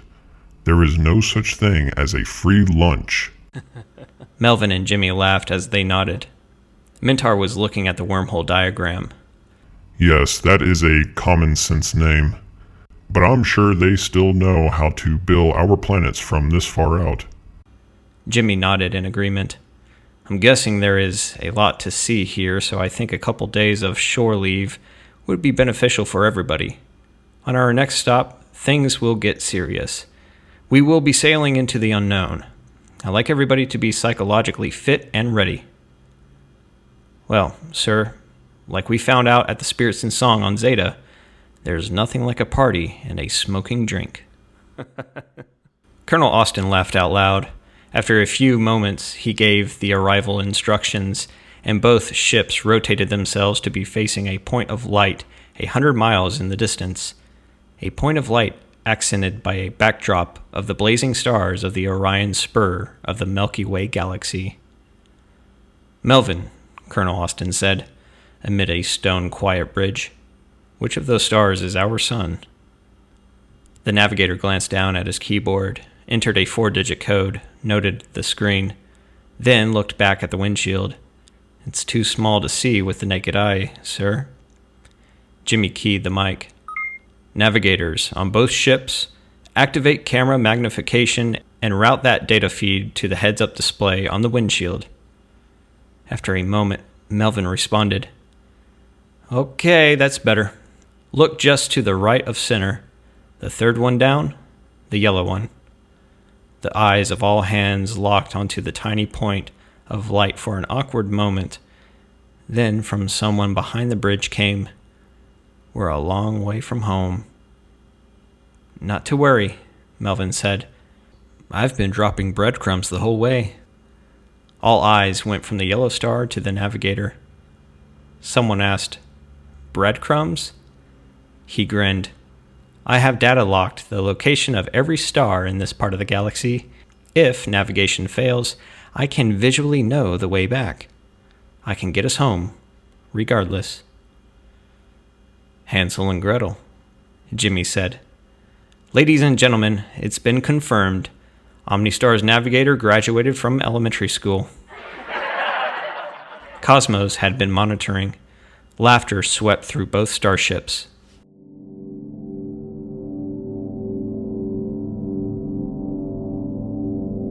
Chapter 17. Parking. As the OmniStar approached the gas curtain of the way station, the station transmitted an automatic message to both ships, downloading the station's internal navigation tunnels and parking areas. The pilots noted that the entrance supported two-way traffic in and out of the spaceport. It was a rectangular entrance, 2 miles wide and 1 mile high. When the entrance was 500 yards away, another starship erupted from it on their left. Some of the crew, standing at the left side porthole, waved at the departing ship and got some responses. She majestically moved past the OmniStar and then Cosmos, slowly gaining speed. The OmniStar passed through the gas curtain, followed by Cosmos.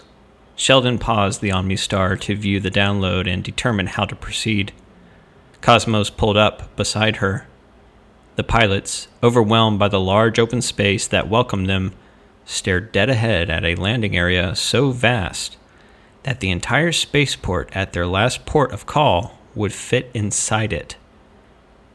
The download schematic matched the clearly marked moorings, laid out as orderly as a checkerboard. In between them were traffic ways for ground vehicles and transports that were exiting out into the main part of the station, and there were others coming in.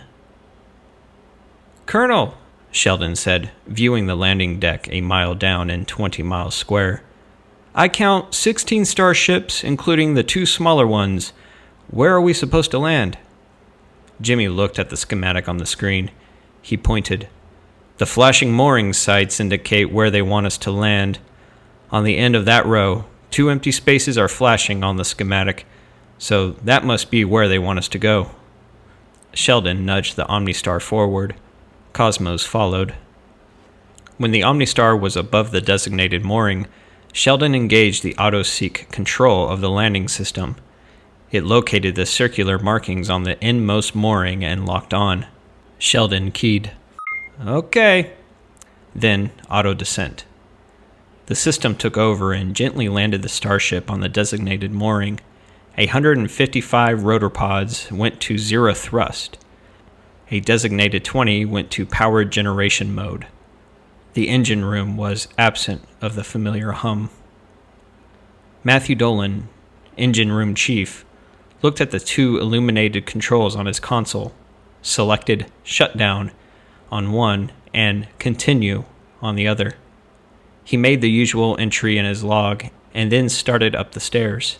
He paused halfway up to turn and visually sweep his area of iron angles one more time, then continued on to the main deck to check on the festivities. Out of the corner of his eye, Colonel Austin saw Chief Dolan top the stairs and enter the main deck. He glanced at the circular rotor pod readout on the console. 155 of the indicator lights were red, and the remaining 20 were amber. He glanced back at the chief. "I'm going to buy him a drink," he whispered. Sheldon Darcy happened to be close enough to hear the colonel. "Sir," he said, glancing at the chief, "I don't know about those rotor pods, but I can drive a starship." Jimmy laughed. "Okay, you can join the party." Looking out the windshield, Jimmy surveyed the massive spaceport, then watched an android pull up to the Omnistar's ramp in one of the transports. He then looked over toward at Cosmos. There was one parked in front of Cosmos as well. He looked down at the control console and keyed the radio. Cosmos responded.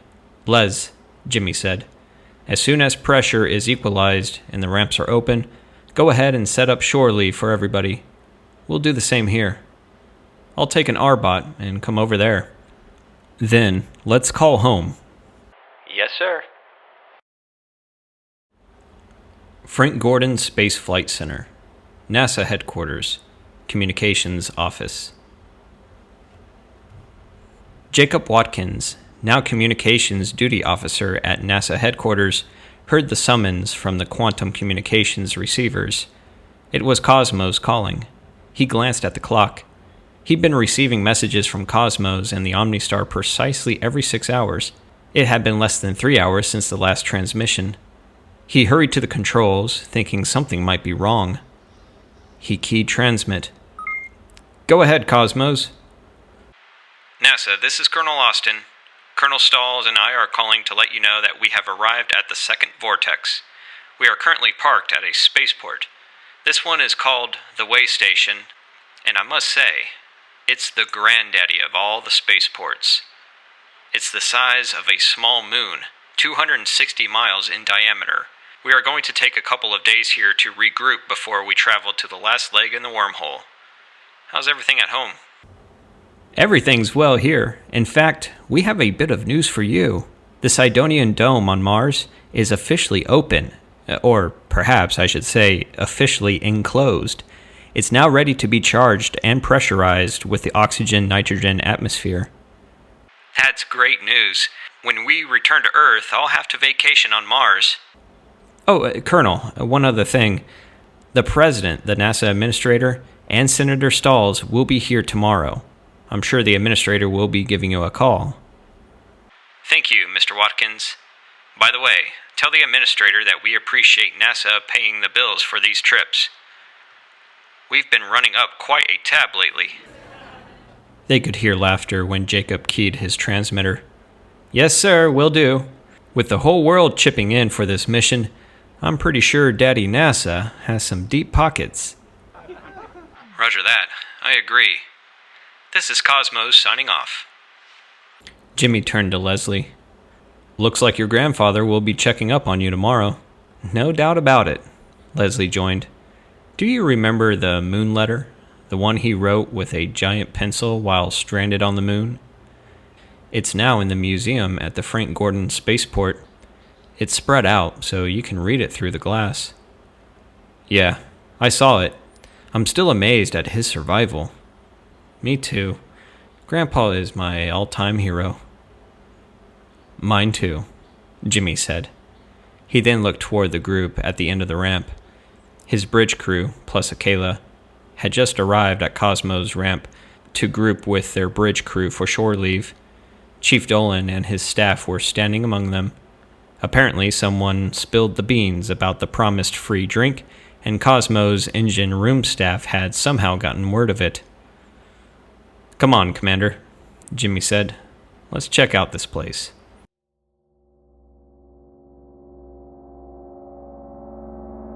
Chapter 18.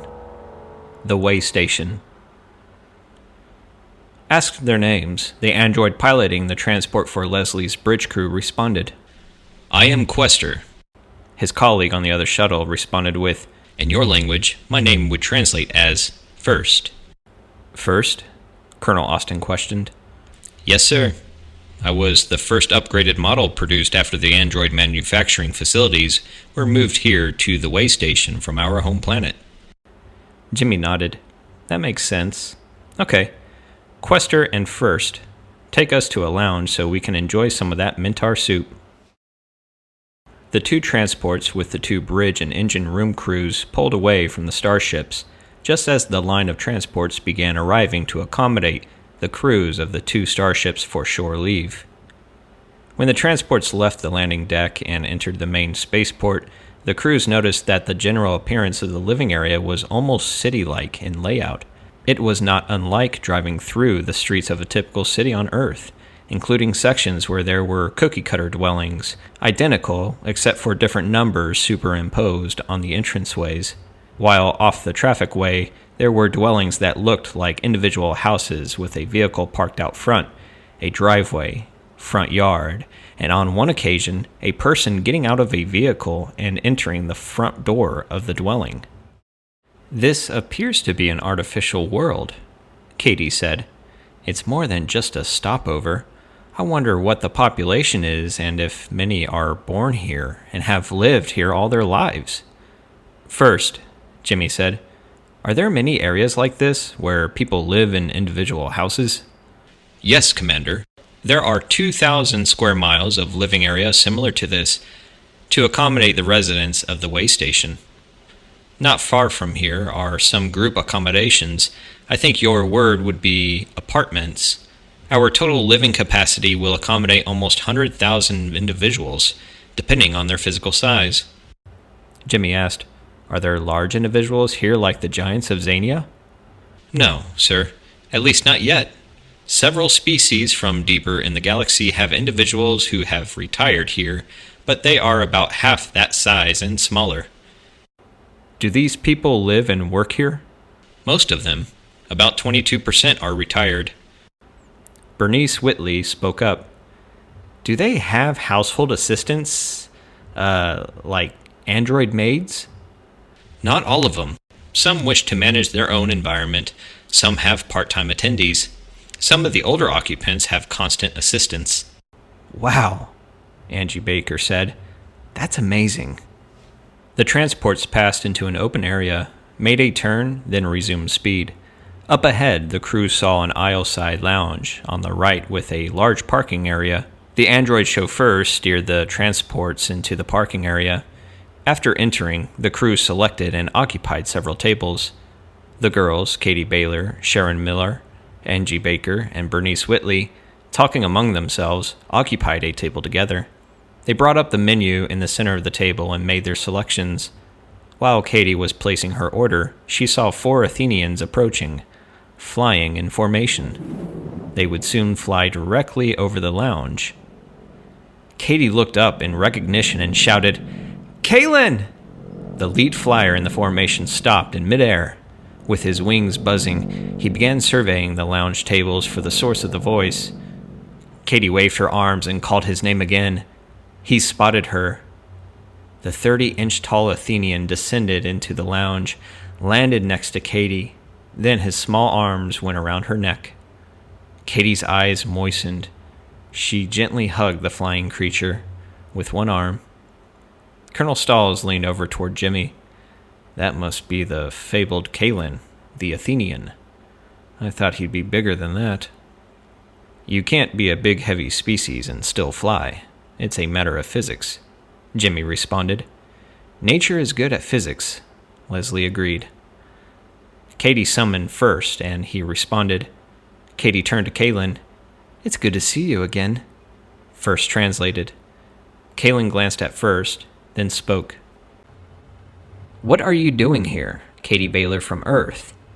You are a long way from home. We are on our way to Concavia. Concavia? Yes, we have a business matter there. 14 more light years from here. It must be important business. It is, my Athenian friend. I will tell you about it someday. Well, you will enjoy the gross os, Kaylin said, then stepped back a few feet to clear space for the movement of his wings. Until next time, farewell and good luck, Katie Baylor from Earth. Wait, Katie said in a raised voice, speaking above the sound of the Athenian's wings. What are gross os? Kaylin rose 4 feet into the air, looked down at Katie and nodded for First to translate. You will hear them. They sing. Then with a smile, the Athenian rejoined his colleagues waiting in a hovering formation. He turned toward the lounge and waved once more. Then the group flew away. Hearing Kaylin's mysterious comment, Colonel Austin looked around the lounge and located Akela. He was sitting at a table about 20 feet away, having mentar soup and talking to Deidre. She had helped the Concavian just about master the English language. Jimmy motioned, pointing toward the exile. 2 in the group, sitting next to Akela, spoke to him and pointed at the commander. Akela looked around, then got to his feet and walked over. Yes, sir. Tell us about Grossos. The Concavian reacted, then took a breath. Oh, yes, the Grossos. The best English words for them would be sky whales. They live in the sky. Some of them grow to be over a mile across. They are huge bags or bladders of a mixture of light gases living in the atmosphere. They are floaters and indigenous to Concavia. The outside surface of Concavia is an insect sanctuary or habitat of sorts. These Grossos, sky whales, feed off the insects on the surface. The creatures can control their buoyancy. They float down and bait the insects with a tentacle hanging from their underbelly. It's covered with a sticky sweet substance secreted by the Grossos. When it's covered with the insects, they ascend into the stratosphere and feed off the bounty for days. When they finish eating, they sing for a day or two, just like the whales in the ocean of Xania and Earth. The song, especially those sung by the larger ones, completely circles the planet in the atmosphere. Do these things go inside the planet? No, Colonel. They won't even go close to the 2 openings located on the poles. Both poles are very cold parts of the planet. Also, the sky whales are attracted to the ammonia-like gases given off by the insects. Colonel Austin studied Akela's face. Are they dangerous? No. They will think your ships are one of them. They will ignore you. Just the same, Colonel Austin said. With a sky full of life forms bigger than my ship, we will approach with caution. Do these things, these Grossos, have a mouth? No. Good. I don't want my ship swallowed by a whale. Mintar and his 9 Xanian associates arrived on 2 special transports. They moved to the special area fashioned to accommodate their size. Mintar! Mintar looked around when he heard his name called. One of the crew from Cosmo's engine room staff spoke up. Mintar, what size are you going to order of the Mintar soup? I think I'll try the large. Mintar said innocently, then smiled. Laughter spread through the lounge. Mintar's group looked at him, momentarily puzzled. The way station farms. Back on the transports, the 2 commanders had a 2-person vote and came to the decision on an itinerary. They would visit the farms, the museum, and then the spirits in song. The caravan headed for the farms that were supplying the needs of many thousands. They passed through a jungle-type area that was over a mile from entrance to exit. They were walking paths circulating through the dense growth. Next was a prairie, complete with cactus and sagebrush. "Everything to feel at home," Leslie said, "no matter where you are from." Jimmy said, "I wonder just how long this spaceport has been here and how much it has evolved." "I would say a very long time," Stalls responded. "The wormhole diagram shows it to be the very first one built." The farms were very much a repeat of the previously visited spaceports, a complete menu of all types of fruits and vegetables, only on a much larger scale.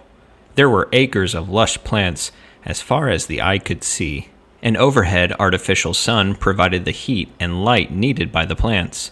Dozens of androids were busily tending the crops, the gardens, and then one occasionally sealed area for hydroponics.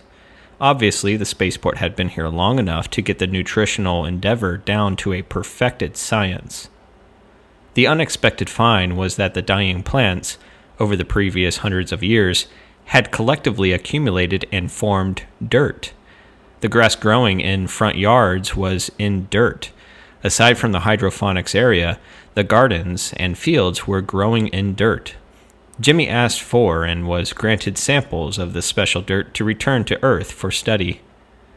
There was one established fact common to all spaceports and all starships: no animals allowed. All space travelers had to be vegetarians. The advent of space travel gave rise to the science of creative dishes made with vegetables only. The growing of animals for food was not supportable in a closed environment. Some starships would leave port with sizable stores of meats that had been prepared for cooking and serving and were loaded in a frozen state. They were enjoyed, of course, but when depleted, they reverted to a vegetarian diet. Many that became starship crew members launched as meat eaters, but arrived home as vegetarians. The museum. Leaving the farms behind and moving on to the museum brought a surprise. The first exhibit was an Athenian shuttle, the smallest of all the functional excursion ships.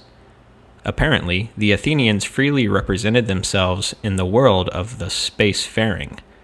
But then, the second exhibit, the second shuttle, was 18 feet in diameter, 8 feet high, and sitting on its three-legged landing gear with the ramp open. Akela saw it and stopped abruptly. "A Concavian shuttle?" he exclaimed. He spontaneously went up the ramp and seated himself at the controls and looked at the group through the windshield. "Are you a pilot?" Colonel Austin asked. "Yes," Akela responded, rubbing the console of the ship. "However, it's been a long time since I piloted a ship." He got up from the pilot's chair and came down the ramp, then walked all the way around the shuttle, laying his hand on it. "Akela," Colonel Austin said, "what kind of power?" "It's inertial, Commander." Jimmy looked around the group and located Deidre from records and motioned her front and center. She looked up at the colonel. "Yes, sir?" "Deidre," he said, "I need for you to do something for me. You are familiar with the wheel clusters that power the Zanian shuttles, aren't you?" "Yes, sir." "You are small enough that you can enter the Concavian ship. Go inside it and look at the wheel clusters and see if they are like the ones in the Zanian ships." Deidre looked down at Akela, smiled, then went up the ramp and into the Concavian shuttle. Akela followed her into the cabin, stepped around her and raised the cover of one of the wheel clusters. Deidre examined it. "Yes, sir. It's smaller, but it's the same configuration. Wheels in the middle of wheels, with the offset centers." Akela closed the cover, then turned to the console and began pointing out the controls and explaining them to Deidre. She was smiling and nodding. Colonel Austin smiled, then addressed first. "How long has this Concavian shuttle been here?" This exhibit dates just over 200 years ago. "Is this ship still operational?" Yes, Commander. All exhibits in the museum are maintained operational. I wonder if they have updated their propulsion. This craft is over 200 years old. Maybe, Leslie agreed. We'll see. Jimmy stepped over into the aisle, then looked back along the line of transports. Has Snyder and Abbott and Cosmo's Doe crews got here yet? I want them to see this Concavian ship and to look it over in detail. Deidre and Akela noticed the activity outside the shuttle and rejoined the group.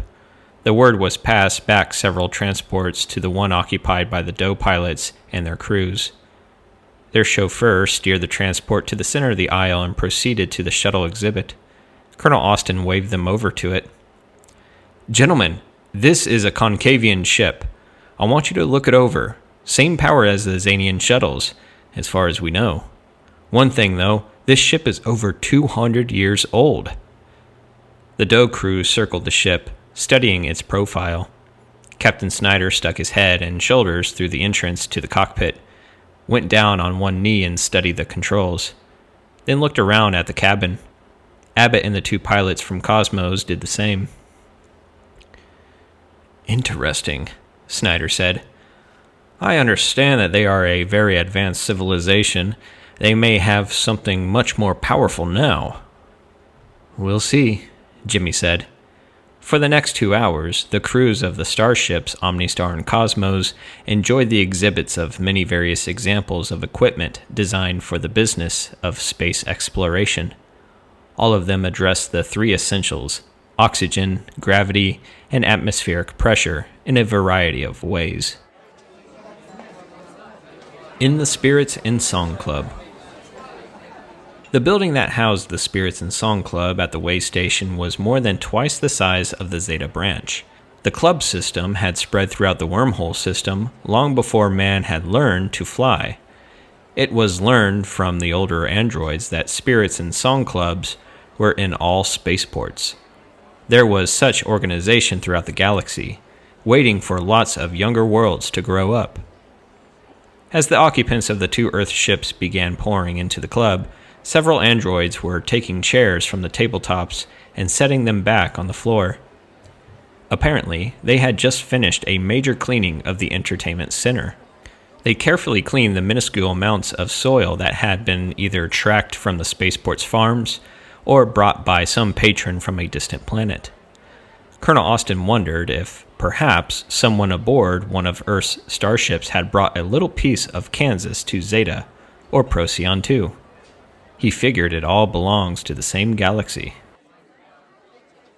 Jimmy looked across the sea of tables, noting that there were varying sizes, giving the establishment a three-dimensional look. There was a bar that went all the way across the front of the main room. Stools lined it. There must have been 100, with a third of them occupied. They varied in size and height. On the right, as in Zeta, there was a stage on which musicians could perform, only this one was much larger. This Spirits and Song here would seat over 1,000, perhaps considerably more. Some sections of the wall appeared to be movable partitions. He seated himself along with his bridge crew and some of his technical people. An android appeared to wait on those already seated as the remainder of the ship's crew filed in. Soon, drinks were being set in front of the group. The tiny spirals of smoke marked the standard drink of the Spirits and Song system, unless specified differently. The minutes turned into an hour, then 2. Gradually, the group of over 100 grew quiet. Rumblings began to be passed one group to another, then individual to individual. Bruce Wilson, first officer, was the first to say it out loud. "Colonel, everybody's ready to go." "Go?" Jimmy questioned, although he knew what was being inferred. "On to Concavia, sir. There's one more vortex and one more spaceport on our way, at the Concavian end. We can hit it on the way back, when we leave Concavia. That's what everybody is saying. They want to get there. Hearing about the Grossos sparked everybody's desire to get there. Everybody wants to spend our time moving toward Concavia until we're there." Colonel Austin paused only seconds. They had planned to spend 2 days here, so continuous flight from now until arrival would make only a 2-day difference in actual transit time. But it was the crew's motivation that ruled. Okay, everybody to the ships. He sought out the android. First, I want you to take Colonel Stalls and myself to the main offices of the way station. I want to thank them for this special place and their hospitality. Then, please take us to our ships. He turned to Bruce. Make sure everybody is accounted for and safely on board ship. Relay the same to Colonel Stahl's executive officer. Yes, sir. Will do. There was a mass exodus from the spirits in song, returning to their ships for immediate departure, though they were guests of the way station for less than a day. First made arrangements for a 4-seat vehicle for transport to the main offices, 60 miles away. He and the 2 commanders boarded it and proceeded to the nearest elevator 2 miles away. Then were whisked to the crown of the spaceport and to the main offices. Jimmy and Leslie entered the receptionist area and were seated. Minutes later, an older gentleman, slightly stooped and white-haired, entered the seating area and extended his hand, smiling. Sir, Jimmy said, staring at a seemingly familiar face, you look a lot like Tholan, the station master at Zeta. The older station master smiled and nodded. He's my son. I'm Malin. Well, Jimmy said, taking his hand, it's a small galaxy. I wanted to thank you for an excellent stopover and your staff's hospitality. You're welcome, Commander. Visit any time. The word is, you are on your way to Concavia. Jimmy nodded. Malin continued, just for your information, Commander, the Concavians are a very technical society. They are blunt and straightforward when interacting with you. They do not engage in niceties, etiquette, or pleasantries. They will speak point blank to you and want you to do the same. They are not ugly about it. That's just who they are. To be kind is very awkward for them. Jimmy and Leslie looked at each other. Jimmy replied, Thanks for the heads up. We appreciate it. Our Concavian passenger seems to be quite an exception to that, but he has been gone from there for 26 years. I guess those passing through Zeta had a positive influence on him. We'll be sailing on shortly. Thanks again for the hospitality. All hands present and accounted for, Bruce reported. Cosmos reports everyone on board. Very well, Colonel Austin said. Power up the ships and begin departure procedures. 35 minutes later, the Omnistar and Cosmos released their moorings. Half an hour later, the 2 ships exited the spaceport and began to gain speed toward the vortex. After contacting NASA, the Omnistar entered the wormhole. Next stop, the Concavian vortex. 30 minutes later, Cosmos did likewise. 14 days, and they would be at the final wormhole vortex before setting sail for their final destination, the planet Concavia. And the answer mankind has sought since the beginning. Having settled in at their billions of miles an hour speed in the wormhole, Colonel Austin leaned forward and rubbed his back, then rotated his shoulders and neck. Bruce Wilson, noticing the colonel's discomfort, stepped over to the console, keyed medical, and spoke to them privately. After a moment, he stepped over close to the commander. Colonel, he said quietly, why don't you go to medical and let your physical therapist check your back? Jimmy turned and shook his head. No, I'm all right. I know, sir. I just noticed you rubbing your back. A lot of our departure heads experience back pain from sitting too long without moving around. It's rarely debilitating, but I know firsthand it can be very annoying. Glinda Windsor, down in medical, specializes in spinal decompression. I was talking to her not long ago, and since we have had the artificial gravity system installed, she has a couple dozen of the crew that come to her with back issues. She says it's because the crew doesn't experience weightlessness like we did before. Therefore, there's no relief on the spinal column. The gravity keeps it under constant pressure. You should go to medical and let her adjust your spine. Chief Dolan leaves the engine room and goes to her once a week. He does? Yes, sir. He says it works wonders with his back. Well, maybe I'll check it out. Good idea, sir. I'll take over for you. Now?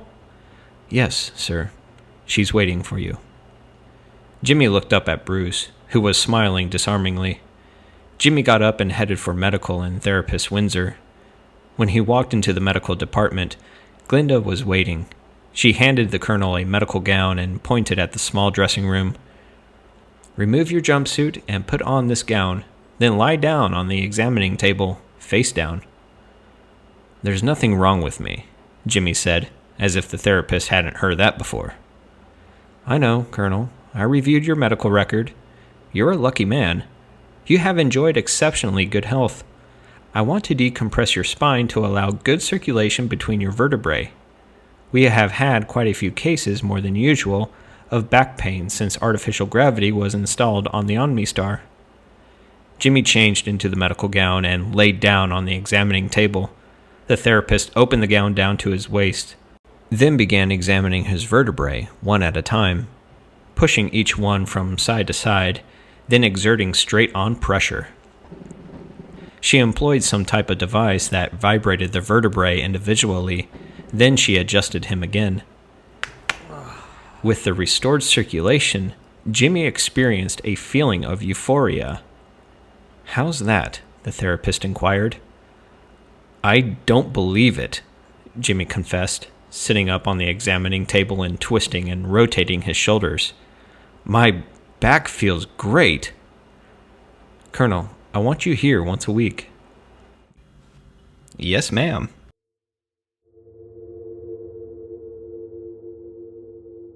Chapter 19, Trappist 1. The OmniStar moved a mile to the side of the exit from the wormhole tunnel in the final vortex to wait for Cosmos. She appeared as expected. Colonel Austin ordered the two ships to move well away from the vortex and to hover at station-keeping power. He then ordered a review of ship status, having just finished an additional 2 weeks in the wormhole system. In the distance, some 50 miles away, was a yet unexplored spaceport. As the portal to the TRAPPIST-1 system, it was most likely staffed by Concavians. Radar and sensor monitoring assessed the spaceport to be about 50 miles in diameter. The wormhole data charts listed it to be only 100 years younger than the way station. The general sentiment of the crews was to push on and visit this stopover on the way back to Earth, after almost a year and a half of ship time from Earth to Concavia and back to this vortex. A stopover and shore leave would, no doubt, be welcome. Barring any emergencies, on-board ship time can eventually get boring.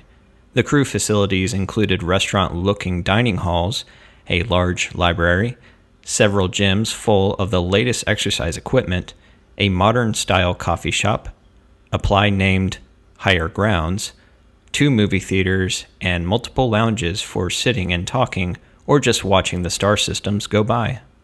There were TVs in the lounges with current programming being downloaded via the quantum communications data band. However, a popular pastime was to watch the TV signals that had come through open space, showing programming that was, at this point, 14 years old. NASA's Electronics Division was working to expand the quantum communications data bandwidth to enable real-time video back to Earth from Concavia. They were on track to finish the modification in time for the arrival of the starships at Concavia. As a bonus, the entire world would be watching the broadcast from the hollow planet. The ships left the vortex behind, assumed their formation flying positions, and began the final leg of the mission.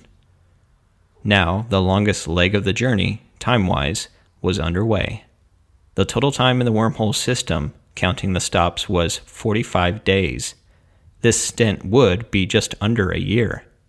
As the chronometer marched on, the ship's companies gradually settled in for the duration. Colonel Austin's mind went to Brad Gibbons, the cowboy from the 1800s, who was abducted by the ancient Altarians and rescued from their wrecked ship. By now, he had arrived on Zania and was probably trying to figure out how to resume life with his extended family, some 4 or 5 generations removed. Jimmy walked over to communications. "Patch me through to Jeremy Weston on Zania." "Yes, sir. Stand by." As he waited, he took a moment to marvel at the incredible quantum communications system. Without it, there would probably be no Federation of Planets. In less than a minute, an answer came. "Hello, Omnistar. This is Weston." "Jeremy, this is Colonel Austin. Is your grandfather available?" Spaceport Maintenance Shop, Zania. Jeremy looked up at his grandfather across the shop floor at a training table where he was working with 2 other trainees dismantling a rotor pod. Jeremy had gotten into the habit of referring to his grandfather from the remote past as Givens to smooth their interaction in the day-to-day vigil of training. It had become routine with the training crew. "Givens," Jeremy said loudly, "it's for you." Brad looked up, laid down a spanner, wiped his hands, and took the communicator. "Hello, this is Givens." Colonel Austin paused only seconds, then quickly adjusted. "Brad, this is Colonel Austin aboard the Omnistar. I was just wondering how you were doing in your new job on Zania." "Great.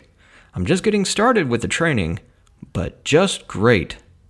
Then Brad turned away from his colleagues and spoke with a quieted voice. "Colonel, my grandson is scary smart. I'm proud of him, and these rotor pods are fascinating to work with. Life's good here. How about you and the people on that ship? Did you find what you were looking for?" "Yes, we did. We are on our way there right now." "I'm glad, Colonel. Well, I better get back to work. The boss wants to know why this rotor pod is out of balance." Jimmy smiled. "Understood. Just learn to work at Jeremy's level and you'll be fine." "That's my goal. Well, goodbye, Colonel. Thanks for calling." "Goodbye, Brad." The final leg.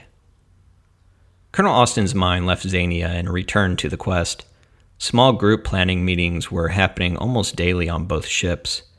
Colonel Austin signaled Mintar. "Mintar, Zol could be a great help upon our arrival. How about sending him to the records office and have Deidre program him to speak the Concavian derivation of Italian?" "Will do, Colonel," Mintar said, then instructed his mechanical assistant to go and be programmed to speak ancient Italian. When Deidre was alerted that Zol was on his way to be programmed to speak Italian, she paged Akela to come to her office. Then she searched for the special cable connection she would need. The robot was now Android capable but still had the older input connections. When Zol arrived, Deidre had requested maintenance to bring platform to records. When it arrived, she boarded it with the electronic translating and programming device in hand. She looked up at the robot, Android. "Zol, pick me up and hold me near the access ports in your chest." Zol reached down and picked up the platform and records specialist and held her at waist height. Deidre opened the panel on Zol's chest and plugged in her device, then activated it. Seconds later, it signaled transfer complete. She looked up at Zol's large face. "You're smarter now. You can put me down." Zol carefully set the platform with mezzanine cage and Deidre back onto the floor. Deidre turned to Akela. "Verify he's Italian. Speak in Concavian and tell him to translate it into English for me." Akela smiled and nodded, then looked up at the android and spoke 2 sentences in the language of the hollow world ahead. Zol turned to Deidre. "Thank you for everything you have done to help me prepare to come home. I would like for you to meet my family." Deidre smiled. It was my pleasure. I would love to meet them. Zol turned to Akela and translated her response into Italian. He's got it, Akela said, smiling. As the hours, days, and weeks rolled by, many of the crew visited with Akela, with Zol's assistance, discussing his childhood memories and experiences. They were searching for the feel of life on Concavia, hoping for a better chance of success interacting with the government officials concerning their quest. The scientists on board were using this opportunity, provided by this mission, to study the heavens from this new perspective. Both telescopes were busy around the clock.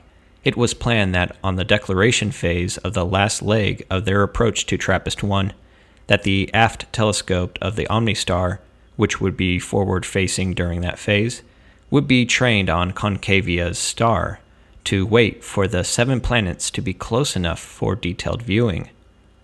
They had learned during their research at Zeta's library that the TRAPPIST-1 system just had Concavia in the so-called Goldilocks zone, and all the other 6 were barren, frozen wastelands orbiting far from the parent star.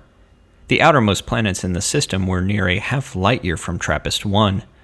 The scientists aboard the Omnistar, with its special equipment, were hoping for close flybys of the planets that happened to be near the line of flight on the approach to Concavia.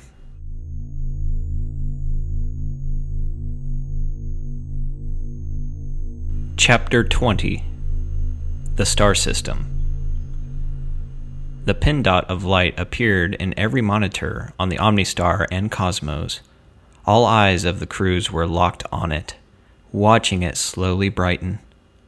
They had crossed 3 of the outer planets' orbits, the planets themselves having been on the other side of the star, slowly obeying the laws of orbital science, laws that would keep them away for hundreds of years. Planet 4 of the 7 was close to the flight path of the Armada. To the delight of the scientist on board, she would be roughly the same distance as the moon is to the Earth, at her closest point to the ship. The scientists were busily checking focal length and tracking numbers.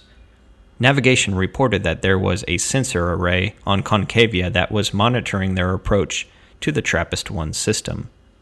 Radar had reported that Concavia had gigantic quantum communications antennas in geostationary orbits above both poles. Obviously, it was the only way the population could communicate from inside 250 miles of solid rock. It would also make their first contact with the planet easier.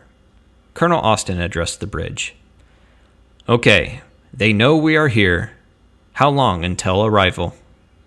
Melvin Faulkner answered, 21 days, 3 hours. We will come to a hover 100 miles above the surface of the planet. Jimmy stared at the orange image of TRAPPIST-1 through the windshield for a long moment.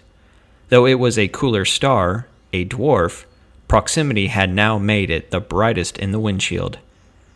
He said, almost to himself, I wonder if that is enough clearance. Sir?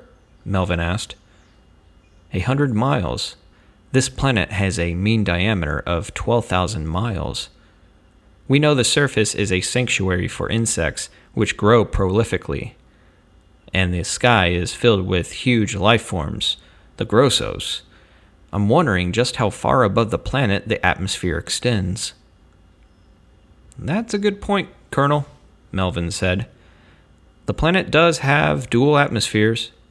According to our research, the one inside is roughly AT-20 into O2, and the one on the outside surface is near the same, but heavy in ammonia. It will be interesting to see what mechanism keeps them separate. What would we need to do? Colonel Austin continued. Is double that 100 miles altitude upon arriving at 0 velocity? Melvin turned to his navigation computer. His fingers danced on the keyboard for just over a minute. Okay, Colonel, there are 2 ways to make the change and arrive at station keeping 200 miles above the planet. 1. Increase engine thrust 10% for 28 minutes, then go back to normal 1G deceleration, and 2, alter our trajectory by 0.016 of a degree. The curvature of the planet will give us the extra altitude. We will arrive 200 miles above the planet. A note, sir, if you choose to increase power temporarily, everybody on board will gain about 20 pounds for 28 minutes. That could create issues here and there in the ship, perhaps in medical. Point well taken, Mr. Faulkner. Contact Cosmos and have their and our computer teams review a trajectory change to gain the extra altitude. Yes, sir. Katie Baylor and Sharon Miller were already looking at the numbers. They contacted Cosmos. Soon, Melvin, Katie, Sharon, Walter, Henry, and Bernice were in a digital roundtable to ready a program to enter into both Starship's main computers and add an additional 100 miles altitude to their arrival position in Concavia's atmosphere. They contacted both engine room chiefs and requested that they video attend the meeting to be savvy to what was about to be asked of the Starship's engines. It would be a course change for the 2 half-mile wide vessels flying within 1,000 feet of each other. The meeting was all about maintaining that safety clearance. Changing course was easy. Simply turn the steering wheel, so to speak. The challenge would be changing course with 2 vessels, each with a mass of thousands of tons, exactly in unison and in perfect proximity of each other. Less than an hour later, following 2 flawless simulations, Melvin addressed the colonel. Sir, we have the program for the new course ready to activate. Colonel Austin looked out the windshield towards TRAPPIST-1. Engage, Mr. Faulkner. A gong sounded throughout both ships. All knew its meaning and postured themselves to await the event. 30 seconds later, there was a faint nudge of the ship as the engines moved the zero-velocity point several hundred miles to arrive at predetermined point that was still 3 weeks away.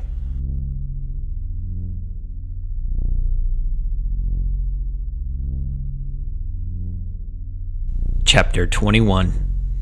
Concavia. Hover point. Altitude 200 miles.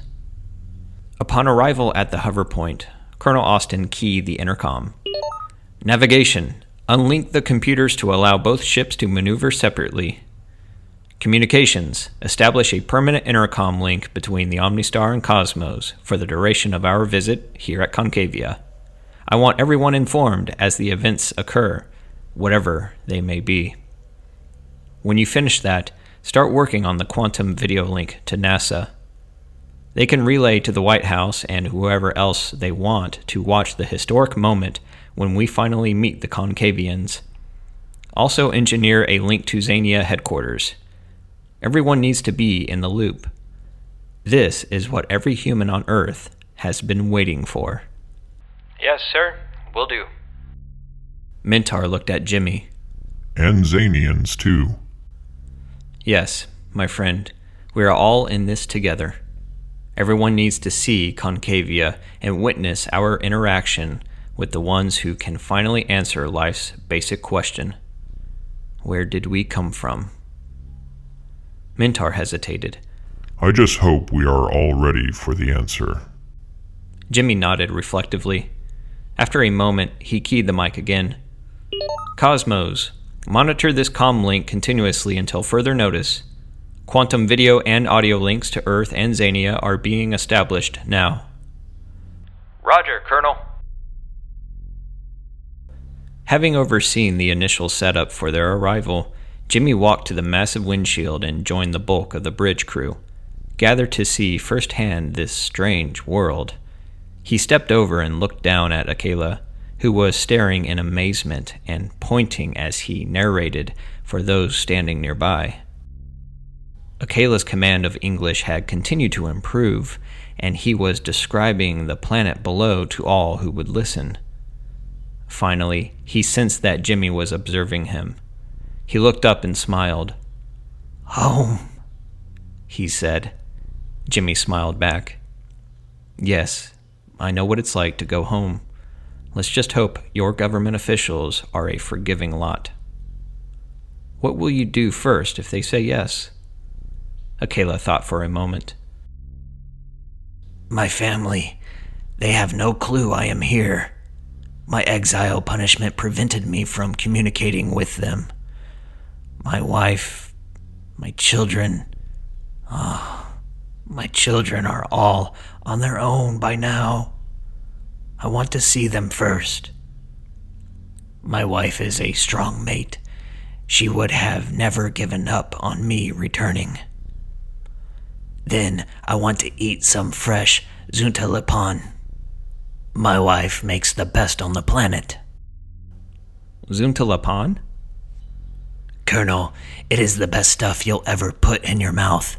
It reminds me a little of mentar soup, except it has a lot of seasoning and extra vegetables in it, the kind you can only find here on Concavia. If all works out, I want you to meet my family. Yes, my friend. I know how important family is. I would love to meet them. Bruce walked up to Jimmy. Colonel, look at this. He was pointing out to the nearest video monitor, displaying a large structure 500 miles directly above them. Jimmy squinted. What is that? Engineering identified it as some sort of radar tracking antenna, about 50 miles in diameter. It is in a geosynchronized orbit. 50 miles wide? It's gotta be for deep space tracking. It's obvious. They know we are here. I wonder why they haven't hailed us yet. I've been expecting it. Jimmy nodded. Yes, me too. Maybe they're waiting for us to approach the entrance. I will initiate contact when we get closer. Right now, I want to take a close look at the outer planet. Communications hailed Jimmy on the overhead intercom speaker. Colonel, we have the video linked to Earth. It's on the monitor at your console. Jimmy walked to his console and sat, looking at the president and the NASA director, together in the Oval Office. He keyed the mic. Mr. President, we have arrived at Concavia. We have not yet made contact with the inhabitants. We are observing and scanning the planet to record everything for the archives. We plan to keep this channel open throughout our visit here. The president spoke. What about Xania? Are they in the loop? Mintar had walked over when Jimmy was paged. He leaned into the president's view. Yes, Mr. President. My planet is in contact. We have them on an adjacent monitor. I'm told that Jack and Brenda Owenby have all your Earth colonists assembled in the headquarters to watch history unfold. I trust the citizens of Earth will be informed as events unfold. Yes, Mintar. Video feeds have been offered to all the countries with monitor capabilities. No one will be able to contact you directly, only through NASA's primary link. Your mission will also be displayed on all the major public screens on Earth, like the big one in Times Square. Jimmy responded. Thank you, sir. Now, if you'll pardon me, we have some work to do here before official contact is made. Yes, Colonel, of course. Godspeed. Stay safe. When Jimmy stepped over to the adjacent monitor, Mintar was talking to Kronos on Xania. When he saw Jimmy step into view, Kronos smiled. Colonel, greetings from Xania. We are excited about your encounter with the Concavians. Your teacher and cowboy are doing well getting acclimated to life in Little One City. They will be watching your encounter with the Concavians along with the rest of us. Yes, Kronos. Give my best to them. Mintar finished his conversation with Kronos and joined Jimmy back at the windshield. Akela had his nose against the glass, looking down. It looks like a normal planet, Bruce Wilson said. They were all looking out at pale blue space hanging above the darker atmosphere of the light gray planet, whose surface was curving away into the distance. At 200 miles altitude, the eye could not make out any small details on the surface. Jimmy stepped to the console. Melvin looked up from his monitor. Colonel, the course change put us over the equator. You can't see the gateways to the interior from this vantage point. According to the information gathered in Zeta's library, the gateways are exactly on the poles of Concavia. Also, the planet's spin axis is perpendicular to its sun. That means that their sun never shines into the interior of the planet. He hesitated. That must be why they created the sphere. The artificial sun. Yeah, that makes sense, Jimmy said. How far to the gateway? Flying at this altitude, about 10,000 miles, 5 hours. We are about the same distance from the two gateways or poles of the planet. Jimmy turned and motioned to Akela. When he came over, Jimmy asked, "When we get permission to enter, will it make a difference which portal we enter?" No, Colonel. The government headquarters is located equally from both portals. He started to go, but turned after a few steps. By the way, those fluffy white clouds, they're the Grossos. Thanks. Jimmy turned to the first officer. Bruce, take us down to 100 miles altitude. Let's have a closer look. The Grossos.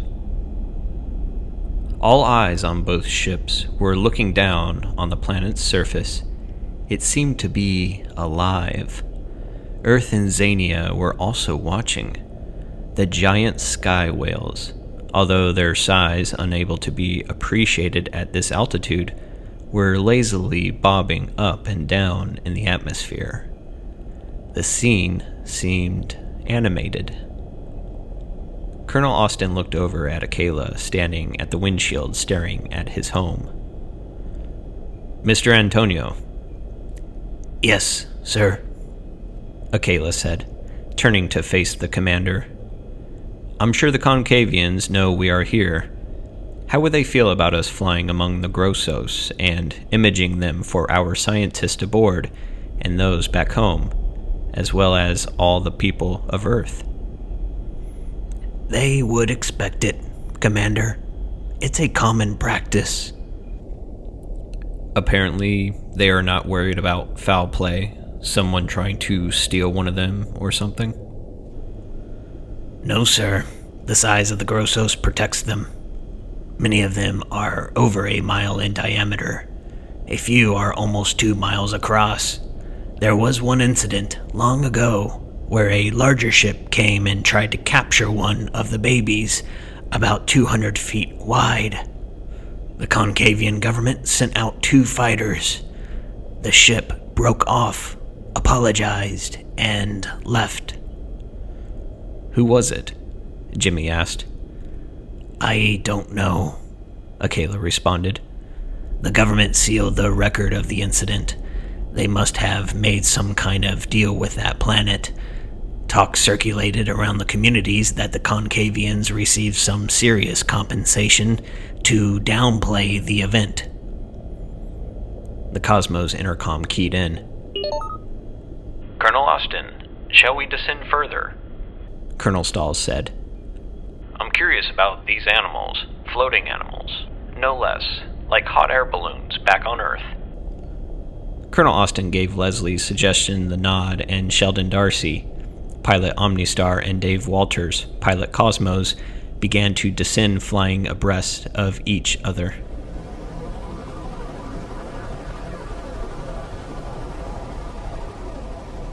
The ship slowly sank to the realm of the Grossos, the sky whales, filling the air above Concavia. "Sir," navigation reported, "2 of them are coming up beside us starboard. They're huge, 1.5 miles across. They could swallow both of these ships." "They don't have mouths," Jimmy said. "I checked."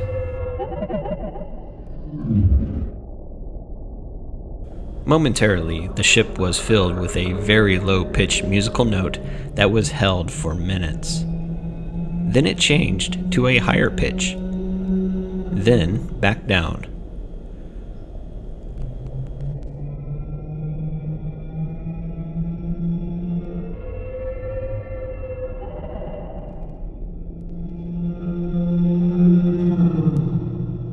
Omnistar, Leslie said excitedly. are you picking up that whale song? Yes, Jimmy said. I think the whole of the ship is picking it up from the atmosphere. Howard Wiggins, Starman, was standing at the starboard porthole, observing the gigantic indigenous animals, listening to the pure, deep bass sounds echoing through the ship. He breathed words of appreciation. What magnificent creatures, he whispered, then stepped over to the nearest intercom terminal. Colonel Austin, may we board a shuttle and get some close-up images of these wonderful creatures? Sir, we'll be very careful not to hurt them or frighten them. We need detailed documentation to take back home. We are already recording the whale song into the archives, Deidre reported. Jimmy was quiet for a moment, then replied, Colonel Stalls, what do you think? They are so special and so rare, and when would we ever come this way again? I would like to have documentation if it can be done without causing an incident or unduly disturbing the animals.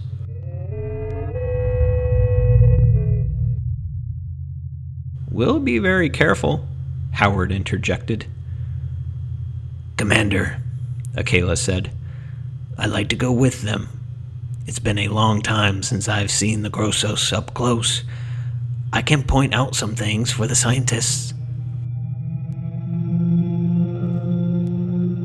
Very well, Jimmy said and then keyed the mic. Troy Fennel, power up Shuttle 1. Take your navigator and 3 of the scientists and their equipment. You will have a tour guide. Akela will be joining you. Mr. Fennel, Colonel Austin added, exercise due caution. Keep all your maneuvers slow and smooth. As small as you are, they should ignore you. However, you are larger than most of the insects they catch, so if the Grossos should notice you and become interested, return directly to the ship. Don't worry, sir. If they get the idea that I'm a tasty insect and start moving that long, sticky tentacle toward me, I'll beat it back to the ship. Leave the doors open on my hangar. Jimmy smiled. Will do. Howard, occupying the center seat of the shuttle, finished prepping his recording and imaging equipment. His eyes went to the windshield just as Troy steered around the Omnistar and came face to face with one of the football-shaped sky whales. The sheer size of the life form was overwhelming. As the shuttle approached, still a mile away, he could see the translucent skin of the Grossos. It looked like an amber-colored membrane about 6 inches thick. Toward the ends of its football shape, the color gradually turned orange. The nubs, the 2 ends of its bodily shape, looked like the nose of a dirigible, multiplied by a factor of 10. The ends themselves were half a mile across. Veins, like blood veins, could be seen webbed throughout the body of the creature with various colors of liquid inside them. There was an appendage hanging from the underbelly of the animal. It was about 3 feet in diameter and a mile long, getting larger near its end. About halfway down, there were thousands of insects glued to its surface. They were covered over by some type of white webbing, like a spider web. That must be lunch, Troy said. Beautiful, aren't they? Akela said. Mr. Fennel, descend down toward the bottom of the creature, then slowly approach. I want to show you something. Troy steered the shuttle downward about a half-mile, then began a slow approach toward where the tentacle connected to the main body of the Grossos. Details soon became discernible. There was a rectangular-shaped growth on the bottom center of the creature. The appendage came out of the center of it. Forward, toward the point of the body shape, there were enormous eyes, 2 of them, side by side, looking almost straight downward. Each was 50 feet across, with about that much distance between them. I don't believe it, Troy's navigator said. They are huge. Let's move in a little closer, Howard said, so I could get some detailed images of them. They are fantastic. Troy slowly inched the ship toward the face of the sky whale. When the ship passed within 1,000 feet of the creature, the eyes slowly opened. The eyelids, with a black coloration, slowly slid from over the pupils that were also black. They fronted on a white eyeball of enormous size. The eyes rotated a few degrees and focused on the shuttlecraft. Troy eased his hand up on the console and flipped the cover from the emergency power button and left his hand over it. The huge eyes followed the small ship for about 30 seconds, then went back to the center, and the lids closed.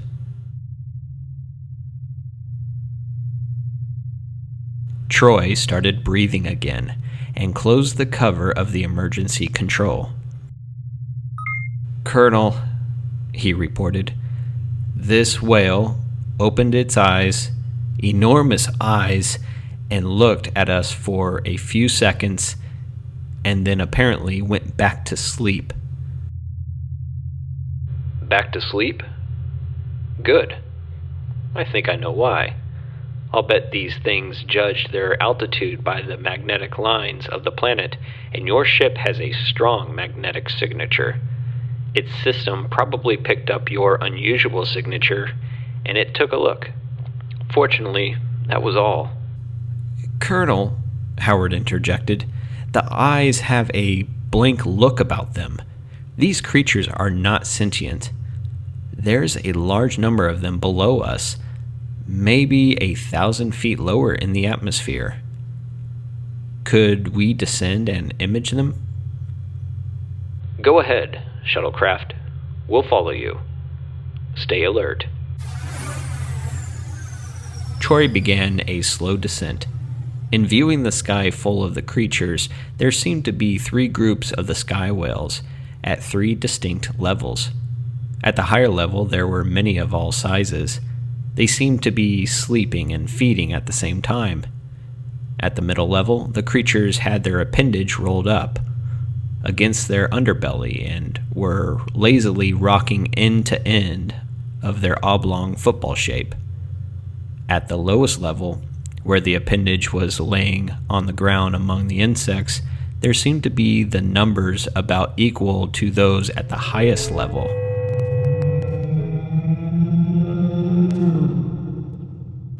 The middle level are the ones that are singing. There are fewer of them than at the other 2 levels, Howard observed. Maybe the very young haven't been to choir practice yet, and the elderly have given up the ritual, Troy offered. Makes sense, Mr. Fennel, Jimmy responded. Howard was quiet for a few moments, studying the Grossos. It appears that they go down, capture the insects for food, ascend close to the stratosphere to sleep and consume them at the same time. Then when they've finished, they descend deeper into the atmosphere, medium level, and sing. What marvelous creatures. Did the Concavians create this ecology? Yes, Akela said. It was their first project, eons ago. I'll give them this, Howard said. It's a smashing success. Colonel, Howard said, we've got to check out the details on the surface below us. The records at Zeta indicate that the Concavians are the third civilization to occupy this planet. We'll see about that after we make contact. I don't want our close approach to be seen as an aggressive maneuver.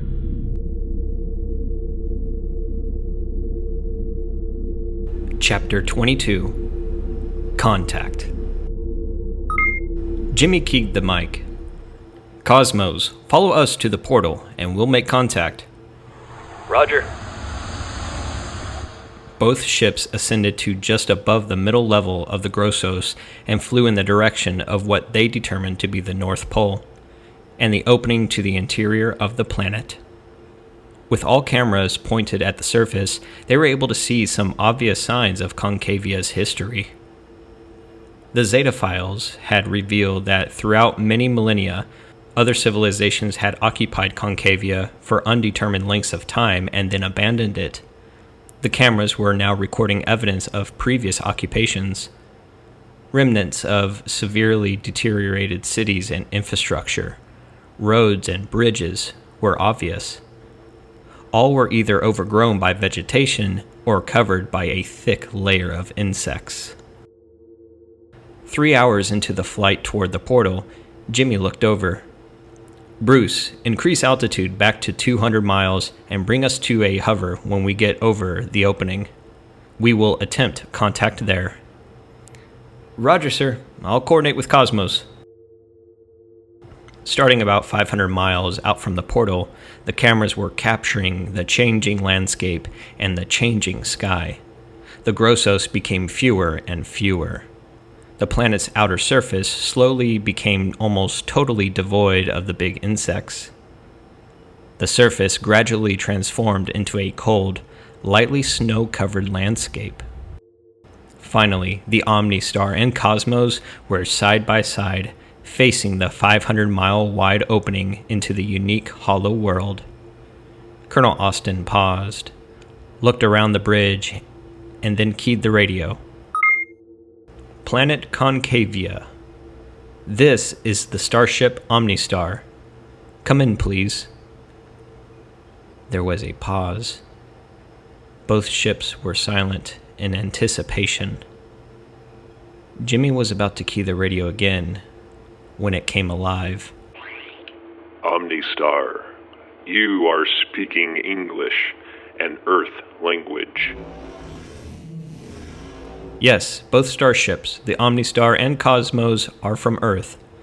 Our crews consist of representatives from both Earth and the planet Xania. We have journeyed far to beseech an audience with your scientists. We have been aware of your approach since you entered the TRAPPIST-1 system. What is the purpose of your request? What do you seek? We search for our birthplace, our history, and our beginnings. We traced our origin on Earth to the giants of Xania. Then, joining them, we traced the giants of Xania to you, Concavia. Omnistar, you are not the first to come to Concavia with such questions. We will allow you entrance and an audience with our scientists. The answers they supply may not be what you want or hope, but they will be the truth. Wait where you are. The radios went silent for a few minutes. Then the instructions continued. Omnistar, you and your accompanying ship may enter the portal. When you exit inside, an escort will be waiting. Follow it to the Science Pavilion. Land there.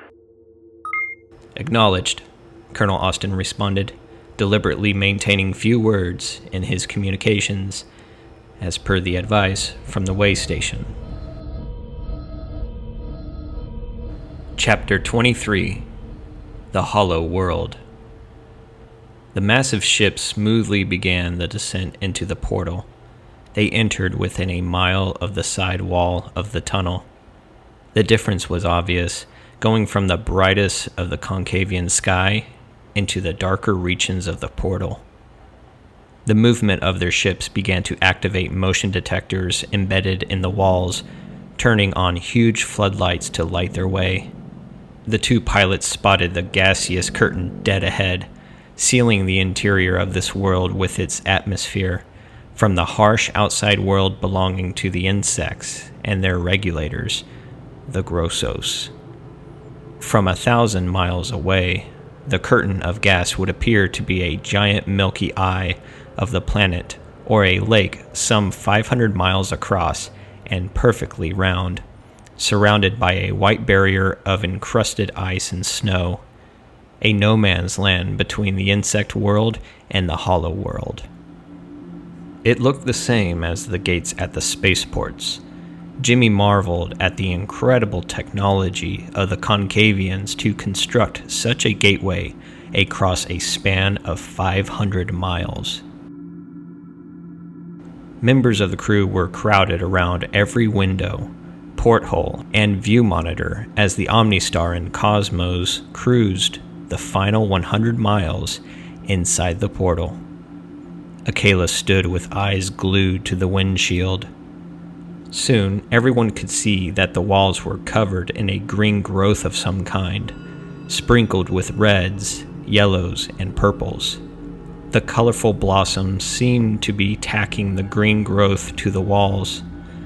When they broke into the light of Concavia, the beauty was breathtaking. The inside of the planet Geode was almost like a lush tropical garden. Small rivers laced the landscape, their origins unclear.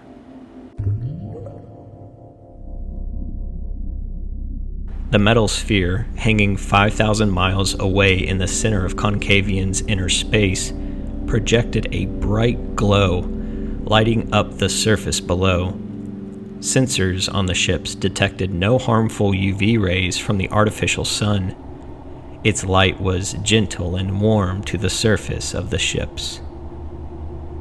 The inside diameter of the planet, being just shy of 12,000 miles, made the surface look completely level. But if one looked forward to the horizon, the upward arcing surface of the inner planet could almost cause vertigo for the crews, who had only traversed planets with the surface curving down and away from them. When magnified, the feed from the top camera, looking some 12,000 miles straight up, showed the planet's opposite inner surface with rivers flowing, dwellings, and forests.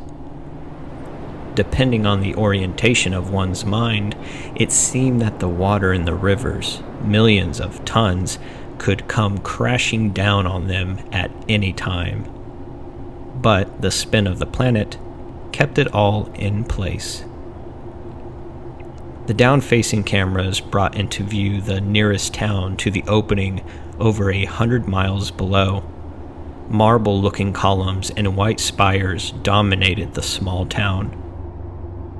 Bruce Wilson did a video and voice check with Earth and Xania.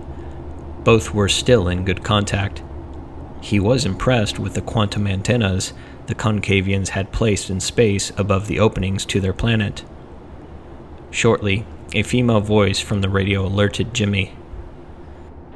Omnistar, I am Quintala of the Concavia Visitor Control Center.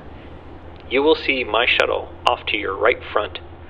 Please follow me, one ship behind the other. We will remain in the transit speed lanes at 4,000 feet as you measure distance on Earth. Visitor Control Center, Jimmy reflected. Roger, Quintala. We see your shuttle. We will follow. The three ships, in trail, proceeded toward the center of the planet's governmental headquarters city, approximately 10,000 miles away. The welcome shuttle set a speed of 5,000 miles an hour, giving the crews of the visiting ships time to observe their planet, a scenic tour of sorts. Everything they were seeing and recording seemed to be either new or very well preserved. There it is! There it is! Akela was pointing and yelling. Others rushed to the windshield. "What is it?" Deidre asked. Akela placed both hands on the glass and looked down as the armada passed over the area. Home. Then he looked up with a small tear visible in the corner of one eye. My village, my home, my family. With moist eyes, Deidre placed her hand on his shoulder. Jimmy stepped over. "My friend, we will do whatever we can to secure your place back here where you belong. Remember, our offer of asylum on Earth for you and your family is still good, if your government isn't in the forgiving mood. Either way, you will be with your family." The tear in Akela's eye completed its trip down his cheek. "Thanks, Commander." The scenes of beauty and newness were repeated in every area of Concavia the ships passed over. Finally, the armada slowed and followed the shuttle into an approach to the large tarmac adjacent to what was obviously the science pavilion. There were large antennas on top of the buildings, and the construction seemed to be of a glistening metal, rather than the stone construction of villages they had flown over. In a few minutes, both ships settled onto their landing gears. The landing surface was also made of the same pristine, smooth metal that constructed the science buildings. Melvin keyed the intercom. "Colonel, the atmosphere scan shows it to be very much like Earth. Normal OH2 levels." "Roger. Mintar and I will exit and greet the delegation. Our discussion with them will determine who else we will need from the crew. Akela, stay out of sight until I call you. Communications, we are ready for our body cameras. Cosmos, install yours as well and stand by." There was a few minutes delay in opening the airlocks to the outside, as Jimmy and both bridge crews were fitted with the small cameras that would transmit back to the ships to be relayed to Earth and Xenia. Finally, all was ready. When Jimmy stepped off the ramp of the Omnistar onto Concavia, he went airborne for about 10 feet, almost falling when he landed back on the surface. Mintar's experience was almost as comical. He helped steady Jimmy and then smiled. We forgot about the gravity generators. We just stepped from Earth gravity into moon-level gravity. Jimmy recovered, feeling embarrassed in front of the waiting Concavian delegation. Somewhat out of character, the Concavians had allowed a slight smile. While returning the smile, he keyed his communicator and told the bridge to warn all aboard of the differential in gravity strength. For a moment, it dawned on him that perhaps billions of people had witnessed the most ungraceful exit he had ever made from a starship. He put that aside and continued toward the waiting group of scientists and government officials.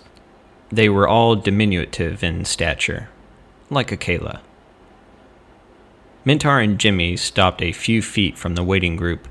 There was an awkward moment as the two mature space travelers from many light years away seemed unsure how to proceed. The Concavian stood motionless, content to wait. Finally, Jimmy spoke. "Colonel Jimmy Austin of Earth and Mintar of Xenia request permission to inquire of your scientists. We have questions that we, on our planets, have pondered for eons." The obvious leader of the waiting group stepped toward and addressed them in perfect English. "Colonel Austin, I am Decaton, designated authority on Concavia. My position is roughly equivalent to your country's president on Earth. It has been well over a year since we learned of your intention to visit our planet and ask your probing questions. The debate among us has been ongoing and sometimes heated. Some scientists here believe we were unwise to allow you through the portal into our world. They feel that allowing your visit is a waste of our time. Still, others feel that we have been misunderstood and misrepresented to the galaxy at large, and that it is time to explain. That group seems to have won out. So, in the name of Concavian leadership, let me welcome you. Mintar said, Thank you, Mr. President. Jimmy followed. Yes, we are grateful for this opportunity. While we seek information from you, we have aboard one Akela Antonio, a Concavian citizen who is seeking clemency to return to his home. We have known of Akela's presence on your ship since you arrived at the way station and are aware of Earth granting of asylum to him. Bring him forth. Clemency awaits him on Concavia. As Jimmy turned to inform Akela, he was already standing at the top of the ramp. Halfway down, Decaton passed by Jimmy and walked up the ramp to meet him with the normal Concavian friend greeting. Welcome home, teacher. After the traditional arm shake greeting, the two continued down the ramp to Jimmy's questioning look. Akela asked, Decaton, how long have you been the leader? 5 years. Many younger politicians and scientists have taken over the older generation. It was your leadership of the protests against the seeding of worlds that resulted in the population eventually demanding a change to our scientific genetic experiments. In many ways, I owe my leadership appointment to you. Jimmy was listening, with his mouth partially open. Wait, do you two know each other? Akela smiled. Yes. Prior to my arrest, I was a school teacher in my village. Decaton was one of my students in my politics class. He was the smartest and had the most reasonable approach to controlling the scientific community, which had been running the government for generations. Jimmy said, Wait, I thought you said you were a pilot. Akela nodded. Yes, all school teachers were required to be shuttle pilots, so we could provide the transportation for our students doing research. I believe on Earth you call them field trips. Decaton added. Akela's concern about the out-of-control seeding of worlds was felt by many others in our society, but most were afraid to stand up for that belief. When he organized and led the protests, the government decided to stop them by making an example of him. You know the rest. Mintar chimed in. But how did you know he was on the Omnistar? We have an ambassador who resides at the way station. He communicated to us about Akela the day you arrived there. What took so long for that attitude to change? He was at Zeta for 26 years. Change takes time. I and others from Akela's time as teacher had to grow into adults and work through the higher education system to slowly change the attitude of the leaders. Jimmy responded, Thank you, Mr. President, for allowing Akela to come home.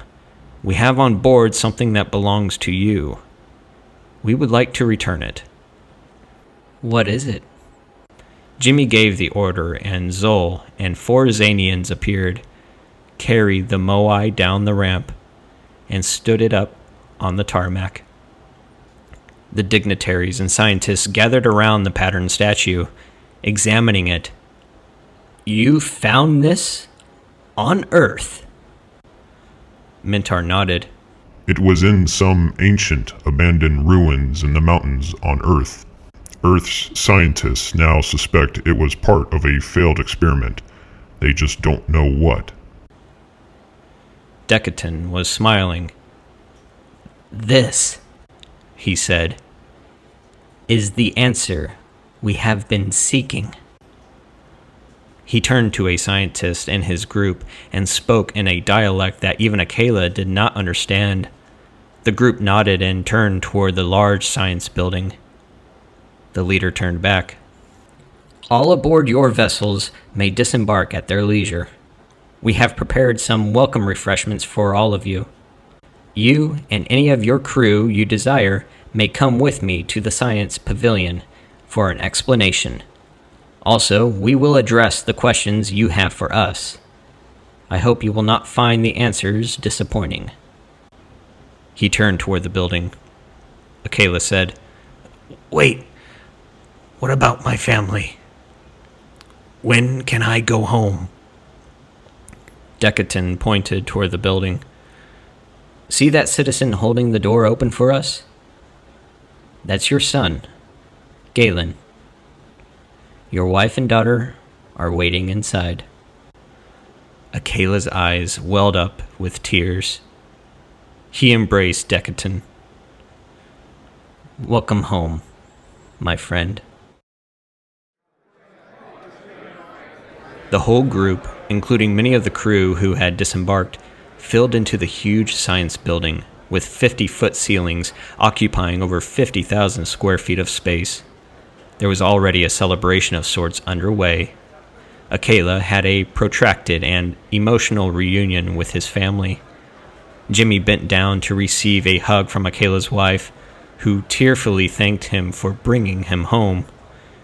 She expressed a desire to one day journey to Earth, to thank humanity and the giants for the vision to search other worlds for the answers to their origins.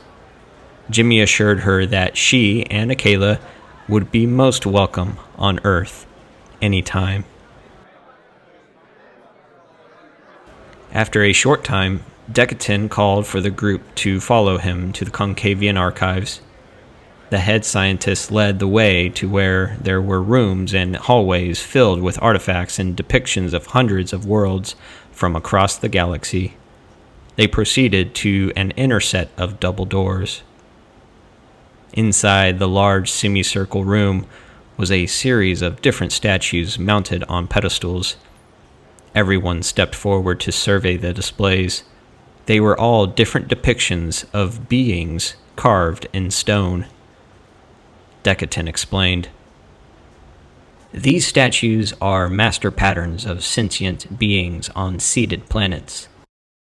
Jimmy looked at Decaton and said, "What is the significance of the statue we returned? Why was it on Earth?" The leader explained, "Many thousands of years ago, a small group of renegade scientists wanted to manipulate DNA to create species, not for scientific research, but as warriors and servants that could help them take over parts of the galaxy by force and create their own kingdom. Their plan was discovered, and the ancients of our planet marshaled a force to stop them. They fled Concavia in 2 ships containing this stolen statue and the amber fluid necessary for sentience. Our scientists feared their plan was to plant the statue as a pattern for the beings they wanted to create on their target planet. Obviously, this proves their target was Earth, and that they failed, and that the amber fluid was lost. The ancient archives do not reveal the details, but we have always feared their return, possibly with an army of servant warriors." Mintar spoke. The amber fluid was not lost. Decaton looked at Mintar. "What do you mean?" Mintar continued. The archives of our ancient escape ship, Xania 2, record that as the ship was en route to Earth's solar system, it encountered a ship adrift, a ship with the remains of an ancient crew, apparently lost long ago, and a cargo of large bottles of amber fluid. The fluid was transferred to Xania 2, and the crew of the derelict ship was given a proper space burial. I am glad to hear the matter is closed. Jimmy spoke. Decaton, we have returned your statue. We have also returned your teacher. Now, for our questions. Decaton smiled. Yes. The questions that you and so many others want answered.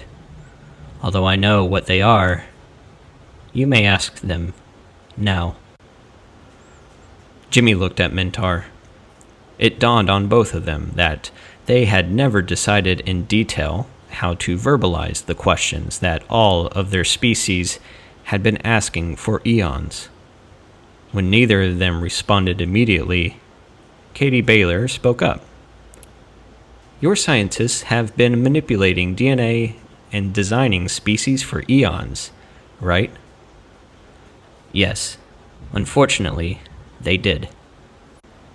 Are you, she hesitated, swallowed, then finding her voice, spoke firmly. Are you what some would call God? Decaton, hearing the depth and gravity in the Earth woman's voice, and viewing the continents on the faces of the visitors from Earth and Xenia, spoke directly to the point.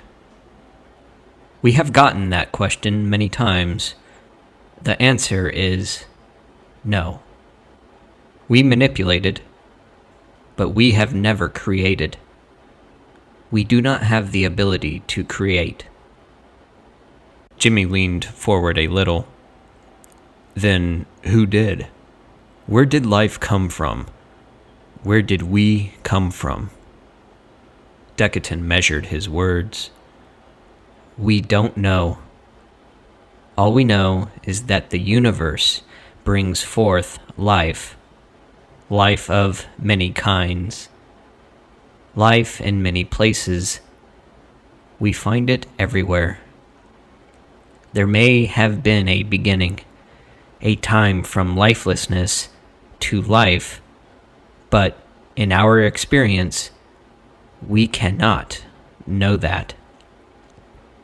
And we, being what many call a pragmatic species, do not see it as important to our future. We discovered the so-called amber liquid by trial and error in our research with DNA. We found that it enhances the basics that come with life, the instincts that cause survival, the search for food, teamwork for protection, colonizing, until the net result is keen awareness. We found it worked on humanoid platforms, the simian branch of bipeds. Now, just in the last 100 of Earth years, you have traveled many trillions of miles and accomplished things that other species have never imagined.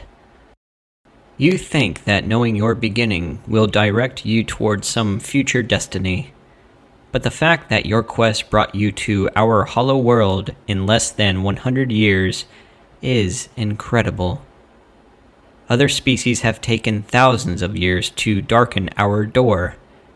You two, humans and giants, are cut from the same strain of DNA. You are indeed special species. You are the ones who will decide your path forward. We envy you. You are young in the exploration of who you really are and who you want to eventually become. I predict that your kinds will have a far-reaching impact on our galaxy, and maybe eventually on the universe. So my advice to you is this. Never stop asking the deep questions. Use the passion I see in all of you to pursue the answers, no matter where in the universe they may take you. You have many adventures yet to experience. Go forth from here and explore every question. The next time you look in a mirror, realize that you are looking at an eternal mystery. With that realization, teach those who follow you to embrace who they are and to never lose the excitement of being. Life. There was an extended hush in the room, and all over 2 planets many light years from here. The crews of the Omnistar and Cosmos were looking at each other with a renewed admiration for what they had accomplished. This, and everything up until now, had knit them into a team, a family of giants and humans that would transcend the variations of DNA. Jimmy and Mintar looked at each other for the first time as brothers. Jimmy knew 2 things to be true. After today, he would never be the same, and he would never have been able to fully explain this to the billions on Earth and Xenia had they not been watching the video feed for the past few hours.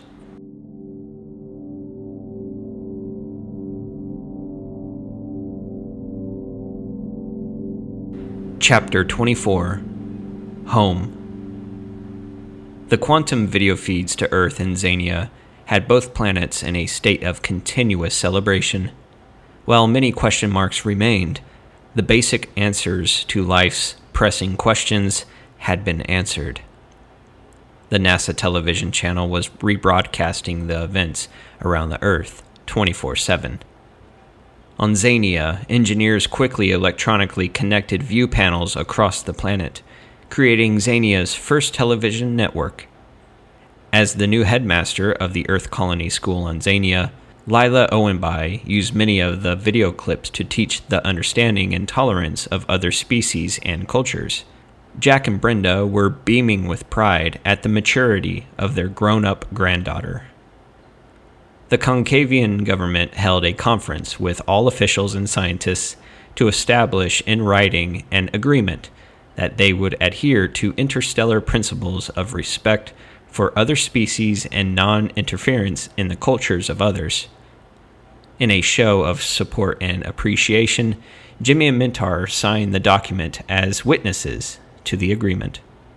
Finally, after a week of combined research on Concavia, the crews of the Omnistar and Cosmos had boarded their ships and were powering all systems, preparing to launch from this amazing hollow world. Jimmy and Mintar stood at the bottom of the ramp, reluctantly saying goodbye. Decaton and his staff gathered to say farewell, along with Akela and his family. After some handshakes and a few awkward hugs, the crews of both starships were on board and ready for launch. Jimmy stood at the windshield of Omnistar, looking at the farewell delegation. They raised their hands in an Earth-style goodbye gesture. Jimmy looked at Mintar. He smiled. Then they both came to attention and rendered a slow salute.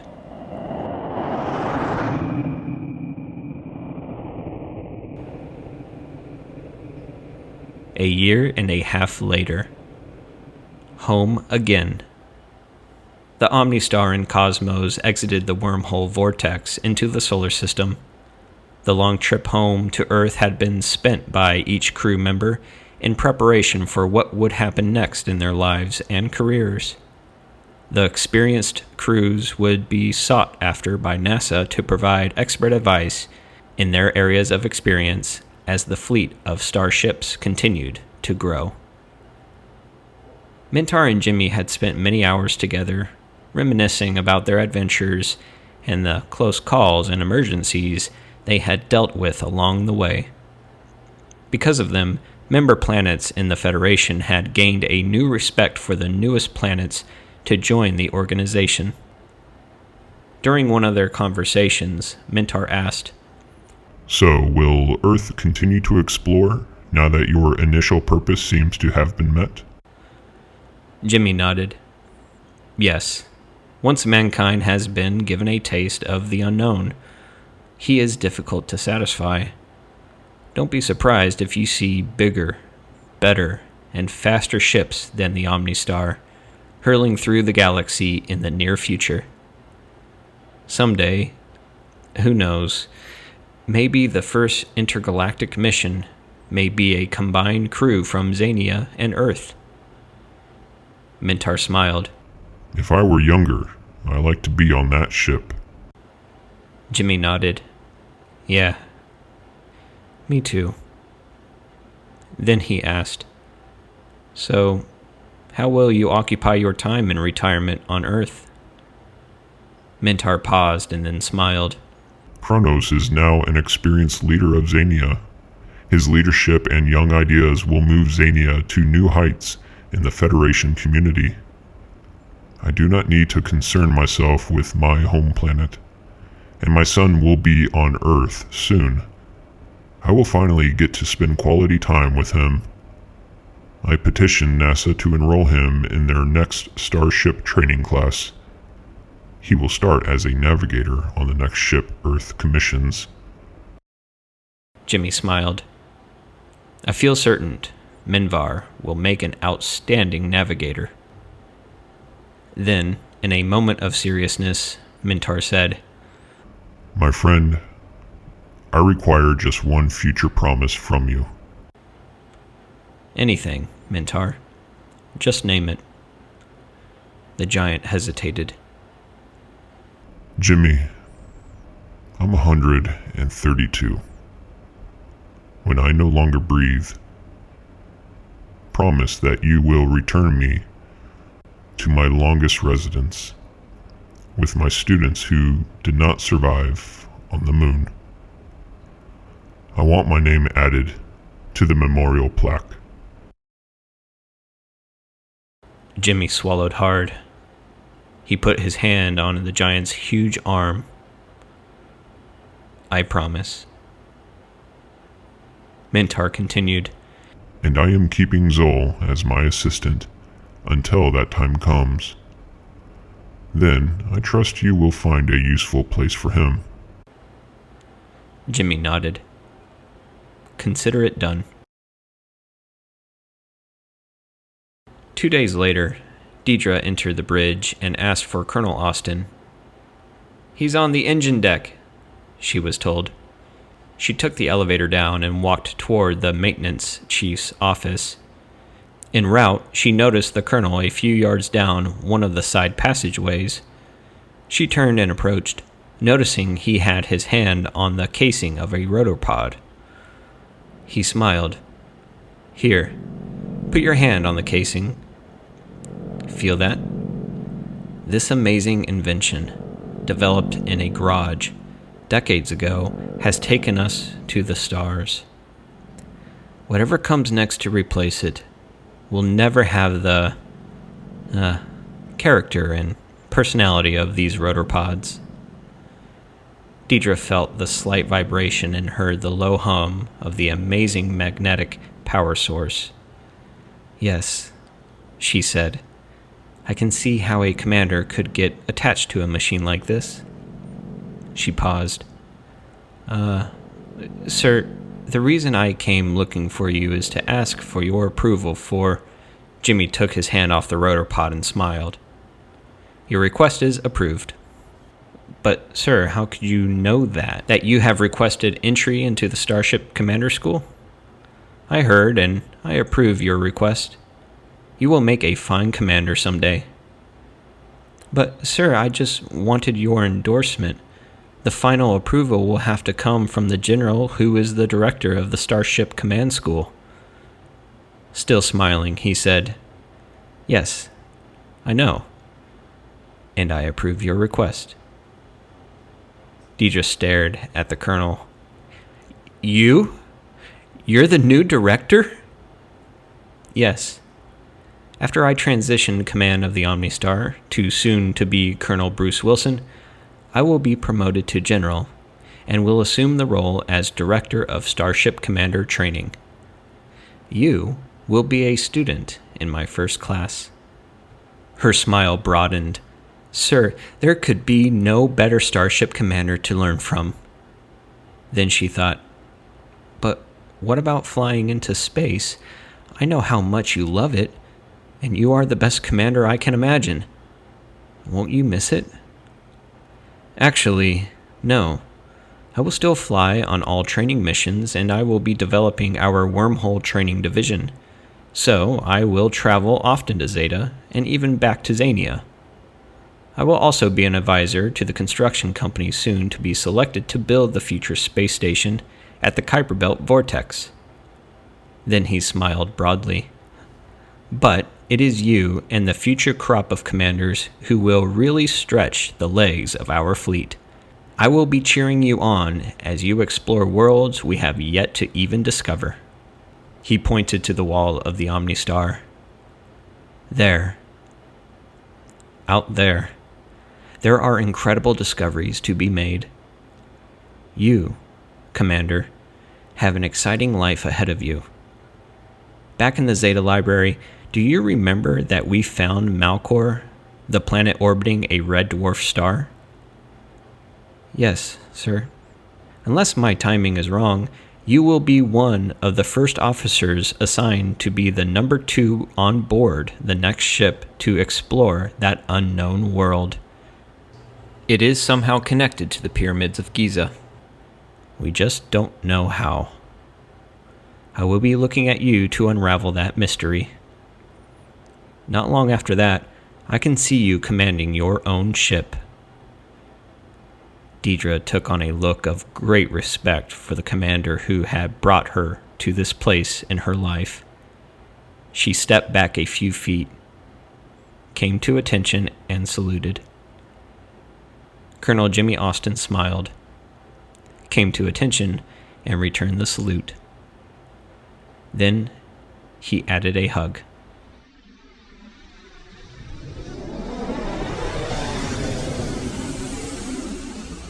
Two years later, NASA Starship Commander School. Graduation Day. Lieutenant Colonel Deidre Allison couldn't suppress her rapid heartbeat and radiant smile as she held the diploma in her left hand and gripped the right hand of the colonel, recognizing each graduate. She released his hand and snapped a sharp salute, then did a left face and proceeded to stage right. Off the stage, and through the double doors into the reception. Inside, the commandant, Brigadier General James Austin, waited to give a final congratulations to those who completed the rigorous training. As he returned her salute, he smiled. Congratulations, Deidre. I'm proud of you. Number 1 in your class. Why am I not surprised? Thank you, sir. I am grateful for your recommendation to be first officer on the Omnistar. Colonel Nolan sent me a note welcoming me to the crew. He is due back from the Xania 2 ship next week when the trainees finish their ship egress training. Well, you earned the second position on the bridge. Learn well from Bruce, and I will look forward to someday pinning the Colonel Eagles on your collar. That new ship may someday be your ship. Has the Omnistar crew been given the transfer data yet? Yes, sir. The Quantum Alpha will be ready for space trials 60 days from today. I was at the assembly plant yesterday. They just put the finishing touches on the crew quarters. The ship is a third bigger than the Omnistar. The new Q pods have been online for over a week. The quantum crystal that the engineers incorporated in the design has stabilized the rotor pods like never before. Sir, you should lay your hand on the casing and listen. It's the sweetest hum you've ever heard. Jimmy smiled. Getting hooked already, I see. That happens, and it's hard to beat the added open space velocity and the double escape velocity when you're in a tight spot. To space junkies like us, it's more than a machine. It's a living, breathing part of our world. There's nothing like it. I'm glad I had a hand in designing the upgrade. So, you'd better get used to that hum. Sir?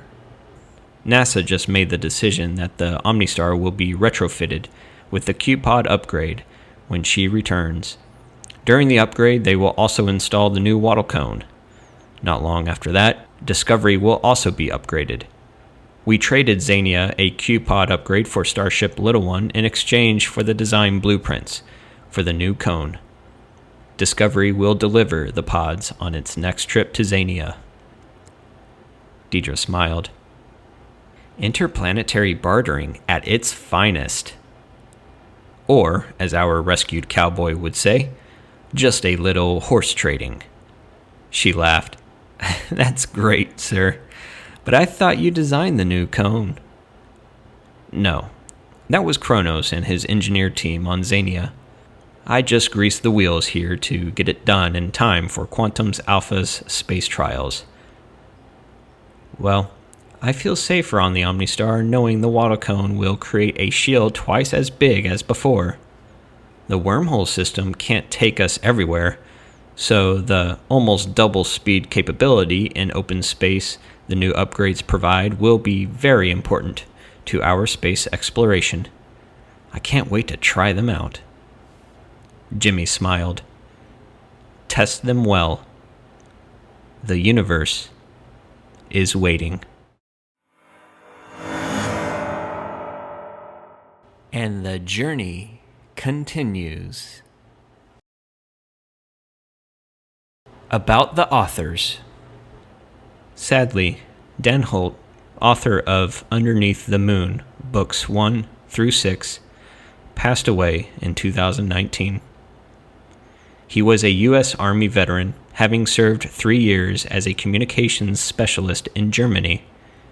He spent the remainder of his civilian career as a self-taught engineer, designing and testing large-scale production equipment for the file folder industry. The efficiency and durability of his designs even garnered interest from some foreign manufacturers. In retirement, Dan used his writing skills to express his continuing fascination with science fiction. His variety in sci-fi thought is also evident in his other novels, Sleep Mode and Keepsake. The Underneath the Moon series, Sleep Mode, and Keepsake are all now available on audio through www.audible.com. See all of Dan's books at the publisher's website, www.maxholtmedia.com. Max Holt is a retired U.S. Army pilot, having served 22 years on active duty, including 2 combat tours in Vietnam. He is an avid science fiction reader and writer. Max started his publishing company, Max Holt Media, in 2015. This book continues Max's partnership with his brother, Dan Holt, to write more of the Underneath the Moon saga. Max has released Book 1 of a new series entitled AI Rising. Book 1, The Dome, was released in 2017. Max has 2 sons and 6 grandchildren. He enjoys playing bluegrass music, traveling, and has collected flags from 39 countries. Other than the USA, his favorites have been Switzerland, Austria, Italy, and the UK, where he has established a lifelong friendship with a family in Darlington, England. He now lives in Mount Juliet, near Nashville, Tennessee. Contact Max, www.maxholtmedia.com, VietnamPilot22 @gmail.com, on Twitter, @MaxHoltMedia. Other sci-fi books by Max Holt: Alien Planet.